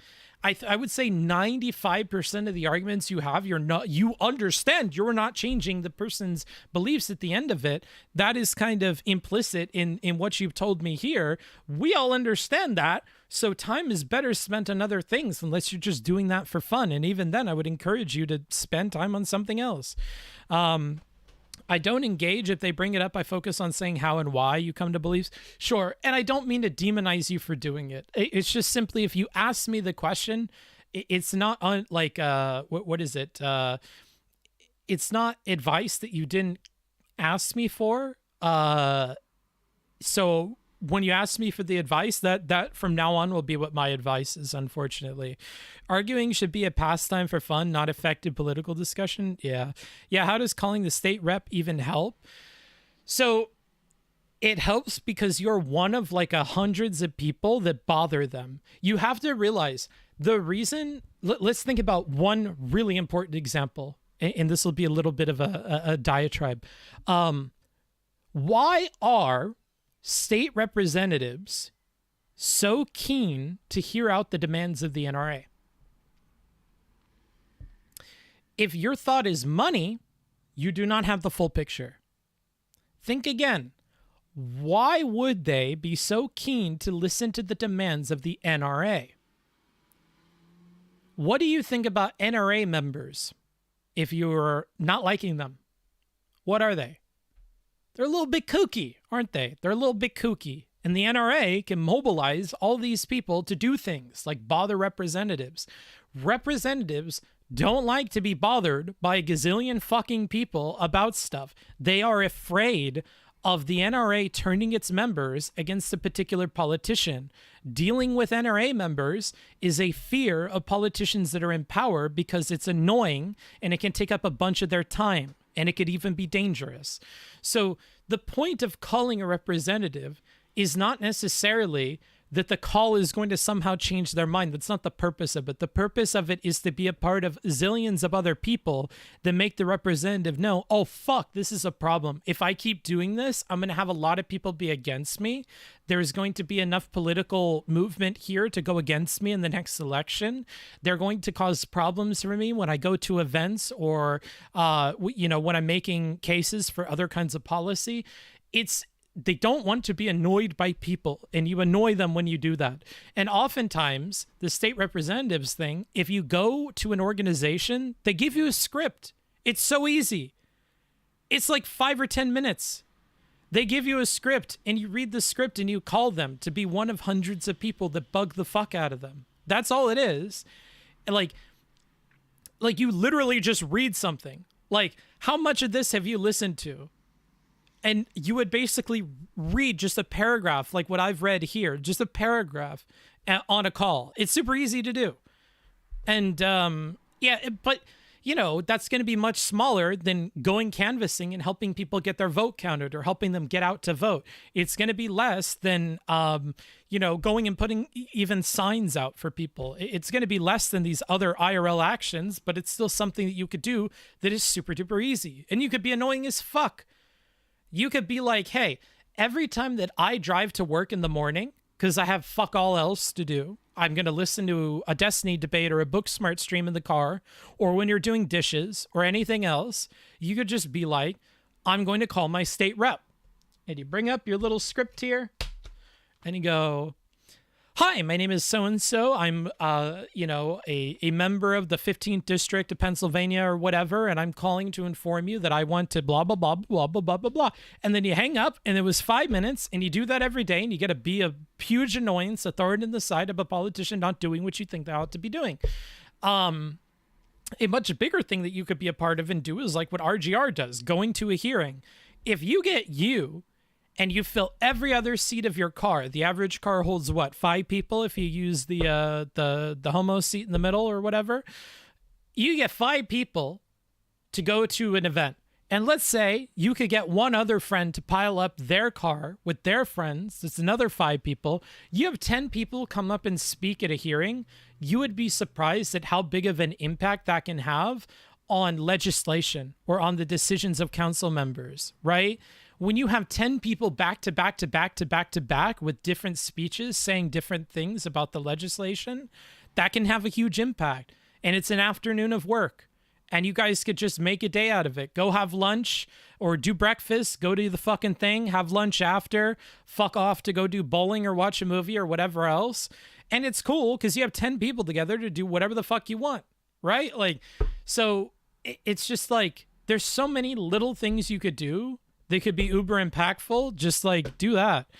Homo seat. Don't beat me up over homo seat. I have my homo seat card. It's probably a huge part as to why the Senate was able to pass this gun safety reform. Probably. Yeah. How many bitches can we fit in the Tesla? Have mimosas, annoy representatives, watch a movie. What a day. Exactly. And you can feel good. That's the other thing I want to sell people on with the volunteer shit. And I will catch back up on that work. I'm uber behind on it.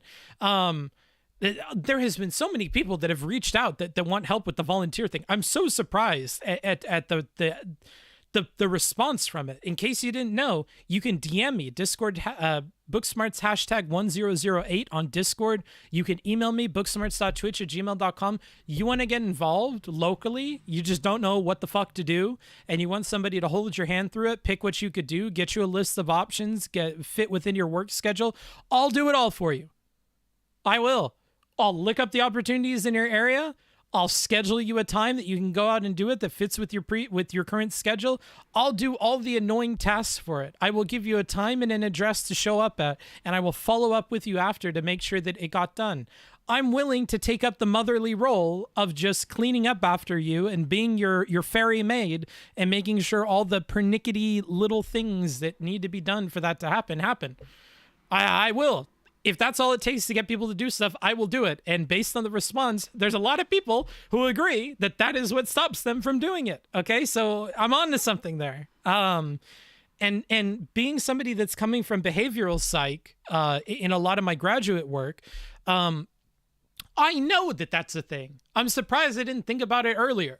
That's a huge part of what stops people from breaking habits. It's a huge part of what's difficult about getting people to engage in activism. It's a huge part of what makes it difficult to get people to show up for other things, like therapy appointments. That's a huge thing.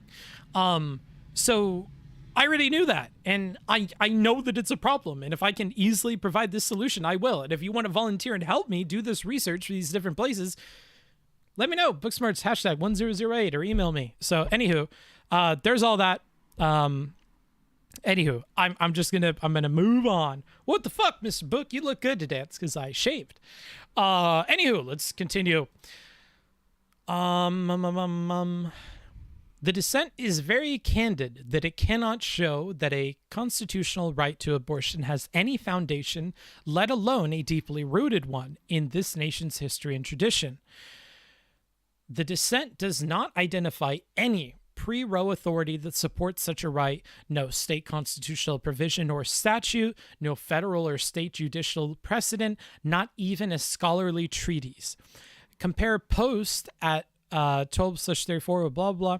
Nor does the dissent dispute the fact that abortion was illegal at common law, at least after quickening, that the 19th century saw a trend toward criminalization of pre-quickening abortions, that by 1868, a per majority of the United States, at least 26 of the 37 states, had enacted statutes criminalizing abortion at all stages of pregnancy, that by the late 1950s, at least 46 states prohibited abortion, however and whenever performed, except if necessary to save the life of the mother, and that when Roe was decided in 1973, similar statutes were still in effect in 30 states. The dissent's failure to engage with this long tradition is devastating to its position. I would kind of agree.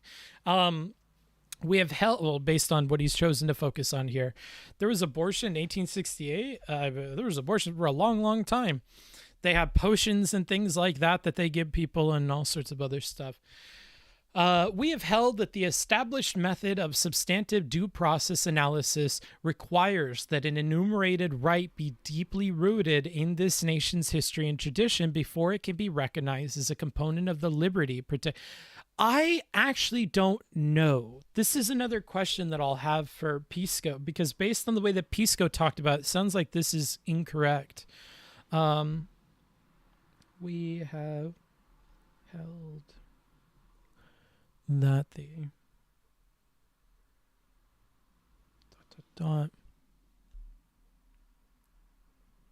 And in case you missed it, at the beginning of the stream, we had Pisco on for, I think, a couple or a few hours where he was helping us and making comments as we walk through this document. And when we do the subsequent streams to continue making our way through this 213-page document, of which we're on page 44, so we are making good progress, then I'll have him on for commentary and try to coordinate a stream time that works for him. He enjoyed it. He enjoyed being on, so that was cool. He seems to appreciate me, which is nice. So it sounds like we could work it out again, which I look forward to. But despite the dissent's professed fidelity to stare decisis, it fails to seriously engage with that important precedent, which it cannot possibly satisfy. The dissent attempts to obscure this failure by misrepresenting our application of Glucksberg. The dissent suggests that we have focused only on the legal status of abortion in the 19th century at 26, but our review of this nation's tradition extends well past that period. As explained for more than a century after 1868, including another half century after women gained the constitutional right to vote in 1920, it was firmly established that laws prohibiting abortion, like the Texas law at issue in Roe, were permissible exercises of state regulatory authority. And today, another half century later, more than half of the states have asked us to overrule Roe and Casey. The dissent cannot establish that a right to abortion has ever been a part of this nation's tradition. Because the dissent cannot argue that the abortion right is rooted in this nation's history and tradition, it contends that the constitutional tradition is not captured whole at a single moment, and that its meaning gains content from the long sweep of our history and from successive judicial precedents. This vague formulation imposes no clear restraints on what Justice White called the exercise of raw judicial power. And while the dissent claims that its standards does not mean anything goes, any real restraints are hard to discern. Kind of. I mean, they said viability, but whatever. The largely limitless reach of the dissenter's standard is illustrated by the way they apply it here. First, if the long sweep of history imposes any restraint on the recognition of unenumerated rights, then Roe was surely wrong, since abortion was never allowed except to save the life of the mother in a majority of states for over 100 years before that decision was handed down. Second, it is impossible to defend Roe based on prior precedent because all of the precedents Roe cited, including Griswold and Einstadt, were critically different for a reason that we have explained. None of those cases involved the destruction of what Roe called potential life. So without support in history, I don't really understand that part, but another note for Pisco.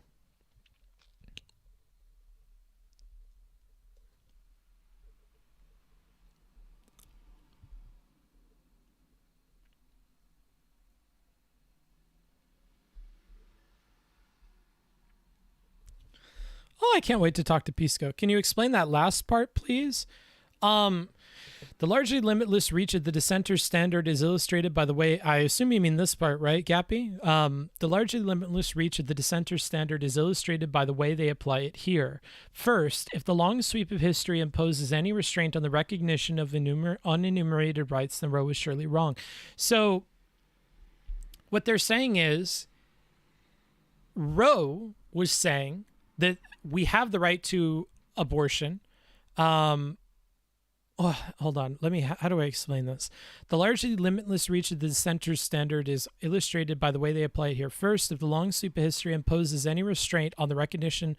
Oh, okay. So it's saying that if in this long sweep of history, if in the past they were constantly imposing restraints on this unenumerated right that Roe thinks exists, then Roe's wrong.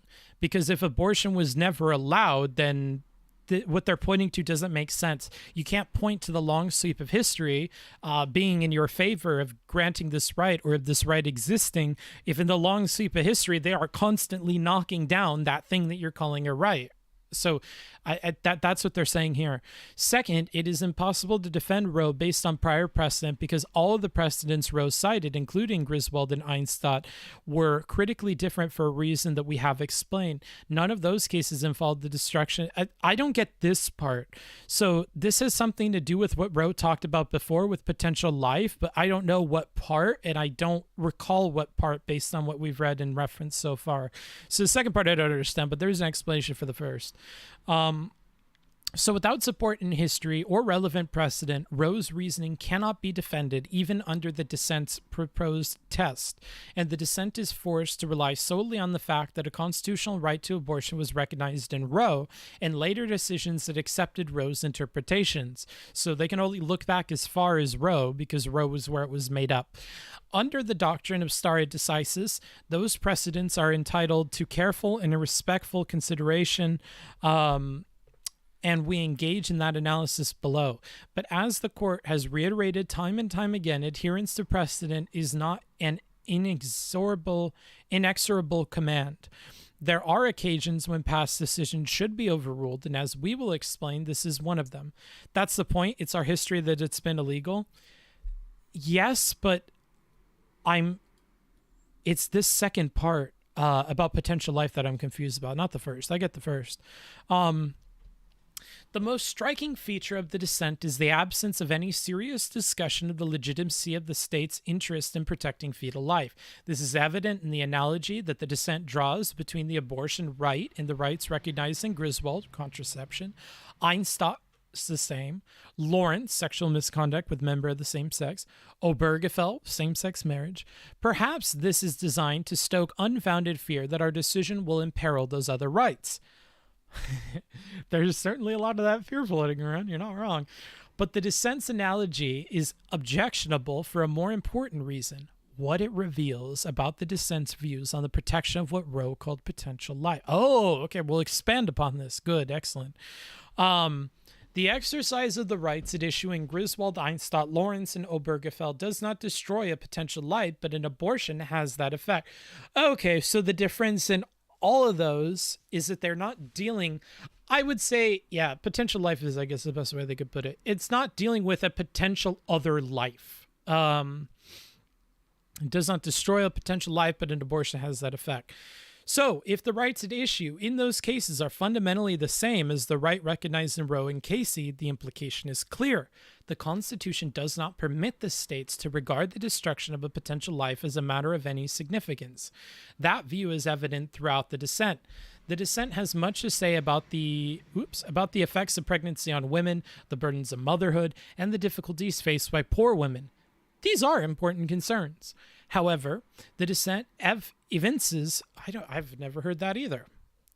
I'm learning a lot of words. It's another reason why it's fun to read this.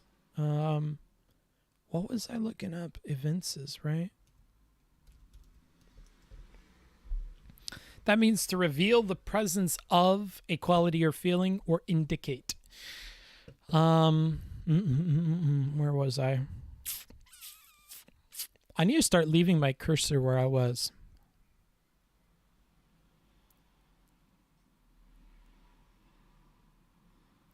Oh, okay, here we are. However, the dissent evinces no similar regard for a state's interest in protecting prenatal life. The dissent repeatedly praises the balance that the viability line strikes between a woman's liberty interest and the state's interest in prenatal life, but for reasons we discuss later, and given in the opinion of the Chief Justice, the viability line makes no sense. It was not adequately justified in Roe, and the dissent does not even try to defend it today, nor does it identify any other point in a pregnancy after which a state is permitted to prohibit the destruction of a fetus. I do feel like it makes sense, but if they don't justify it, then it's a bit of a problem, boy. Our opinion is not based on any view about if and when prenatal life is entitled to any of the rights enjoyed after birth. The dissent, by contrast, would impose on the people a particular theory about when the rights of personhood begin. According to the dissent, the Constitution requires the states to regard a fetus as lacking even the most basic human right, to live, at least until an arbitrary point in a pregnancy has passed. Nothing in the Constitution or in our nation's legal traditions authorizes the court to adopt that theory of life. No, but you spent like 5 paragraphs talking about that point being at quickening. And I don't think that this would have gone differently had they said quickening would be the point at which we would determine this. So, okay. Holy shit, seeing the Pisco on call note is freaking on. I'll take it off. I'm so sorry. My bad. My bad. I'm still learning how to stream. Bear with me.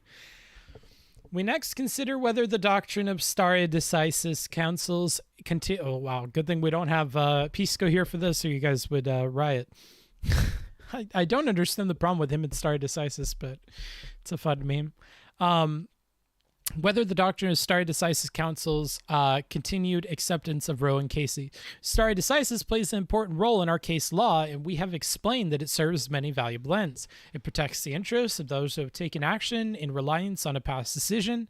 It reduces the incentives for challenging settled precedents, saving parties and courts the expense of endless litigation. It fosters even-handed decision-making by requiring that like cases be decided in a like manner, and it contributes to the actual and perceived integrity of the judicial process. And it restrains judicial... I need to stop adding and. He'll always add and. I'm so used to student papers. My brain is poison. Students will often make this very little mistake that a good writer won't make, where they'll forget to have and at the end of a long list, or especially at the end of this structure of writing where you have multiple sentences where the period almost functions as a comma would. And so I'm so used to trying to add and guess where the end of it is. And I don't have to do that because the justices will always do it. So I need to stop fucking that up. Was it a lie? He was on here earlier. I'm not putting it back up. And it restrains judicial hubris and reminds us to respect the judgment of those who have grappled with important questions in the past. Precedent is a way of accumulating and passing down the learning of past generations, a font of established wisdom richer than what can be found in any single judge or panel of judges. We have long recognized, however, that stare decisis is not an inexorable command, and it is at its weakest when we interpret the Constitution. It has been said that it is sometimes more important that an issue be settled than it be settled right. But when it comes to the interpretation of the Constitution, the greater charter of our liberties, which was meant to endure through a long lapse of ages... What is this? Thank you. Thank you, thank you. Wow. Huge thank you. Marley McFly gifting 5 fucking subs. If your name is Elove, Wind Stunned, Another Lost Druid, Friday Bossman, or Nick Static, congratulations. You got it. Got 5 free subs from our good fella, Marley McFly. Love that play on Marty McFly. Fun stuff. Arigato datte. Again, if you'd like to support the channel, and I'll do this every time we get donations and stuff, it would be highly appreciated. It helps indicate to me that I should keep doing content like this that's more maybe educational, more modern events.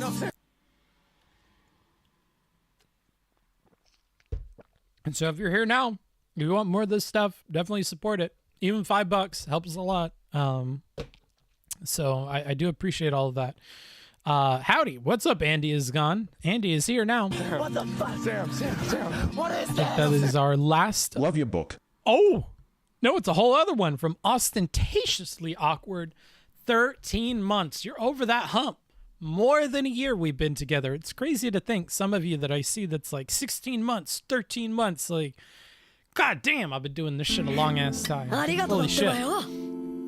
If you would have told me when I started streaming that you would be doing this for like almost 3 years now, I don't think he would have believed you. He probably would have been like, what do you mean? When the pandemic's over in a few months, I'll be back to essay writing.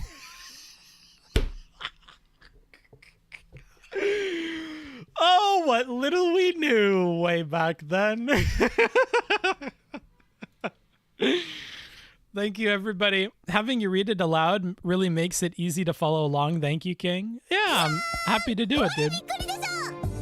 Wow, another big $20 sub. Let's hear it. This is for the Mr. Girl / Destiny / Erudivity VOD fam. Represent. You know what? I give huge props to people that are VOD gigachads, V Omega Lol D gigachads, because it means a lot for you to donate. You don't get the pressure in the moment. You're not sitting there in chat fucking sweating like, damn, I hope this motherfucker done call me out for not donating or subbing shit. I ain't got $5, bro. I'm not giving you fucking $5. This is a free website, bitch. And you're watching free videos. You get the VOD. You don't even have to go through it. You can fast forward through me guilt tripping you.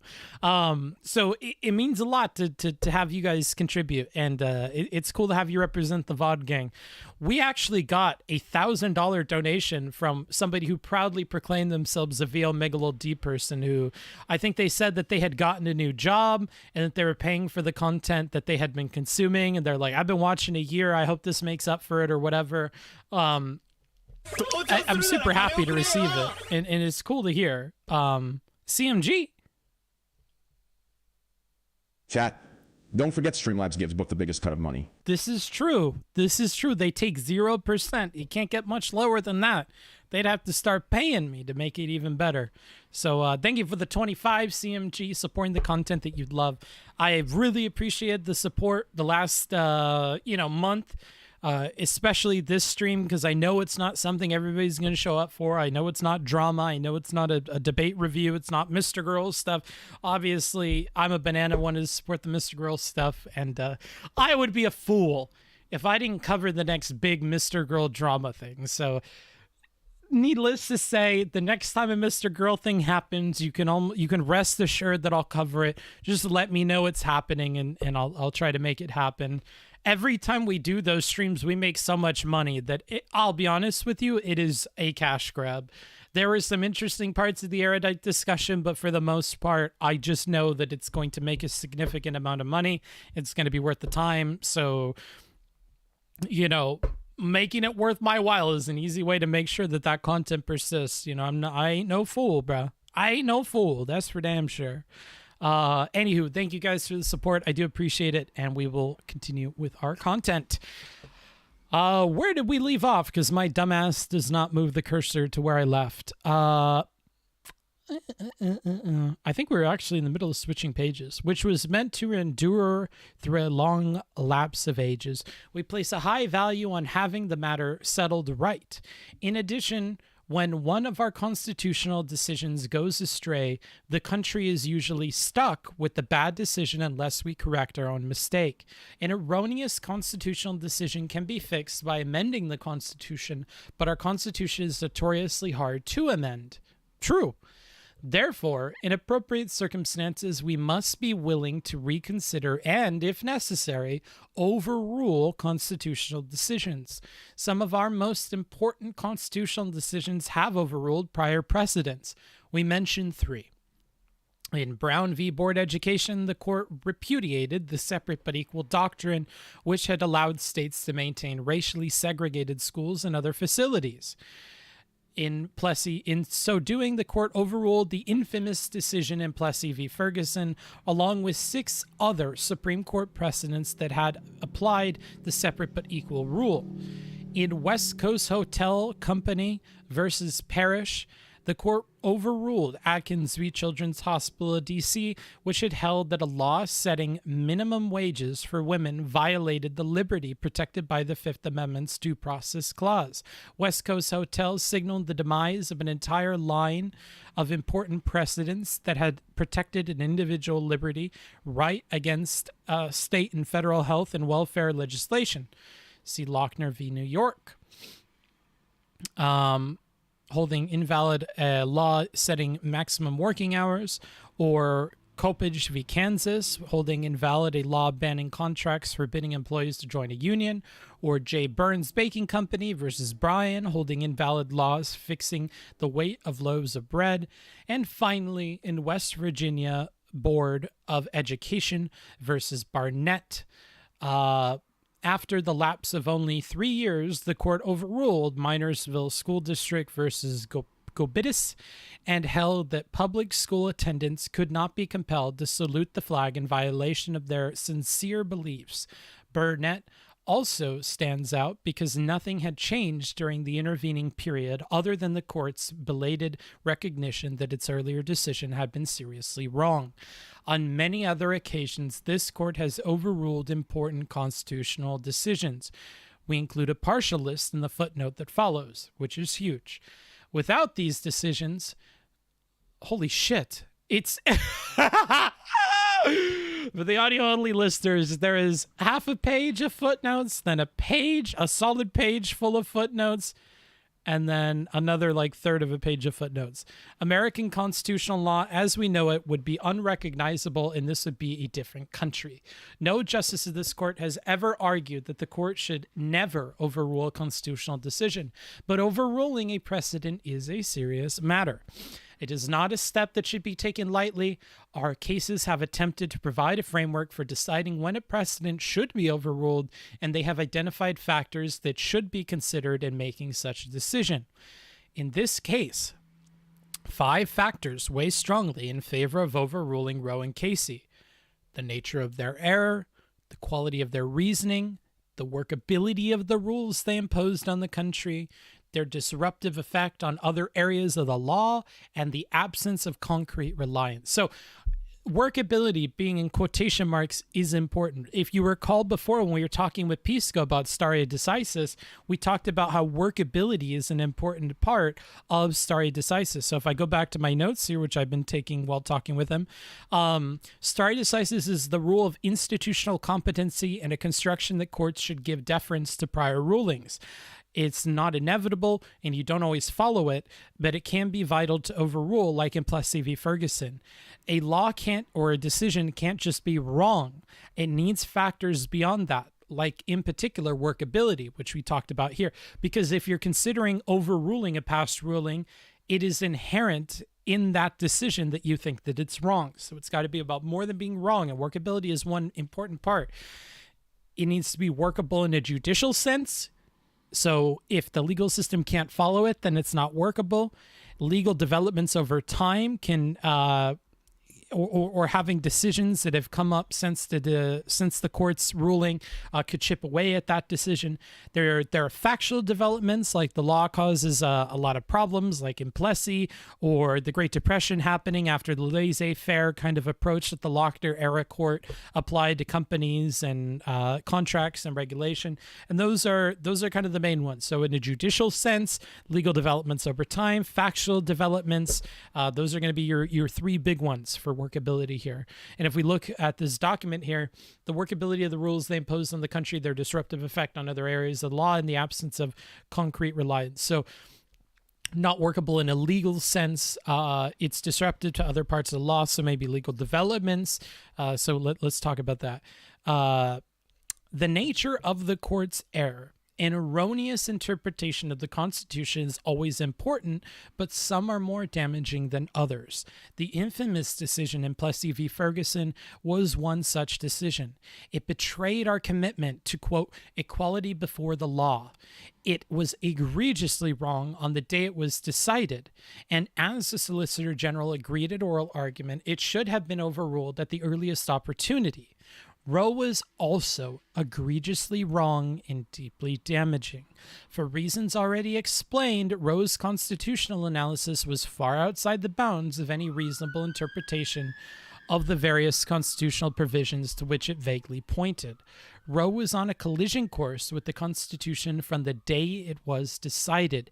Casey perpetuated its errors, and those errors do not concern some arcane corner of the law of little importance to the American people. Rather, wielding nothing but raw judicial power, which is the quote from Roe, the court usurped the power to address a question of profound moral and social importance that the Constitution unequivocally leaves for the people. Casey described itself as calling both sides of the national controversy to resolve their debate, but in doing so, Casey necessarily declared a winning side. Those on the losing side, those who sought to advance the state's interest in fetal life, could no longer seek to persuade their elected representatives to adopt policies consistent with their views. Remember, I talked about this as a key part of why I'm on the states' right side of things at the beginning of this. I could be moved on that. I'm moving on that on particular issues, but a key part of why I believe that over having the court rule on something that is divisive is because the individual agency of the voter, the collective agency of a state, of a people, of a community is greater when the power is left in their hands to decide those things.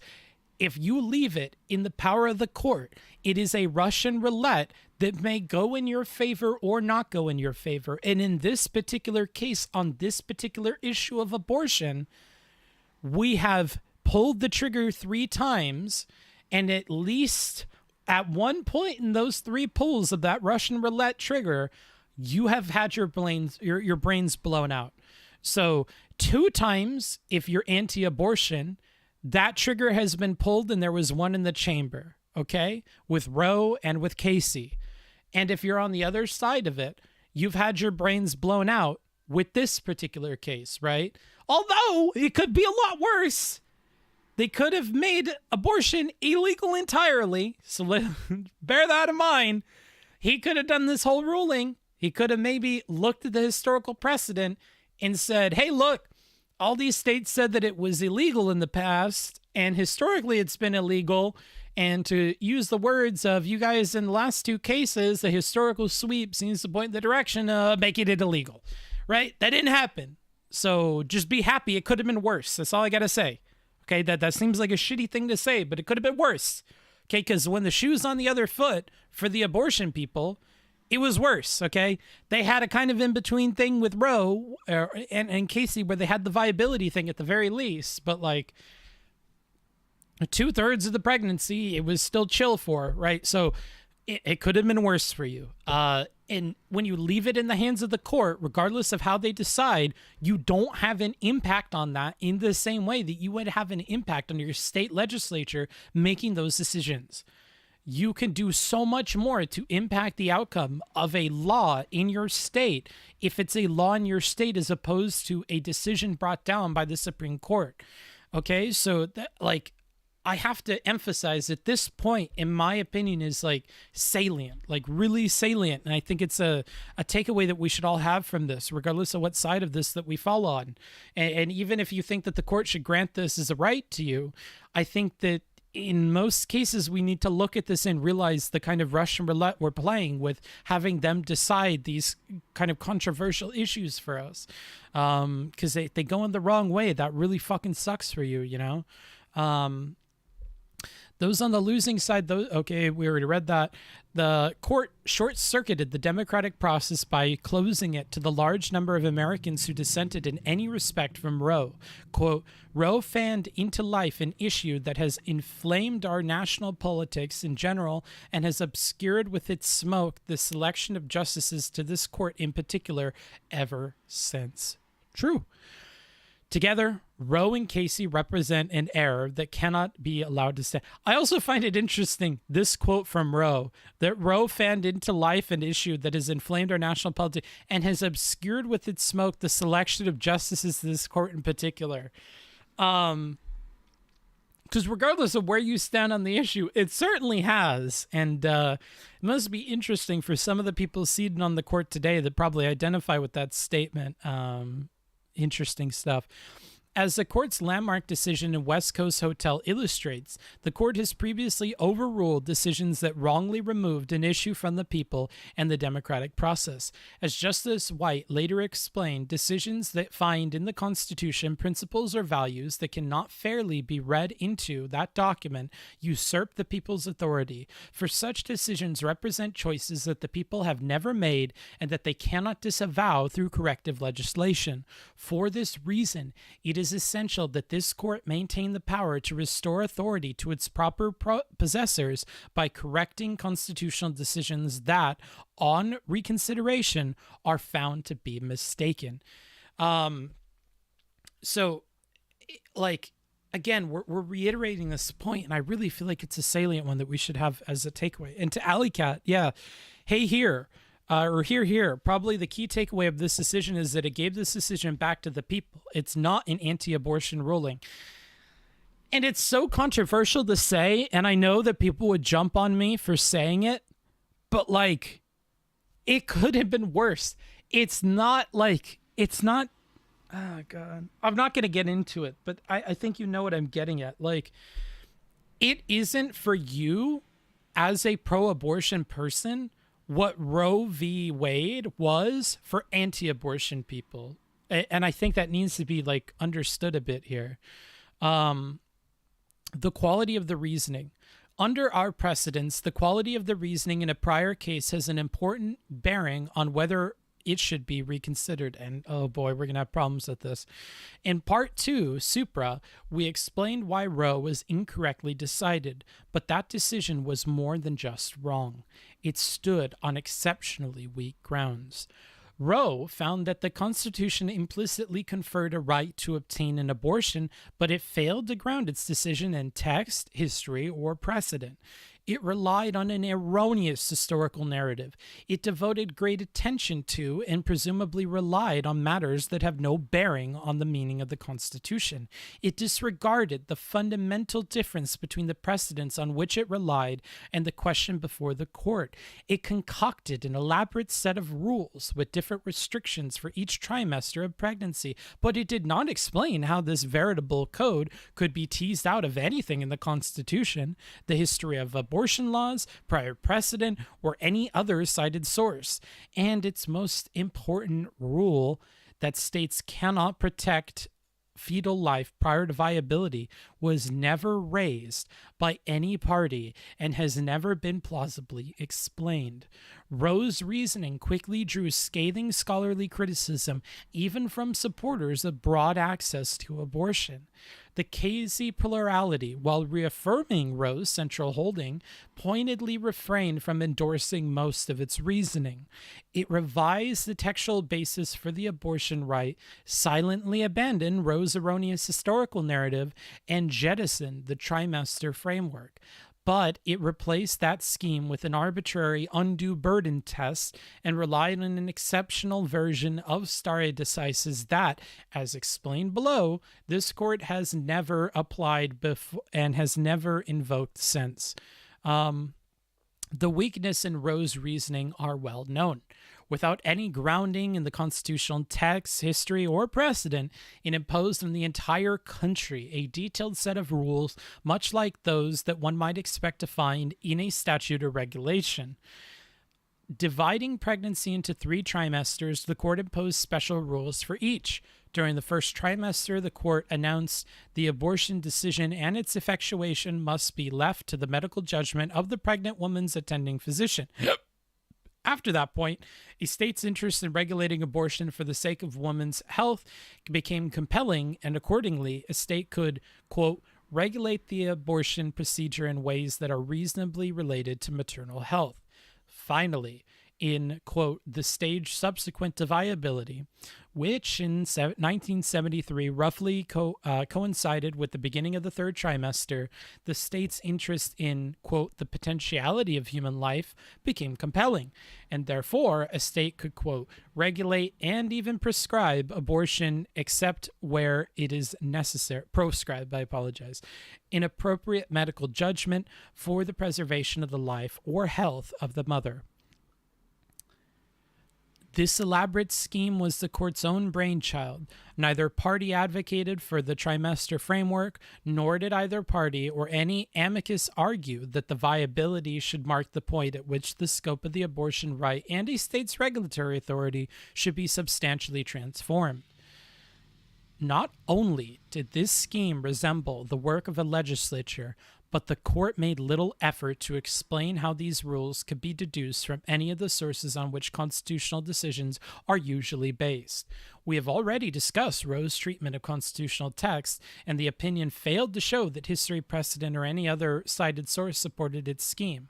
Roe featured a lengthy survey of history, but much of its discussion was irrelevant, and the court made no effort to explain why it was included.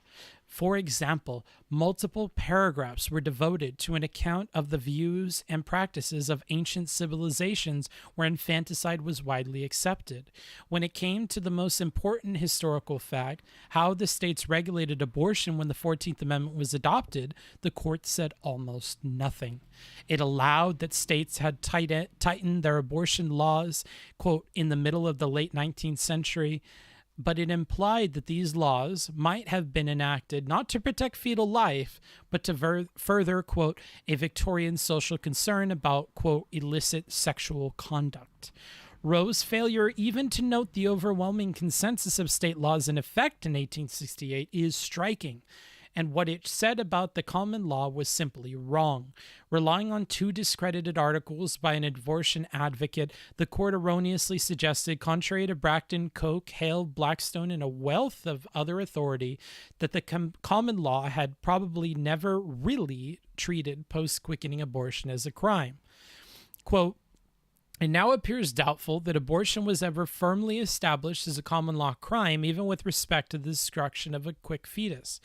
This erroneous understanding appears to have played an important part in the court's thinking because the opinion cited, quote, the lenity of the common law as one of the 4 factors that informed its decision. After surveying history, the opinion spent many paragraphs conducting the sort of fact-finding that might be undertaken by a legislative committee. This included a lengthy amount of the, quote, position of the American Medical Association and, quote, the position of the American Public Health Association, as well as the vote by the American Bar Association's House of Delegates in February 1972 on proposed abortion legislation. Also noted were a British judicial decision handed down in 1939 and a new British abortion law enacted in 1967. The court did not explain why these sources shed light on the meaning of the Constitution, and not one of them adopted or advocated anything like the scheme that Roe imposed on the country. So, a huge theme here is talking about how, and it coincides with the idea that this needs to be a legislative issue tossed to the legislators. They basically tried to legislate with Roe, that they went through all the steps that one would when creating legislature. They went through the procedures and processes to fact find as if you were trying to write a law. They cited different places that had nothing to do with the Constitution, but would have to do with creating public policy. And so it's now in the second part here, it's painting this picture that basically what Roe did was legislate. They dead ass came out and made up laws over the heads of the legislatures, and what that ruling was creating a law when half of the country was divided on this, and more than half criminalized abortion. So this appears to be the next arc that this document is going through here. Finally, after all this, the court turned to precedent. Citing a broad array of cases, the court found support for a constitutional right of personal privacy, but it conflated 2 very different meanings of the term: the right to shield information from disclosure and the right to make and implement personal decisions without governmental interference. Only the cases involving this second sense of the term could have any possible reference to the abortion issue, and some of the cases in that category involved personal decisions that were obviously very, very far afield. See Pierce, the right to send children to religious school, and Meyer, the right to have children receive a German language instruction. Yeah, I guess in some ways maybe that's different, but it's about child rearing. But I guess we're just going to skip that relationship in our description here, eh, Alito? What remained was a handful of cases having something to do with marriage, loving, or procreation, Skinner, Griswold, Eisenstadt, which we've already talked about what those are, but none of these decisions involve what is distinctive about abortion: its effect on what Roe termed potential life. Now we're repeating this again. A lot of repetition in here.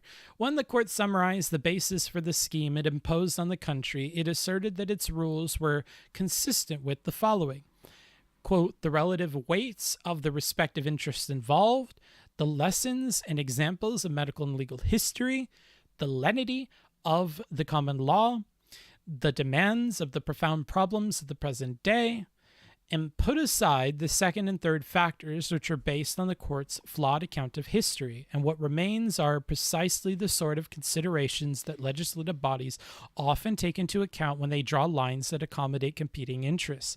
The scheme Roe produced looked like legislation, and the court provided the sort of explanation that might be expected from a legislative body. What Roe did not provide was any cogent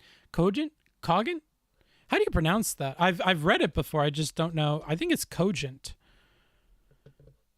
Cogent. Cogent. Okay, cool. I got that right, at least.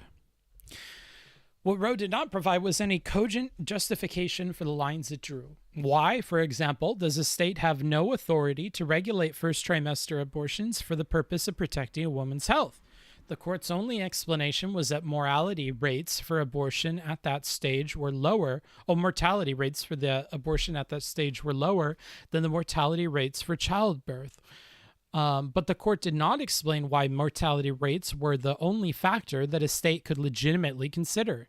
Many health and safety regulations aim to avoid adverse health consequences short of death, and the court did not explain why it departed from the normal role that courts defer to the judgments of legislatures, quote, in areas fraught with medical and scientific uncertainties, established in Marshall v. the United States, 1974. An even more glaring deficiency was Roe's failure to justify the critical distinction it drew between pre- and post-viability abortions. Here is the court's entire explanation. Quote, with respect to the state's important and legitimate interest in potential life, the compelling point is at viability. This is so because the fetus then presumably has the capability of meaningful life outside of the womb. I actually feel like that makes sense, but Alito has every reason to pretend and play dumb, but the point is, and you may not like this, and I think it's something you could have problems with, they're basically doing the life-defining question. What is life? Well, life is something that can go on. to steal a reference to Jurassic Park. Life goes on. And if it can go on outside the womb, then destroying it is necessarily destroying a life, right? And so that to me makes sense, but maybe they should have expanded upon this a little bit more. To me, it makes intuitive sense, but, maybe I'm a very, very special, very smart boy, very smart reader. As Professor Lawrence Tribe has written, quote, clearly, this mistakes a definition for a syllogism. The definition of a viable fetus is one that is capable of surviving outside the womb, but why is this the point at which the state's interest becomes compelling? If, as Roe held, a state's interest in protecting prenatal life is compelling after viability, why isn't that interest equally compelling before viability? Roe did not say, and no explanation is apparent.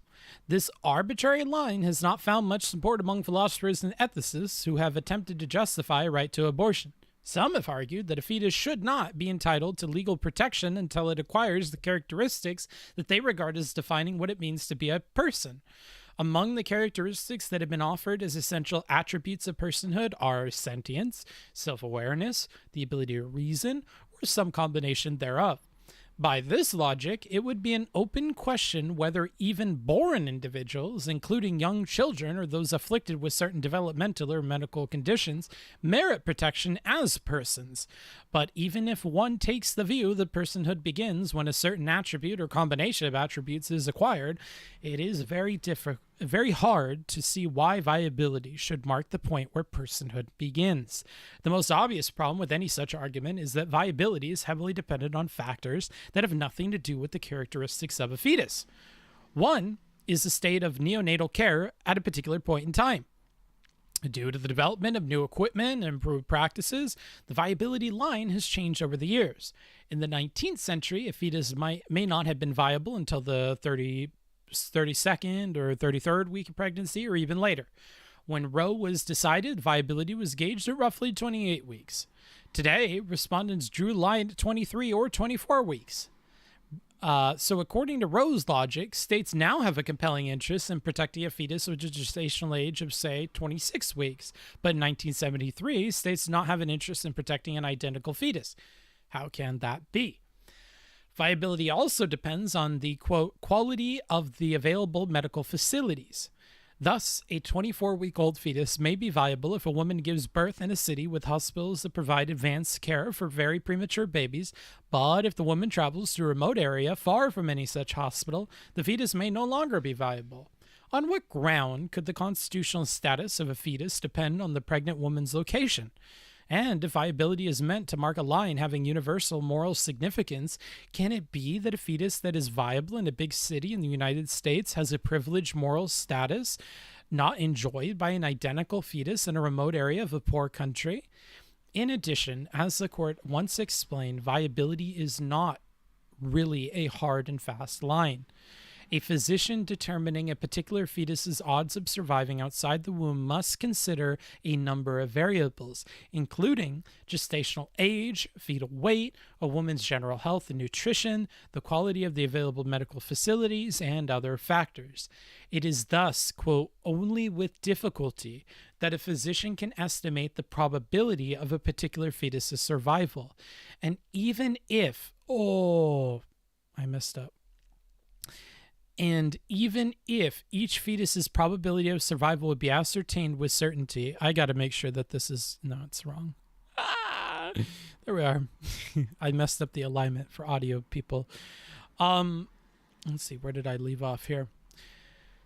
Something like even if. And even if each fetus's probability of survival could be ascertained with certainty, settling on a probability of survival that should count as viability is another matter. Is a fetus viable with a 10% chance of survival? 25%? 50%? Can such a judgment be made by a state? And can a state specify a gestational age limit that applies in all cases? Or must these difficult questions be left entirely to the individual attending physician on the particular facts of the case before him? The viability line, which Casey termed Roe's central rule, makes no sense, and it is telling that other countries almost uniformly eschew such a line. The court thus asserted raw judicial power to impose, as a matter of constitutional law, a uniform viability rule that allowed the states less freedom to regulate abortion than the majority of Western democracies enjoy. No problem. I'm happy that you appreciate the alignment. All in all, Roe's reasoning was exceedingly weak, and academic commentators, including those who agreed with the decision as a matter of policy, were unsparing in their criticism. John Hart Ely famously wrote that Roe was, quote, not constitutional law and gave almost no sense of an obligation to try to be. Archibald Cox, who served as Solicitor General under President Kennedy, commented that Roe, wow, Jesus Christ, Kennedy. Damn, Roe was a long-ass time ago. Sorry, a bit, whatever. So the Solicitor General said that Roe, quote, reads like a set of hospital rules and regulations that neither historian, layman, nor lawyer will be persuaded are part of the Constitution. The role of the Supreme Court in American government, page 113 and 114. Sorry, I try to avoid reading those. Lawrence Tribe wrote that, quote, even if there is a need to divide pregnancy into several segments with lines that clearly identify the limits of governmental power, interest balancing in the form the court pursues fails to justify any of the lines actually drawn. Mark Tushnet termed Roe a, quote, totally unreasoned judicial opinion. Jesus Christ. Despite Roe's weaknesses, its reach was steadily extended in the years that followed.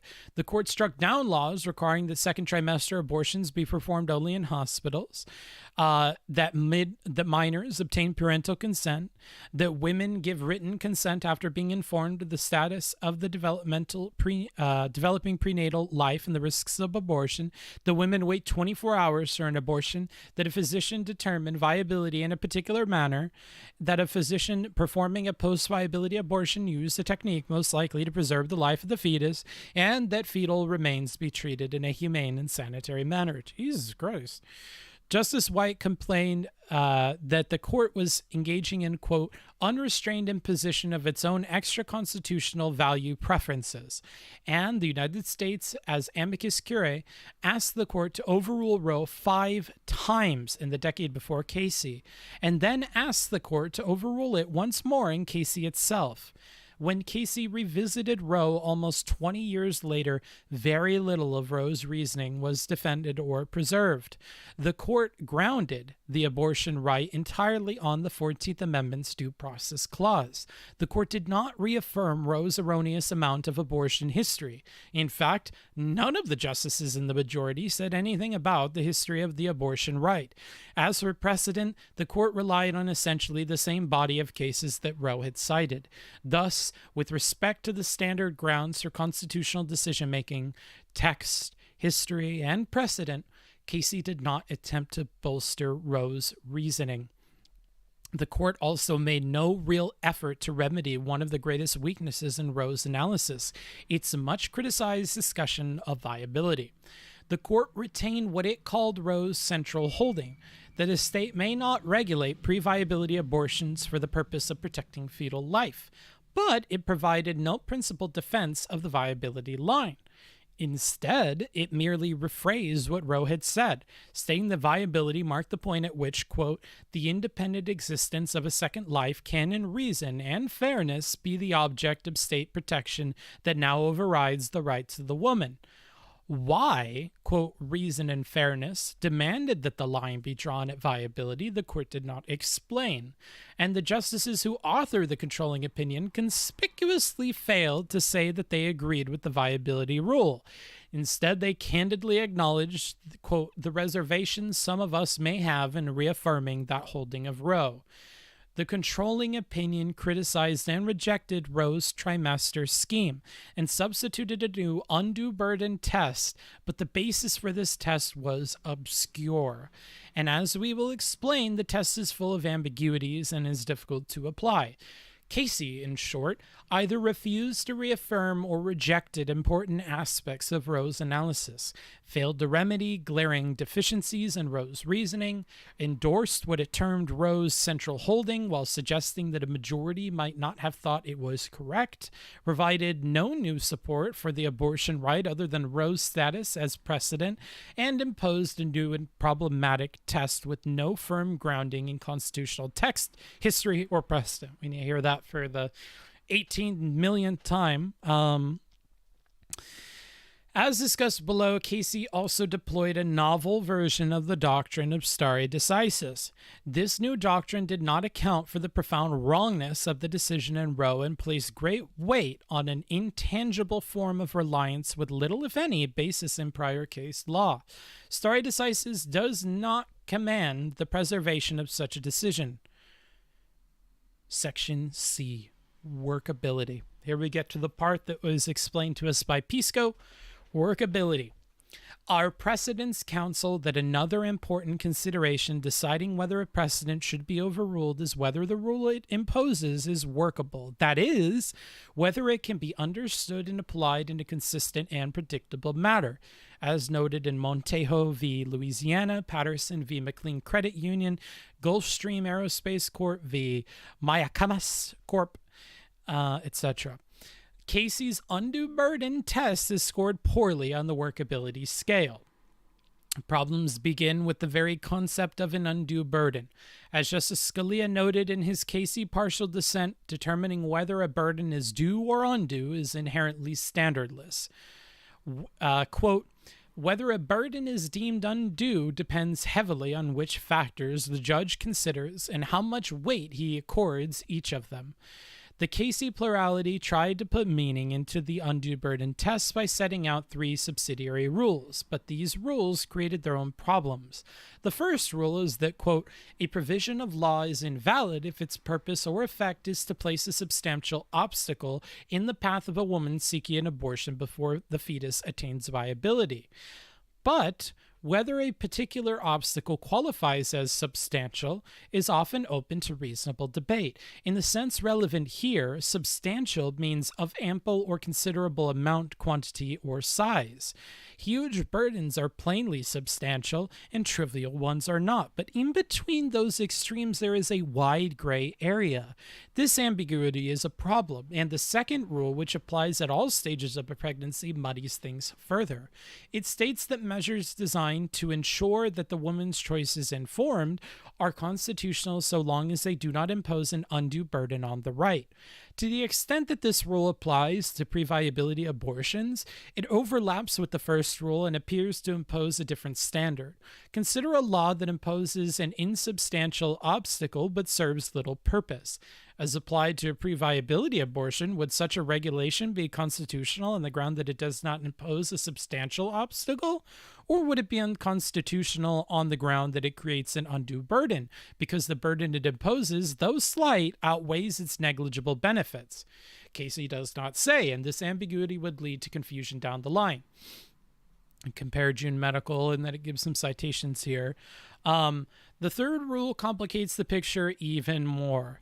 Under that rule, quote, unnecessary health regulations that have the purpose or effect of presenting a substantial obstacle to a woman seeking an abortion impose an undue burden on the right. This rule contains no fewer than 3 vague terms. It includes the 2 already discussed, undue burden and substantial obstacle, even though they are inconsistent. And it adds a 3rd ambiguous term when it refers to unnecessary health regulations. The term necessary has a range of meanings from essential to merely useful. Casey did not explain the sense in which the term is used in this rule. In addition to these problems, one more applies to all 3 rules. They all call on courts to examine a law's effect on women, but a regulation may have a very different impact on different women for a variety of reasons, including their places of residence, financial resources, family situations, work and personal obligations, knowledge about fetal development and abortion, psychological and emotional disposition and condition, and the firmness of their desire to obtain abortions. In order to determine whether a regulation presents a substantial obstacle to women, a court needs to know which set of women it should have in mind and how many of the women in this set must find that an obstacle is substantial. Casey provided no clear answer to these questions. It said that a regulation is unconstitutional if it imposes a substantial obstacle, quote, in a large fraction of cases in which it is relevant. But there is obviously no clear line between a fraction that is large and one that is not. I mean, yeah, I guess. This statement on its own, outside of populations and stuff, it just sounds funny to me. In populations, obviously, like, it'll be complicated. Like, so in math, like, if it's 5/10 and above, maybe you'd be like, all right, that's substantial. That's a hell of a lot of people. It's more than half.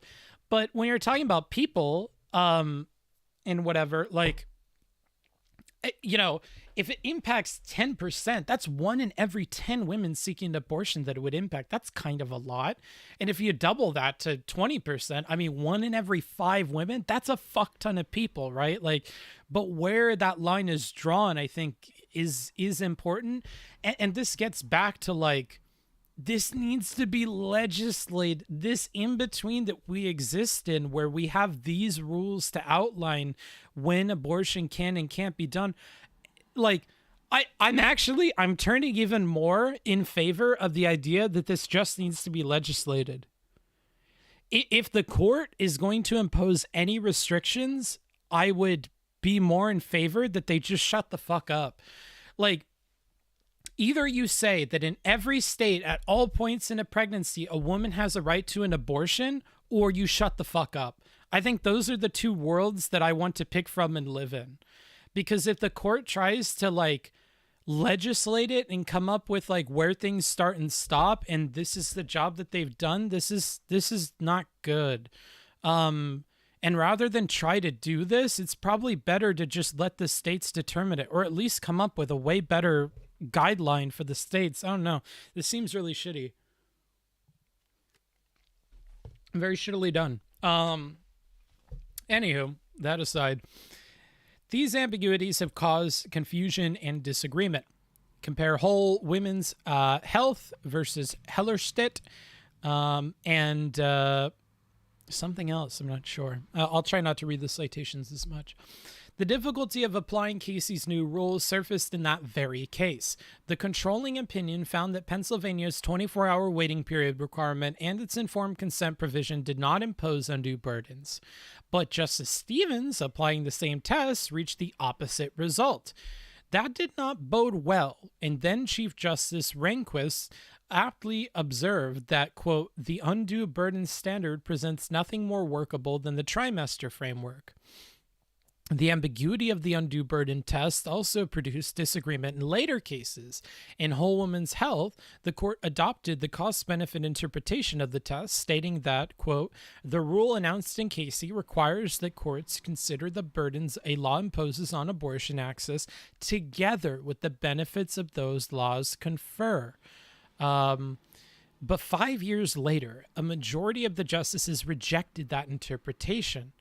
4 justices reaffirm Whole Women's Health instruction to, quote, weigh a law's, quote, benefits against, quote, the burdens it imposes on abortion access.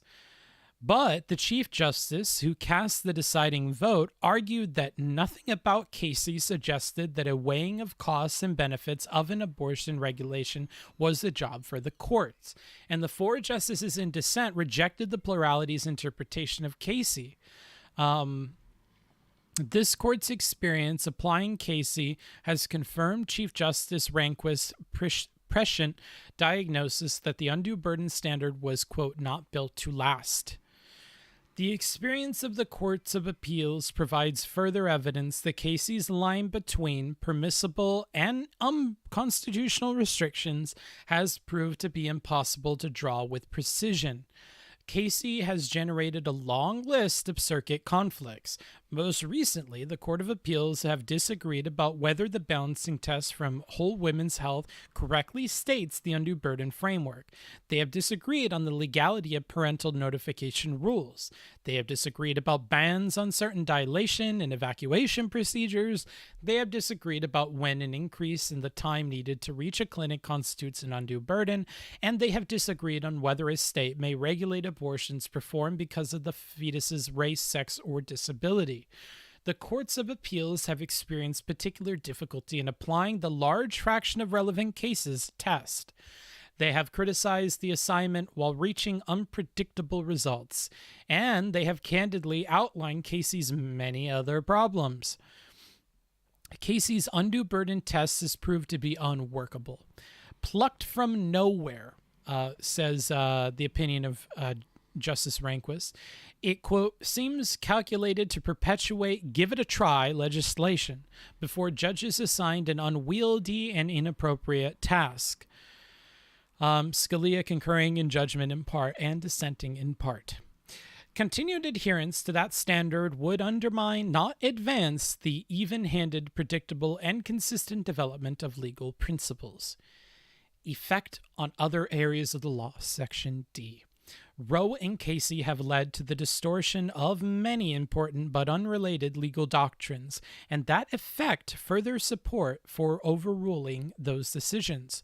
Members of this court have repeatedly lamented that, quote, no legal rule or doctrine is safe from ad hoc nullification by this court when an occasion for its application arises in a case involving state regulation of abortion. Let's see, lots and lots of quotes here. The court's abortion cases have diluted the strict standard for facial constitutional challenges. I don't really understand that. A question for our friend, facial constitutional challenges.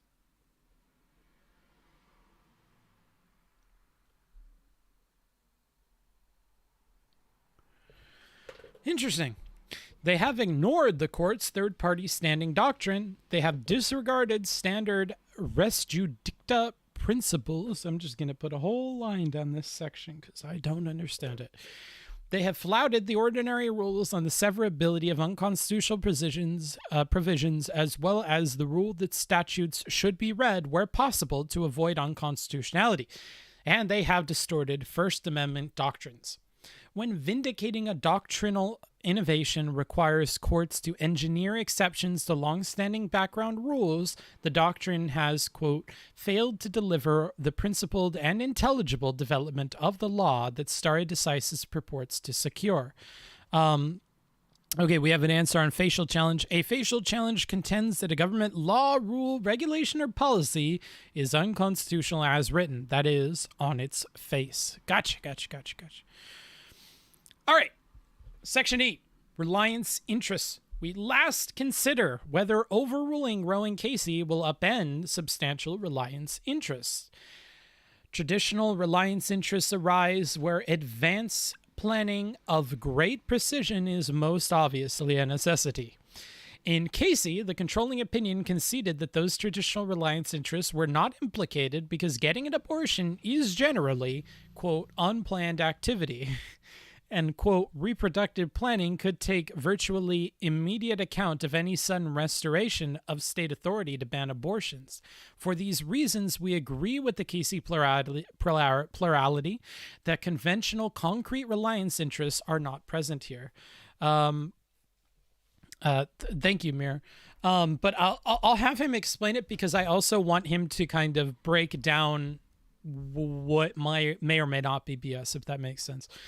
Unable to find reliance in the conventional sense, the controlling opinion in Casey perceived a more intangible form of reliance.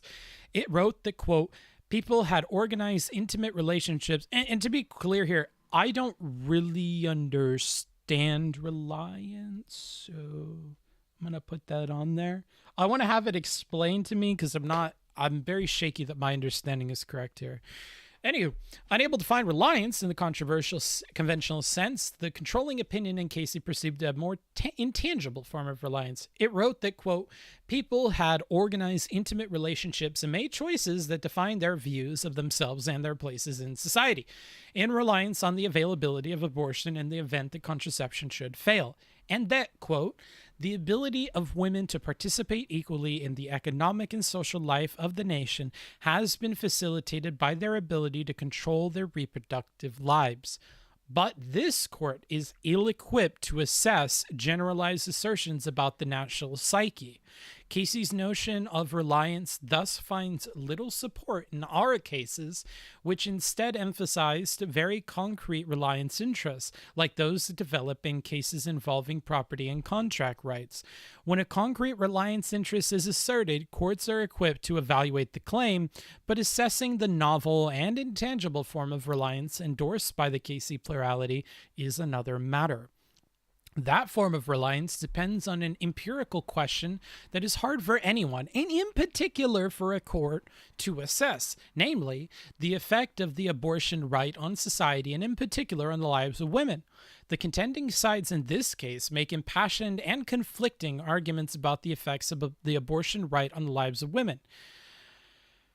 The contending sides also make conflicting arguments about the status of the fetus. This court has neither the authority nor the expertise to adjudicate those disputes, and the Casey plurality's speculations and weighing of the relevant or the relative importance of the fetus and mother represent a departure from the original constitutional proposition that courts do not substitute their social and economic beliefs for the judgment of legislative bodies. Our decision returns the issue of abortion to those legislative bodies, and it allows women on both sides of the abortion issue to seek to affect the legislative process by influencing public opinion, lobbying legislatures, voting, and running for office. Women are not without electoral or political power. It is noteworthy that the percentage of women who register to vote and cast ballots is consistently higher than the percentage of men who do so. In the last election, November 2020, women, who make up around 51.5% of the population in Mississippi, constituted 55.5% of the voters who cast ballots. Unable to show a concrete reliance on Roe and Casey themselves, the Solicitor General suggests that overruling those decisions would, quote, threaten the court's precedents holding that the Due Process Clause protects other rights. That is not correct for reasons we have already discussed, as even the Casey plurality recognized, quote, abortion is a unique act because it terminates, quote, life or potential life. And to ensure that our decision is not misunderstood or mischaracterized, we will write this in page 66 of a 213-page document. We emphasize that our decision concerns the constitutional right to abortion and no other right. Nothing in this opinion should be understood to cast doubt on precedents that do not concern abortion. But it's not... That doesn't dispel our concerns, Justice Alito, because we're concerned about how these interpretations, how your interpretations of justices might be used on other topics. It's not that this decision impacts others in a legal sense. It's that you guys have gone mask off, and now we're worried about how you'll rule in other shit. But nice. Anywho, Section 4. Having shown that traditional stare decisis factors do not weigh in favor of retaining Roe or Casey, we must address... sorry, I looked at the time. We must address one final argument that featured prominently in the Casey plurality opinion. The argument was cast in different terms, but stated simply, it was essentially as follows. The American people's belief in the rule of law would be shaken if they lost respect for this court as an institution that decides important cases based on principle, not social and political pressures. There is a special danger that the public will perceive a decision as having been made for unprincipled reasons when the court overrules a controversial watershed decision such as Roe. A decision overruling Roe would be perceived as having been made under fire and as a surrender to political pressure, and therefore the preservation of public approval of the court weighs heavily in favor of retaining Roe. This analysis starts out on the right foot, but ultimately veers off course. The Casey plurality was certainly right that it is important for the public to perceive that our decisions are based on principle, and we should make every effort to achieve that objective by issuing opinions that carefully show how a proper understanding of the law leads to the results we reach. But we cannot exceed the scope of our authority under the Constitution, and we cannot allow our decisions to be affected by any extraneous influences such as concern about the public's reaction to our work. That is true both when we initially decide a constitutional issue and when we consider whether to overrule a prior decision. As Chief Justice Rehnquist explained, quote, the judicial branch derives its legitimacy not from following public opinion, but from deciding by its best lights whether legislative enactments of the popular branches of government comport with the Constitution. The doctrine of stare decisis is an adjunct of this duty, and should be no more subject to the vagaries of public opinion than is the basic judicial task. In suggesting otherwise, the Casey plurality went beyond this court's role in our constitutional system. The Casey plurality, quote, called the contending sides of a national controversy to end their national division, and claimed the authority to impose a permanent settlement of the issue of a constitutional abortion right simply by saying that the matter was closed. That unprecedented claim exceeded the power vested in us by the Constitution. As Alexander Hamilton famously put it, the Constitution gives the judiciary neither force nor will. Our sole authority is to exercise judgment, which is to say, the authority to judge what the law means and how it should apply to the case at hand.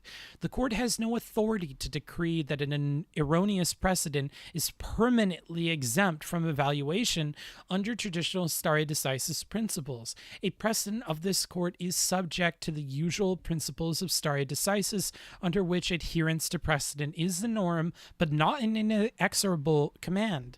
If the rule were otherwise, erroneous decisions like Plessy and Lochner would still be the law. That is not how stare decisis operates. The Casey plurality also misjudged the practical limits of this court's influence. Roe certainly did not succeed in ending division on the issue of abortion. On the contrary, Roe inflamed a national issue that has remained bitterly divisive for the past half century. Roe may have halted a political process, prolonged divisiveness, and deferred stable settlement of the issue. And for the past 30 years, Casey has done the same. Neither decision has ended debate over the issue of a constitutional right to obtain an abortion. Indeed, in this case, 26 states expressly ask us to overrule Roe and Casey and to return the issue of abortion to the people and their elected representatives. This court's inability to end debate on the issue should not have been surprising. This court cannot bring about the permanent resolution of a rancorous national controversy simply by dictating a settlement and telling that people to move on.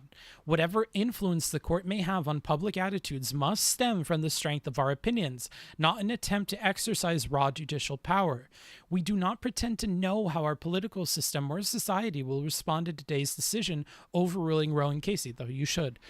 And even if we could foresee what will happen, we would have no authority to let that knowledge influence our decision. Fair enough. We can only do our job, which is to interpret the law, apply long-standing principles of stare decisis, and decide this case accordingly. We therefore hold the Constitution does not confer a right to abortion. Roe and Casey must be overruled, and the authority to regulate abortion must be returned to the people and their elected representatives. Section 5. Good day to you, Bookman. Just tuned in for this fresh content. Yeah, I need water. My throat, dude.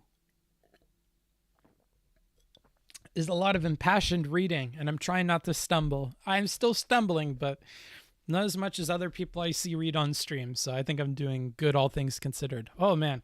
At least someone's reading the heavy stuff besides just reaction. Yeah. Hopefully we'll turn this into a long video where it's all just read out. That way if somebody has 6 hours at work and they want to put it on a second monitor, then they can do it. All right, let's continue. What a task that's going to be for Tack. I'm sure he's not going to enjoy that. Anywho, the dissent argues that we have abandoned stare decisis post at 30, but we have done no such thing, and it is the dissent's understanding of stare decisis that breaks with tradition. The dissent's foundational contention is that the court should never, or perhaps almost never, overrule an egregiously wrong constitutional precedent unless the court can, quote, point to major legal or factual changes undermining the decision's original basis. To support this contention, the dissent claims that Brown v. Board of Education and other landmark cases overruling prior precedents, quote, responded to change law and to change facts and attitudes that had taken hold throughout society.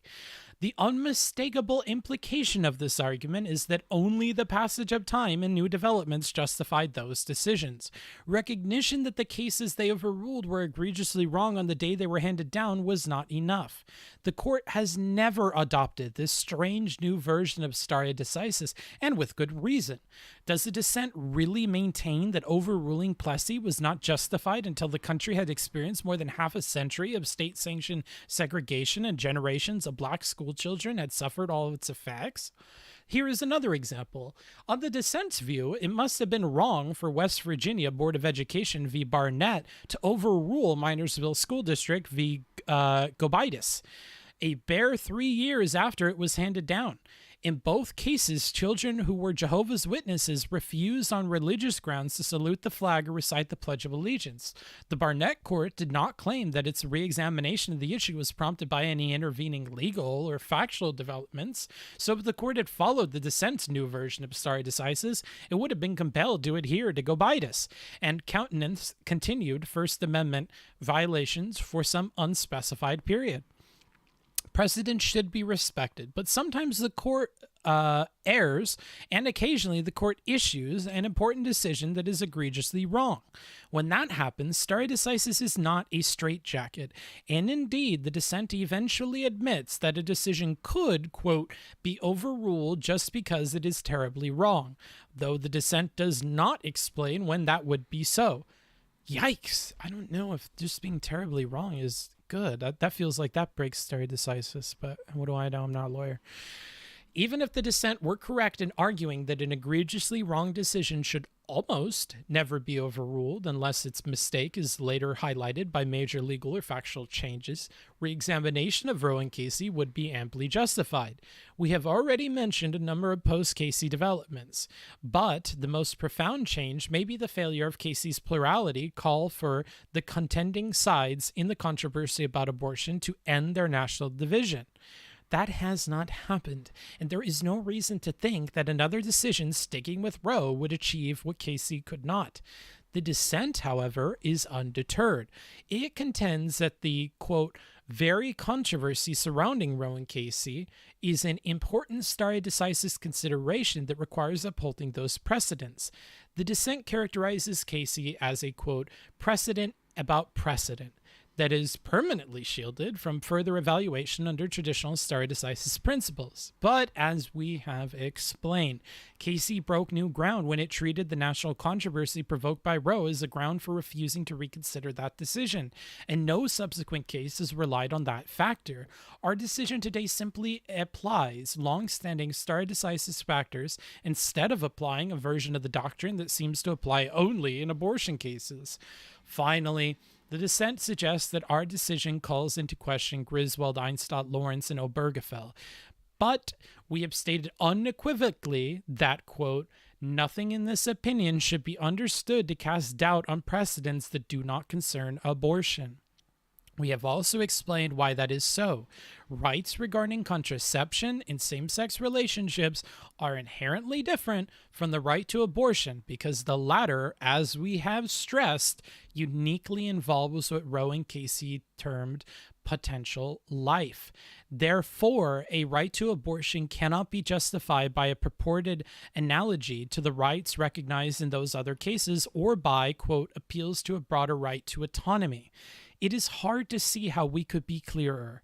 Moreover, even putting aside that these cases are distinguishable, there is a further point that the dissent ignores. Each precedent is subject to its own stare decisis analysis. And the factors that our doctrine instructs us to consider, like reliance and workability, are different for these cases than for our abortion jurisprudence. Thank you for the sub. I do appreciate that. 6 months in a row. Congratulations on getting that 6-month badge. IO failure. Hope you're not having an IO failure today so you can participate in today's chat. Lawyers I've listened to have said there's more leniency on stare decisis on constitutional questions and the interpretation of administrative or legal legislative works because those bodies can issue clarifications or pass new laws to make up for bad law, whereas Constitution is much more fixed than not. Founders aren't available, writing new amendments and getting past is tough. Yeah. Thanks for the comment, Roland. Good to have you all. Gosh, my throat hurts so bad. I haven't talked much at all the past couple of weeks, really, because I've not been streaming. My host worked a lot and I was on the computer a lot, so there wasn't much talking going on there. Boy, oh boy. 2 seconds. Let me go to this. Man, it is so rough. So very, very rough on my poor little throat. My throat hasn't been this raw in a while. That's what I'll say in regards to that. Boy, oh boy. Fucking. This is a long boy. Holy shit. All right. I will continue. Section B. Wait, are you doing all the pages or just the opinions? That we're doing every motherfucking one? Not all today, because I have to leave soon, relatively soon. Actually, how long is section B? No, sweet Mary, Mother of Jesus. Is this the end? No, it's not. Oh my God. I have to leave. I have an alarm set for 8 p.m. Let's see, when is my bus out of here? Because I still have to pack. 21:52. What is 21? 21? 9 maybe? 9:52. I had to pack. I'll go until 8:20. I'll go until 8:20, okay? I'll give you guys as much of me as I can. 8:20. Damn, last couple of weeks, books have been ignoring the people in his walls. Yeah, sometimes you got to put them in their place. Okay, I was going to say, isn't it it is 213 pages and we are on page 80. I mean, it's doable. It's written like normal English. It's not like reading philosophy. You know what I mean? Okay, continuing. We now, and if you'd like to support this huge fucking endeavor, Financial support, greatly appreciated. If you use !dono, that Streamlabs link, they take 0%. So if you want as many dollars and cents as possible to make their way into Bookie Boy's pockets and you want to encourage this content, even if you're watching now in a VOD or listening, yeah, that's right. I'm on your second monitor. Knock, knock, motherfucker. Yeah, you got me in another tab. You can't hide from me. I'm talking to you, V Omega Lol D. Come on, be a Giga Chad. Donate to the stream. You got me on at work? Motherfucker, what you make an hour? Come on now. Come on now. Book, you should have figured out your price and named it. Yeah, but that feels so gross. I want to read the whole thing. I thought about doing donation goals to keep going or whatever. I feel much more comfortable doing that on a Mr. Girl thing than I feel about doing that about this. I want to read the whole thing. You know what I mean? Quick, $100? No. 8 p.m. is that in like 3 minutes? Yeah, it's like right now. But I'll go until 8:20 and then I'll pack and stuff. I should have time to make it to my bus. All right. That being said, shield is over. And thank you to everybody who supported the stream so far. I will end this show with a shout out to IO Failure, CMG 5217, I'm a Banana, Ostentatiously Awkward, Parker Anderson, Jacob B, Daniel Beck, Stipulation, Psycho, Astos Man, Good Dog, The Dog, Franklin and Slash, and Drew Cox, X Hunter, Noxolid, Khaki Coffee, Stixon, Outpaced, and that's it. So thank you to all those people for supporting this. For sure, some content just doesn't feel milkable. Yeah, I'm not going to milk it. That's kind of fucked. Anywho, we now turn to the concurrence in the judgment, which... There's my alarm. We now turn to the concurrence in the judgment, which reproves us for deciding whether Roe and Casey should be retained or overruled. That opinion, which for convenience we'll simply call the concurrence, recommends a, quote, more measured course, which it defends based on what it claims is, quote, a straightforward stare decisis analysis. The concurrence would, quote, leave for another day whether to reject any right to an abortion at all, and would hold only that if the Constitution protects any such right, the right ends once the women have had a reasonable opportunity to obtain an abortion. The concurrence does not specify what period of time is sufficient to provide such an opportunity. But it would hold that 15 weeks, the period allowed under Mississippi's law, is enough, at least absent rare circumstances. Wait, what? Wait, am I understanding this right? Did this motherfucker just spend like 20 pages talking about how setting standards and stuff is not good, and then he sets a standard here that is also vague? Am I reading this right? I'm so confused. Or is he still talking about... What? We now turn to the concurrence in the judgment. I don't understand. Maybe he's talking about the other people concurring with the opinion of Roe v. Wade and Casey. I don't know. Anywho, let's continue. There are serious... I'm actually just going to mark this on my notes here. We now turn to the concurrence.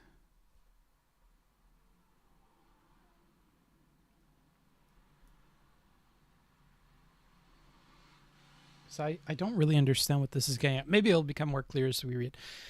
There are serious problems with this approach, and it is revealing that nothing like it was recommended by either party. I see. As we have recounted, both parties and the Solicitor General have urged us to either reaffirm or overrule Roe and Casey. And when this is from Robert's concurrence, not Leo's decision. Gotcha. And when the specific approach advanced by the concurrence was broached at oral argument, both respondents and the Solicitor General emphatically rejected it. Respondents' counsel termed it, quote, completely unworkable and, quote, less principled and less workable than viability. The Solicitor General argued that abandoning the viability line would leave courts and others with, quote, no continued guidance. What is more, the concurrence has not identified any of the more than 130 amicus briefs filed in this case that advocated its approach. The concurrence would do exactly what it criticizes Roe for doing, pulling out of thin air a test that no party or amicus asked the court to adopt. The concurrence's most fundamental defect is its failure to offer any principled basis for its approach. The concurrence would, quote, discard the rule from Roe and Casey that a woman's right to terminate her pregnancy extends up to the point that the fetus is regarded as a viable outside of the womb. But this rule was a critical component of the holdings in Roe and Casey, and stare decisis is, quote, a doctrine of preservation, not transformation. Therefore, a new rule that discards the viability rule cannot be defended on stare decisis grounds. From the chat, Alito for the court is talking about Robert's concurrence in the current opinion you're reading. Gotcha. The concurrence concedes that its approach would, quote, not be available if the rationale of Roe and Casey were inextricably entangled with and depended upon the viability standard. But the concurrence asserts that the viability line is separable from the constitutional right they recognize and can therefore be discarded without disturbing any past precedent. That is simply incorrect. Roe's trimester rule was expressly tied to viability, and viability played a critical role in later abortion decisions. For example, in Planned Parenthood of Central Montana versus Danforth, the court reiterated Roe's rule that a, quote, state may regulate an abortion to protect the life of the fetus and even may prescribe abortion at the stage subsequent to viability. The court then rejected a challenge to Missouri's definition of viability, holding that the state's definition was consistent with Roe's. Wait, what? The court then rejected a challenge to Missouri's definition of viability, holding that the state's definition was consistent with Roe's. Oh, I guess because Casey went over the head of Roe and Roe's is problematic, I guess.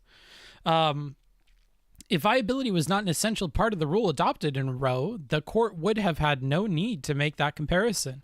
The holding in Colati v. Franklin is even more instructive. In that case, the court noted that prior cases had stressed viability and reiterated that viability is the critical point under Roe. It then struck down Pennsylvania's definition of viability, and it is hard to see how the court could have done that if Roe's discussion of viability was not part of its holding. When the court reconsidered Roe and Casey, it left no doubt about the importance of the viability rule. It described the rule as Roe's central holding and repeatedly stated that the right it reaffirmed was the right of the woman to choose to have an abortion before viability. The woman's right to terminate her pregnancy before viability is the most central principle of Roe v. Wade. It is a rule of law and a component of liberty we cannot renounce. And, quote, a woman has a right to choose to terminate or continue her pregnancy before viability. And another, quote, a state may not prohibit any woman from making the ultimate decision to terminate her pregnancy before viability. Our subsequent cases have continued to recognize the centrality of the viability rule. See Whole Women's Health. Quote, a provision of law is constitutionally invalid if the purpose or effect of the provision is to place a substantial obstacle in the path of a woman seeking an abortion before the fetus attains viability. Another quote, we now use viability as the relevant point at which a state may begin limiting women's health access to abortion for reasons unrelated to maternal health. Not only is the new rule proposed by the concurrence inconsistent with Casey's unambiguous language, it is also contrary to the judgment in that case and later abortion cases. In Casey, the court held that Pennsylvania's spousal notification provision was facially unconstitutional. Not just that it was unconstitutional as applied to abortion sought prior to the time when a woman has had a reasonable opportunity to choose. The same is true of Whole Women's Health, which held that certain rules that required physicians performing abortions to have admitting privileges at a nearby hospital were facially unconstitutional because they place, quote, a substantial obstacle in the path of women seeking a pre-viability abortion. For all these reasons, stare decisis cannot justify the new reasonable opportunity rule propounded by the current concurrence. If that rule is to become the law of the land, it must stand on its own. But the concurrence makes no attempt to show that this rule represents a correct interpretation of the Constitution. The concurrence does not claim that the right to a reasonable opportunity to obtain an abortion is, quote, deeply rooted in the nation's history and tradition and, quote, implicit in the concept of ordered liberty. Nor does it propound any other the theory that could show that the Constitution supports its new rule. And if the Constitution protects a woman's right to obtain an abortion, the opinion does not explain why that right should end after the point at which all reasonable women will have decided whether to seek an abortion. While the concurrence is moved by a desire for judicial minimalism, quote, we cannot embrace a narrow grounded decision simply because it is narrow. It must also be right. For the reasons that we have explained, the concurrence's approach is not. Section 3. The concurrence would, quote, leave for another day whether to reject any right to an abortion at all. But, quote, another day would not be long in coming. Some states have set deadlines for obtaining an abortion that are shorter than Mississippi's. A lot of quoting here. If we held only that Mississippi's 15-week rule is constitutional, we would soon be called upon to pass on the constitutionality of a panoply of laws with shorter deadlines or no deadline at all. The measured course chartered by the concurrence would be fraught with turmoil until the court answered the question that the concurrence seeks to defer. Even if the court ultimately adopted the new rules suggested by the concurrence, we would be faced with the difficult problem of spelling out what it means. For example, if the period required to give women a reasonable opportunity to obtain an abortion were pegged, as the concurrence seems to suggest, at that point, when a certain percentage of women make that choice, we would have to identify the relevant percentage. It would also be necessary to explain what the concurrence means when it refers to rare circumstances that might justify an exception. And if this new right aims to give women a reasonable opportunity to get an abortion, it would be necessary to decide whether factors other than promptness in deciding might have a bearing on whether such an opportunity was available. In sum, a concurrence's quest for a middle way would only put off the day when we would be forced to confront the question we now decide. The turmoil wrought by Roe and by Casey would be prolonged. It is far better for this court and the country to face up to the real issue without further delay. We must now decide what standard will govern if state abortion regulations undergo constitutional challenge and whether the law before us satisfies the appropriate standard. Under our precedents, rational basis review is the appropriate standard for such challenges. As we have explained, procuring an abortion is not a fundamental constitutional right because such a right has no basis in the Constitution's text or in our nation's history. It follows that the states may regulate abortion for legitimate reasons, and when such regulations are challenged under the Constitution, courts cannot, quote, substitute their social and economic beliefs for the judgment of legislative bodies. That respect for a legislature's judgment applies even when the laws at issue concern matters of great social significance and moral substance. A law regulating abortion, like other health and welfare laws, is entitled to a strong presumption of validity. It must be sustained if there is a rational basis on which the legislature could have thought that it would serve legitimate state interests. These legitimate interests include respect for and preservation of prenatal life at all stages of development, the protection of maternal health and safety, the elimination of particularly gruesome or barbaric medical procedures, the preservation of the integrity of the medical profession, the mitigation of fetal pain, and the prevention of discrimination on the basis of race, sex, or disability. These legitimate interests justify Mississippi's Gestational Age Act, except, quote, in a medical emergency or in the case of a severe fetal abnormality, the statute prohibits abortion, quote, if the probable gestational age of the unborn human being has been determined to be greater than 15 weeks. The Mississippi legislature's findings recount the stages of human prenatal development and assert the state's interest in protecting the life of the unborn. The legislature also found that abortions performed after 15 weeks typically use the dilation evacuation procedure, and the legislature found that the use of this procedure, quote, for non-therapeutic or elective reasons, to be a barbaric practice, dangerous for the maternal patient, and demeaning to the medical profession. These legitimate interests provide a rational basis for the Gestational Age Act, and it follows that the respondent's constitutional challenge must fail. We end this opinion where we began. Abortion presents a profound moral question. The Constitution does not prohibit the citizens of each state from regulating or prohibiting abortion. Roe and Casey arrogated that authority.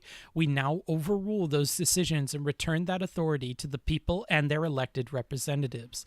The judgment of the Fifth Circuit is reversed, and the case is remanded for further proceedings consistent with this opinion. It is so ordered. Done. There is the majority opinion for Dobbs v. Jackson Women's Health Organization. Wow. There it is, party people. There it is. Good point to end on. I would agree. I will go ahead and switch it over to discussion for the last part of this. I will turn off the dingleberry we got on screen here, shift the camera a bit. And let's talk about that. If you guys have something to say, maybe now would be the time to say it. You want to talk about what you read there, what you're feeling about it, what stood out to you, what did you hear here that you didn't hear in other places? Any and all of those topics I think would be of personal interest to me. I'd be happy to talk about them before I take off to go pack all my stuff. It is so ordered. Yeah. Yep. It is so ordered. It is so ordered. I look forward to continuing reading this document. What comes after the appendices here? Oh, I get rock hard seeing how many pages of appendices we don't have to look at are. It is so long. Every fucking page, I just scroll and scroll and scroll. Yum, yum, yum, yum, yum, yum, yum, yum, yum, yum. Yum, yum, yum, yum, yum, yum, yum, yum. Okay, concurring opinions start on page 117. Okay, sick! Yes! Granted, there are some pages at the very beginning we'll have to go back on the syllabus, but we'll do that after we read everything. Oh, God. I know what Dobbs v. Jackson means now, lol. It was always phrased at the end of Roe v. Wade rather than the new precedent case. I don't really understand the question, but it seems you're pointing out now you know what it means. I do too. Blame RBG and Obama. Well, as usual, blame Obama. The dissent should be interesting. Yeah, it should be. That'll be interesting. Honest to God, even the concurring will be interesting to me because it'll be neat to see, what the other justices thought and what they want to expand upon. Because, I mean, a lot of this is like what Alito focused on in his questioning during oral arguments, which if you're interested, if you really like this video, go to the Booksmarts YouTube channel, look up Supreme Court or SCOTUS or something along those lines, and you should find the show where we listen to all of the oral arguments. And Pisco also joined us, granted, on the other side of the stream in chat for a brief part of that stream as well. But I hope to have him back on to discuss the rest of the opinions here, and I think he might have more fun with that part as well. So I look forward to that. Yeah, I just I really enjoyed having Pisco on for the parts that we listen to, or you listen to, I suppose. Initially, I was concerned because I really didn't want it to turn into an argument or like a lot of opinions from us. But when I talked to Pisco in private about it and kind of outlined what I was looking to do with the stream, I feel like he was very amenable to following along with that. So that was really good. I wonder how the layman will respond to the news and how the news will talk about referring to this decision. It's difficult to not see myself as just debating this topic since I'm not affected. Yeah. It's tough when you're a man out there, you know, talking about abortion. Yeah, I mean, like, now that I've read the whole thing, I think it will give me a new outlook and a new way of kind of looking at and interpreting what the news says about it. Like, I think that Alito tried to be very clear in this not having knock-on effects directly, this ruling on like other things like contraceptives.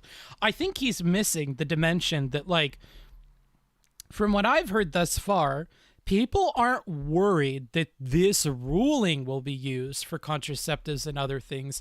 They're worried about these fucking justices and what they would rule on other things. They're not worried that, oh, courts are going to use this ruling to get rid of contraceptives and yada yada.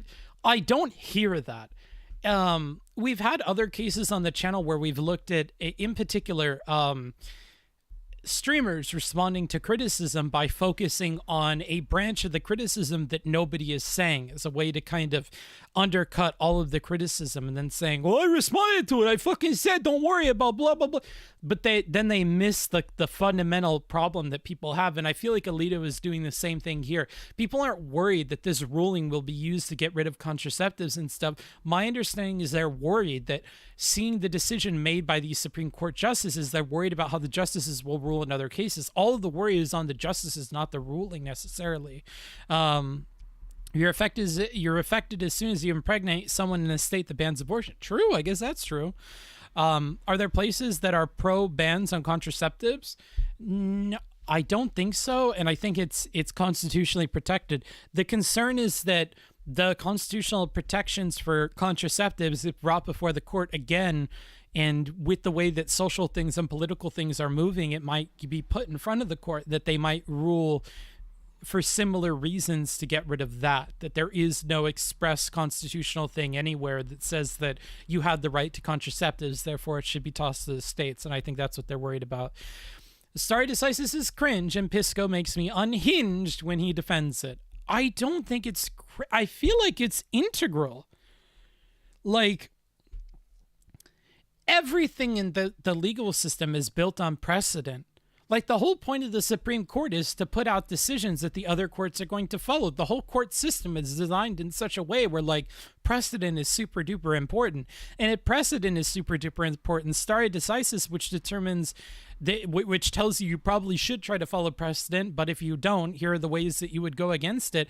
I feel like that is super important. So, adventure, unless you feel like precedent is also cringe, in which case we just have a fundamental disagreement about the law, I don't see how you have that opinion. I would assume that you would think then that precedent is cringe, and then we would just fundamentally disagree.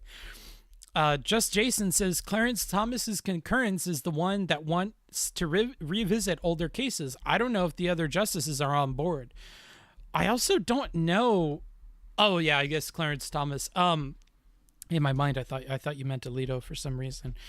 Yeah, I guess we'll get to Clarence Thomas's. Thomas is the first of all the concurring opinions in chronological order within the text. So, yeah, maybe Thomas's opinions will be worrisome, but Alito doesn't seem to be on that page. So, and that's the majority opinion. Business opportunity, setting up all-inclusive abortion vacations. Well, I mean, if states like Missouri get their way, then they'll legislate it beyond the bounds of their state, though even Kavanaugh seems to be against that, so I don't know. The whole basis for common law is based on precedent stare decisis. I agree. For lower courts, I would agree. For the Supreme Court, no. Eek.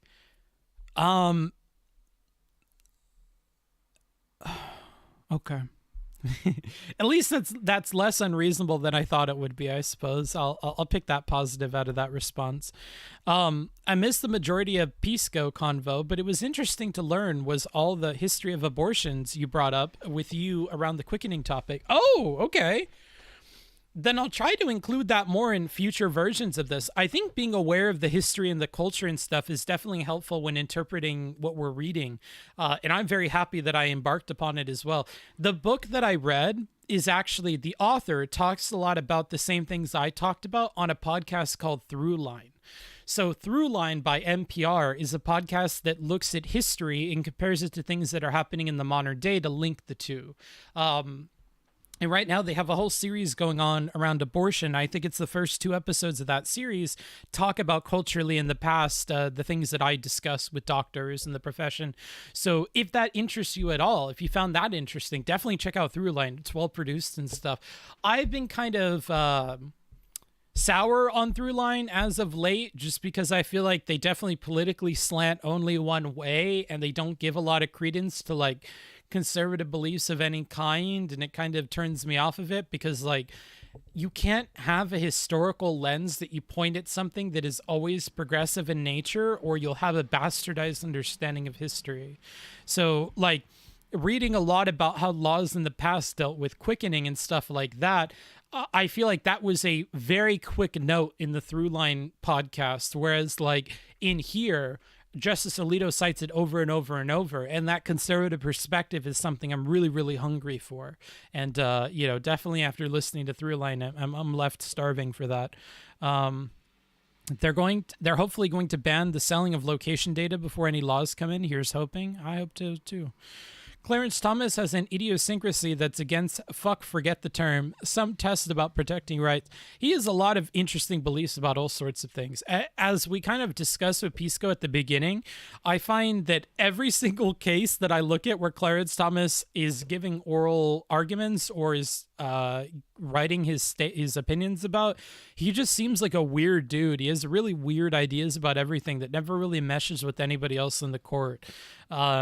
He's kind of like the book smarts of the legal world in a way. He seems to find weird positions that other people aren't taking and weird outlooks on things and focuses on things that I don't see anybody else talking about. And oftentimes it comes off as strange to me. I kind of understood in this case where he was going with things, and I saw the logic, but in other cases I'm like, what the fuck is this guy asking about, bruh? Like, what? Dems should have tried to codify laws for like 12 weeks and could have gotten it passed. Dems should have tried to codify laws for like ever since Roe came out. They've had a very long time and they haven't done shit. So it's tough to feel bad for the Democrat. Like, it feels so bad because the Democrats are the only way we get progressive and, in my opinion, like forward-thinking legislation passed in the country. But they are some of the worst, like, legislatures. Like, they just suck. They suck at achieving their political goals. They suck at getting legislation passed. They suck at using power once they have it. Like, they just blow. They're incompetent, like, on the whole. And so it's really frustrating that is the party that we have to have for this. Like, one thing that Vosh and other people state that I definitely agree with is the ruthlessness of the Republican Party needs to be something we adopt a little bit more as the Democratic Party. It's a two-worded term, and there's one-word term, and he wants to go back to the one-word term, and that second... Now, yeah, I don't understand, Roland. Thomas is against substantive due process and only do procedural due process. Yeah, he's out there. Chat or book. When do y'all say that the partner's right to choose ends and the mother's right starts? It's all difficult, and saying otherwise seems incredibly dismissive to me. I think that we could get rid of all of that if there were no financial or other kinds of obligations that the male needed to take part in. Like, if you didn't have to pay child support or you weren't like on the hook for anything regarding the kid, then we'd be in a world where I would say it's fine that you have no say in the pregnancy, because then we could just look at it as completely a woman thing. Like, okay, well, if you're not on the hook for anything involving that kid, then there's, in my opinion, little reason for us, legally at least, to really care about your say in the matter. Then it all comes down to the woman. And you might be like, but like morally or life-wise, like I think they should have a say in their kid. It's their kid, yada, yada. I wouldn't necessarily agree. Think the guy meant 12-week abortion limit. Most of Europe is 15 weeks and less. Gotcha. Too afraid to hold their own party's feet to the fire. They know they can't whip the moderate Dems. Spineless. Damn. Some Syrian criticism from Mir Raza in the chat. Wowee. I am tired. How long did we go on for today? 6 hours. Okay, reasonable. I haven't streamed in a while. That might be part of why I don't have the endurance that I normally do. But it's also probably the talking. Like, definitely every stream is just me talking like nonstop. But like, I get to take breaks and stuff. In this, I felt like there was just... It was nonstop reading and reading and reading and reading and reading. But Jesus, 80 pages was it too, of legal waffle. I mean, to be fair, I think it's legible. Like, you can read it. There's some little idiosyncrasies or whatever of legalese in there with the way things are cited and whatever. But I think by the time we got to the end, I was pretty good about not being duped into starting to read the citations, and I began to understand the way that they worked. But yeah. Yep. Yeah, a lot of reading, that we did today, and I hope you guys appreciate it. I hope that if you're watching the VOD, you consider donating to the channel, subscribing on YouTube, whatever. I really do appreciate any support you could offer, even a comment, letting me know, hey, keep doing it. You know, I can't support you, but good job, keep at it. I listened to the whole thing. You know, any kind of support, whether it's verbal or monetary or whatever, it's super nice and it's reassuring. It isn't written in full legalese, pretty legible in my opinion. Yeah, and I find that most Supreme Court briefs, or not briefs, sorry, I gotta fix that mental model of mine. Most Supreme Court opinions are easy to read, which is why, like, I'm fine doing it on stream. If nobody's ever read a Supreme Court opinion in their life, I want them to see this and realize, like, you could definitely read it. The average person can read it. You might not pick up on everything the way that Pisco does, but I don't think that should dissuade you from trying if you're interested. You know what I mean? Like, I just don't want people to make them out to be boogeymen that they can't read because it's all legalese or something, or you can't understand it if you're not a lawyer. I don't think that's the case. You know what I mean? And hopefully this stream is a part of making people aware of that. I would hope, because I did it for, 6 hours straight, and I think I understood most of it. I mean to say good job in reading so much rather than it's terribly written. Gotcha. Yeah. Yep. Lots of legal shit, and 80 pages of it. That's a lot. 6 hours straight of reading. And I ain't no audiobook narrator, okay? I don't have the muscles for it. You still talking with Destiny? I already talked to Destiny. Again, if you missed any of my appearances or want to see me on other people's channel, I've been on so many other people's channel recently. Recently as in the last month.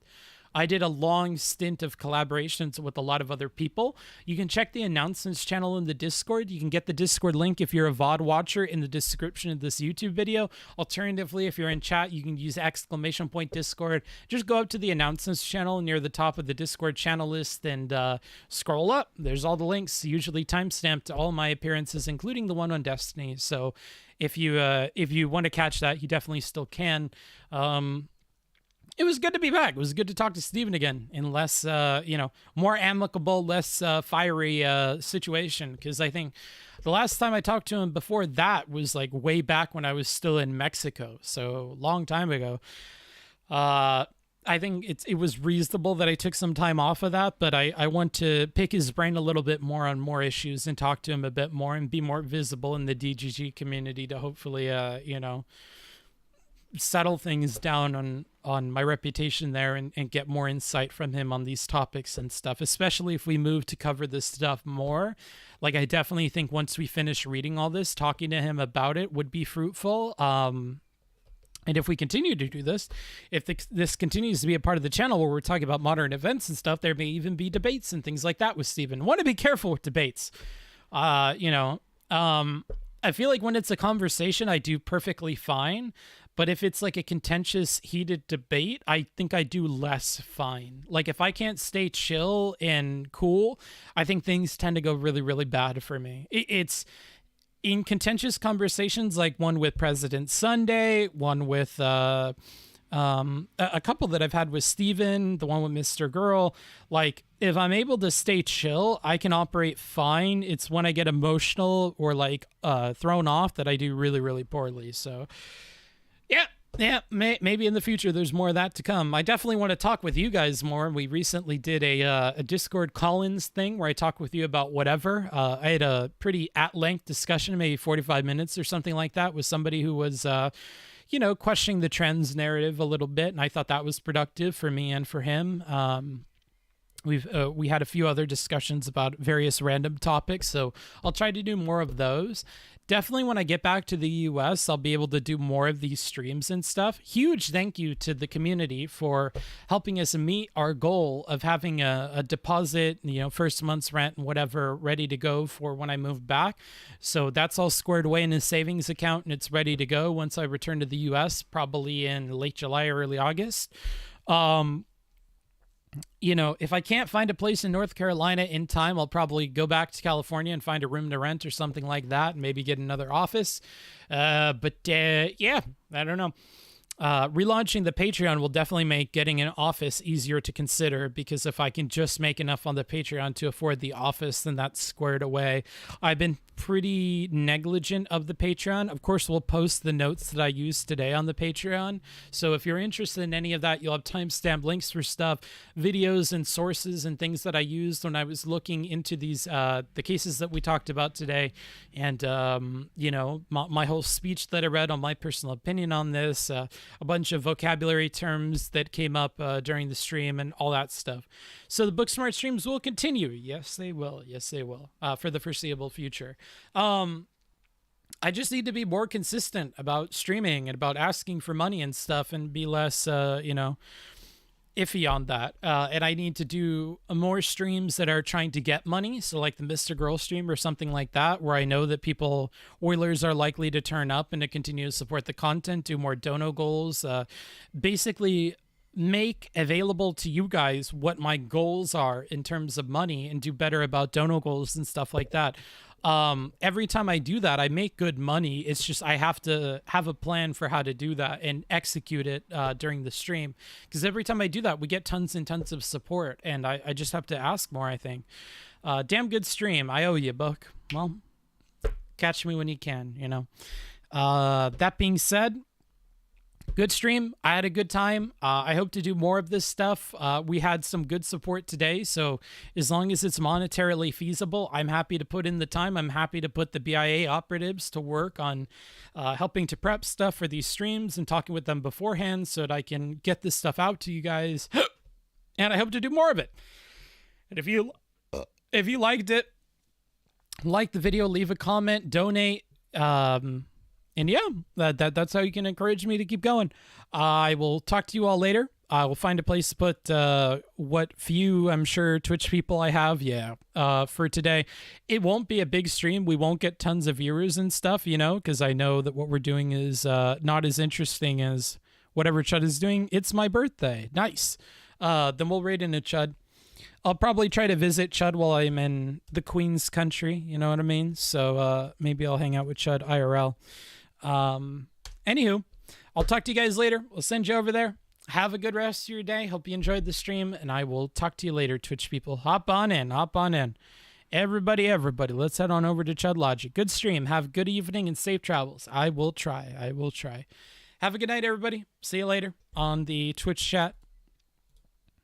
And they're gone. YouTube chat, you and me. Thanks. I appreciate you guys. There's a lot more of you than Twitch viewers today. I gotta say, as one of the few streamers in the politics space that dual streams, I really enjoy it. I like having you guys around. I like having my secret YouTube chat, you know. What Dobbs versus Jackson was this referred to? It's a court case. The big court case is in the news right now.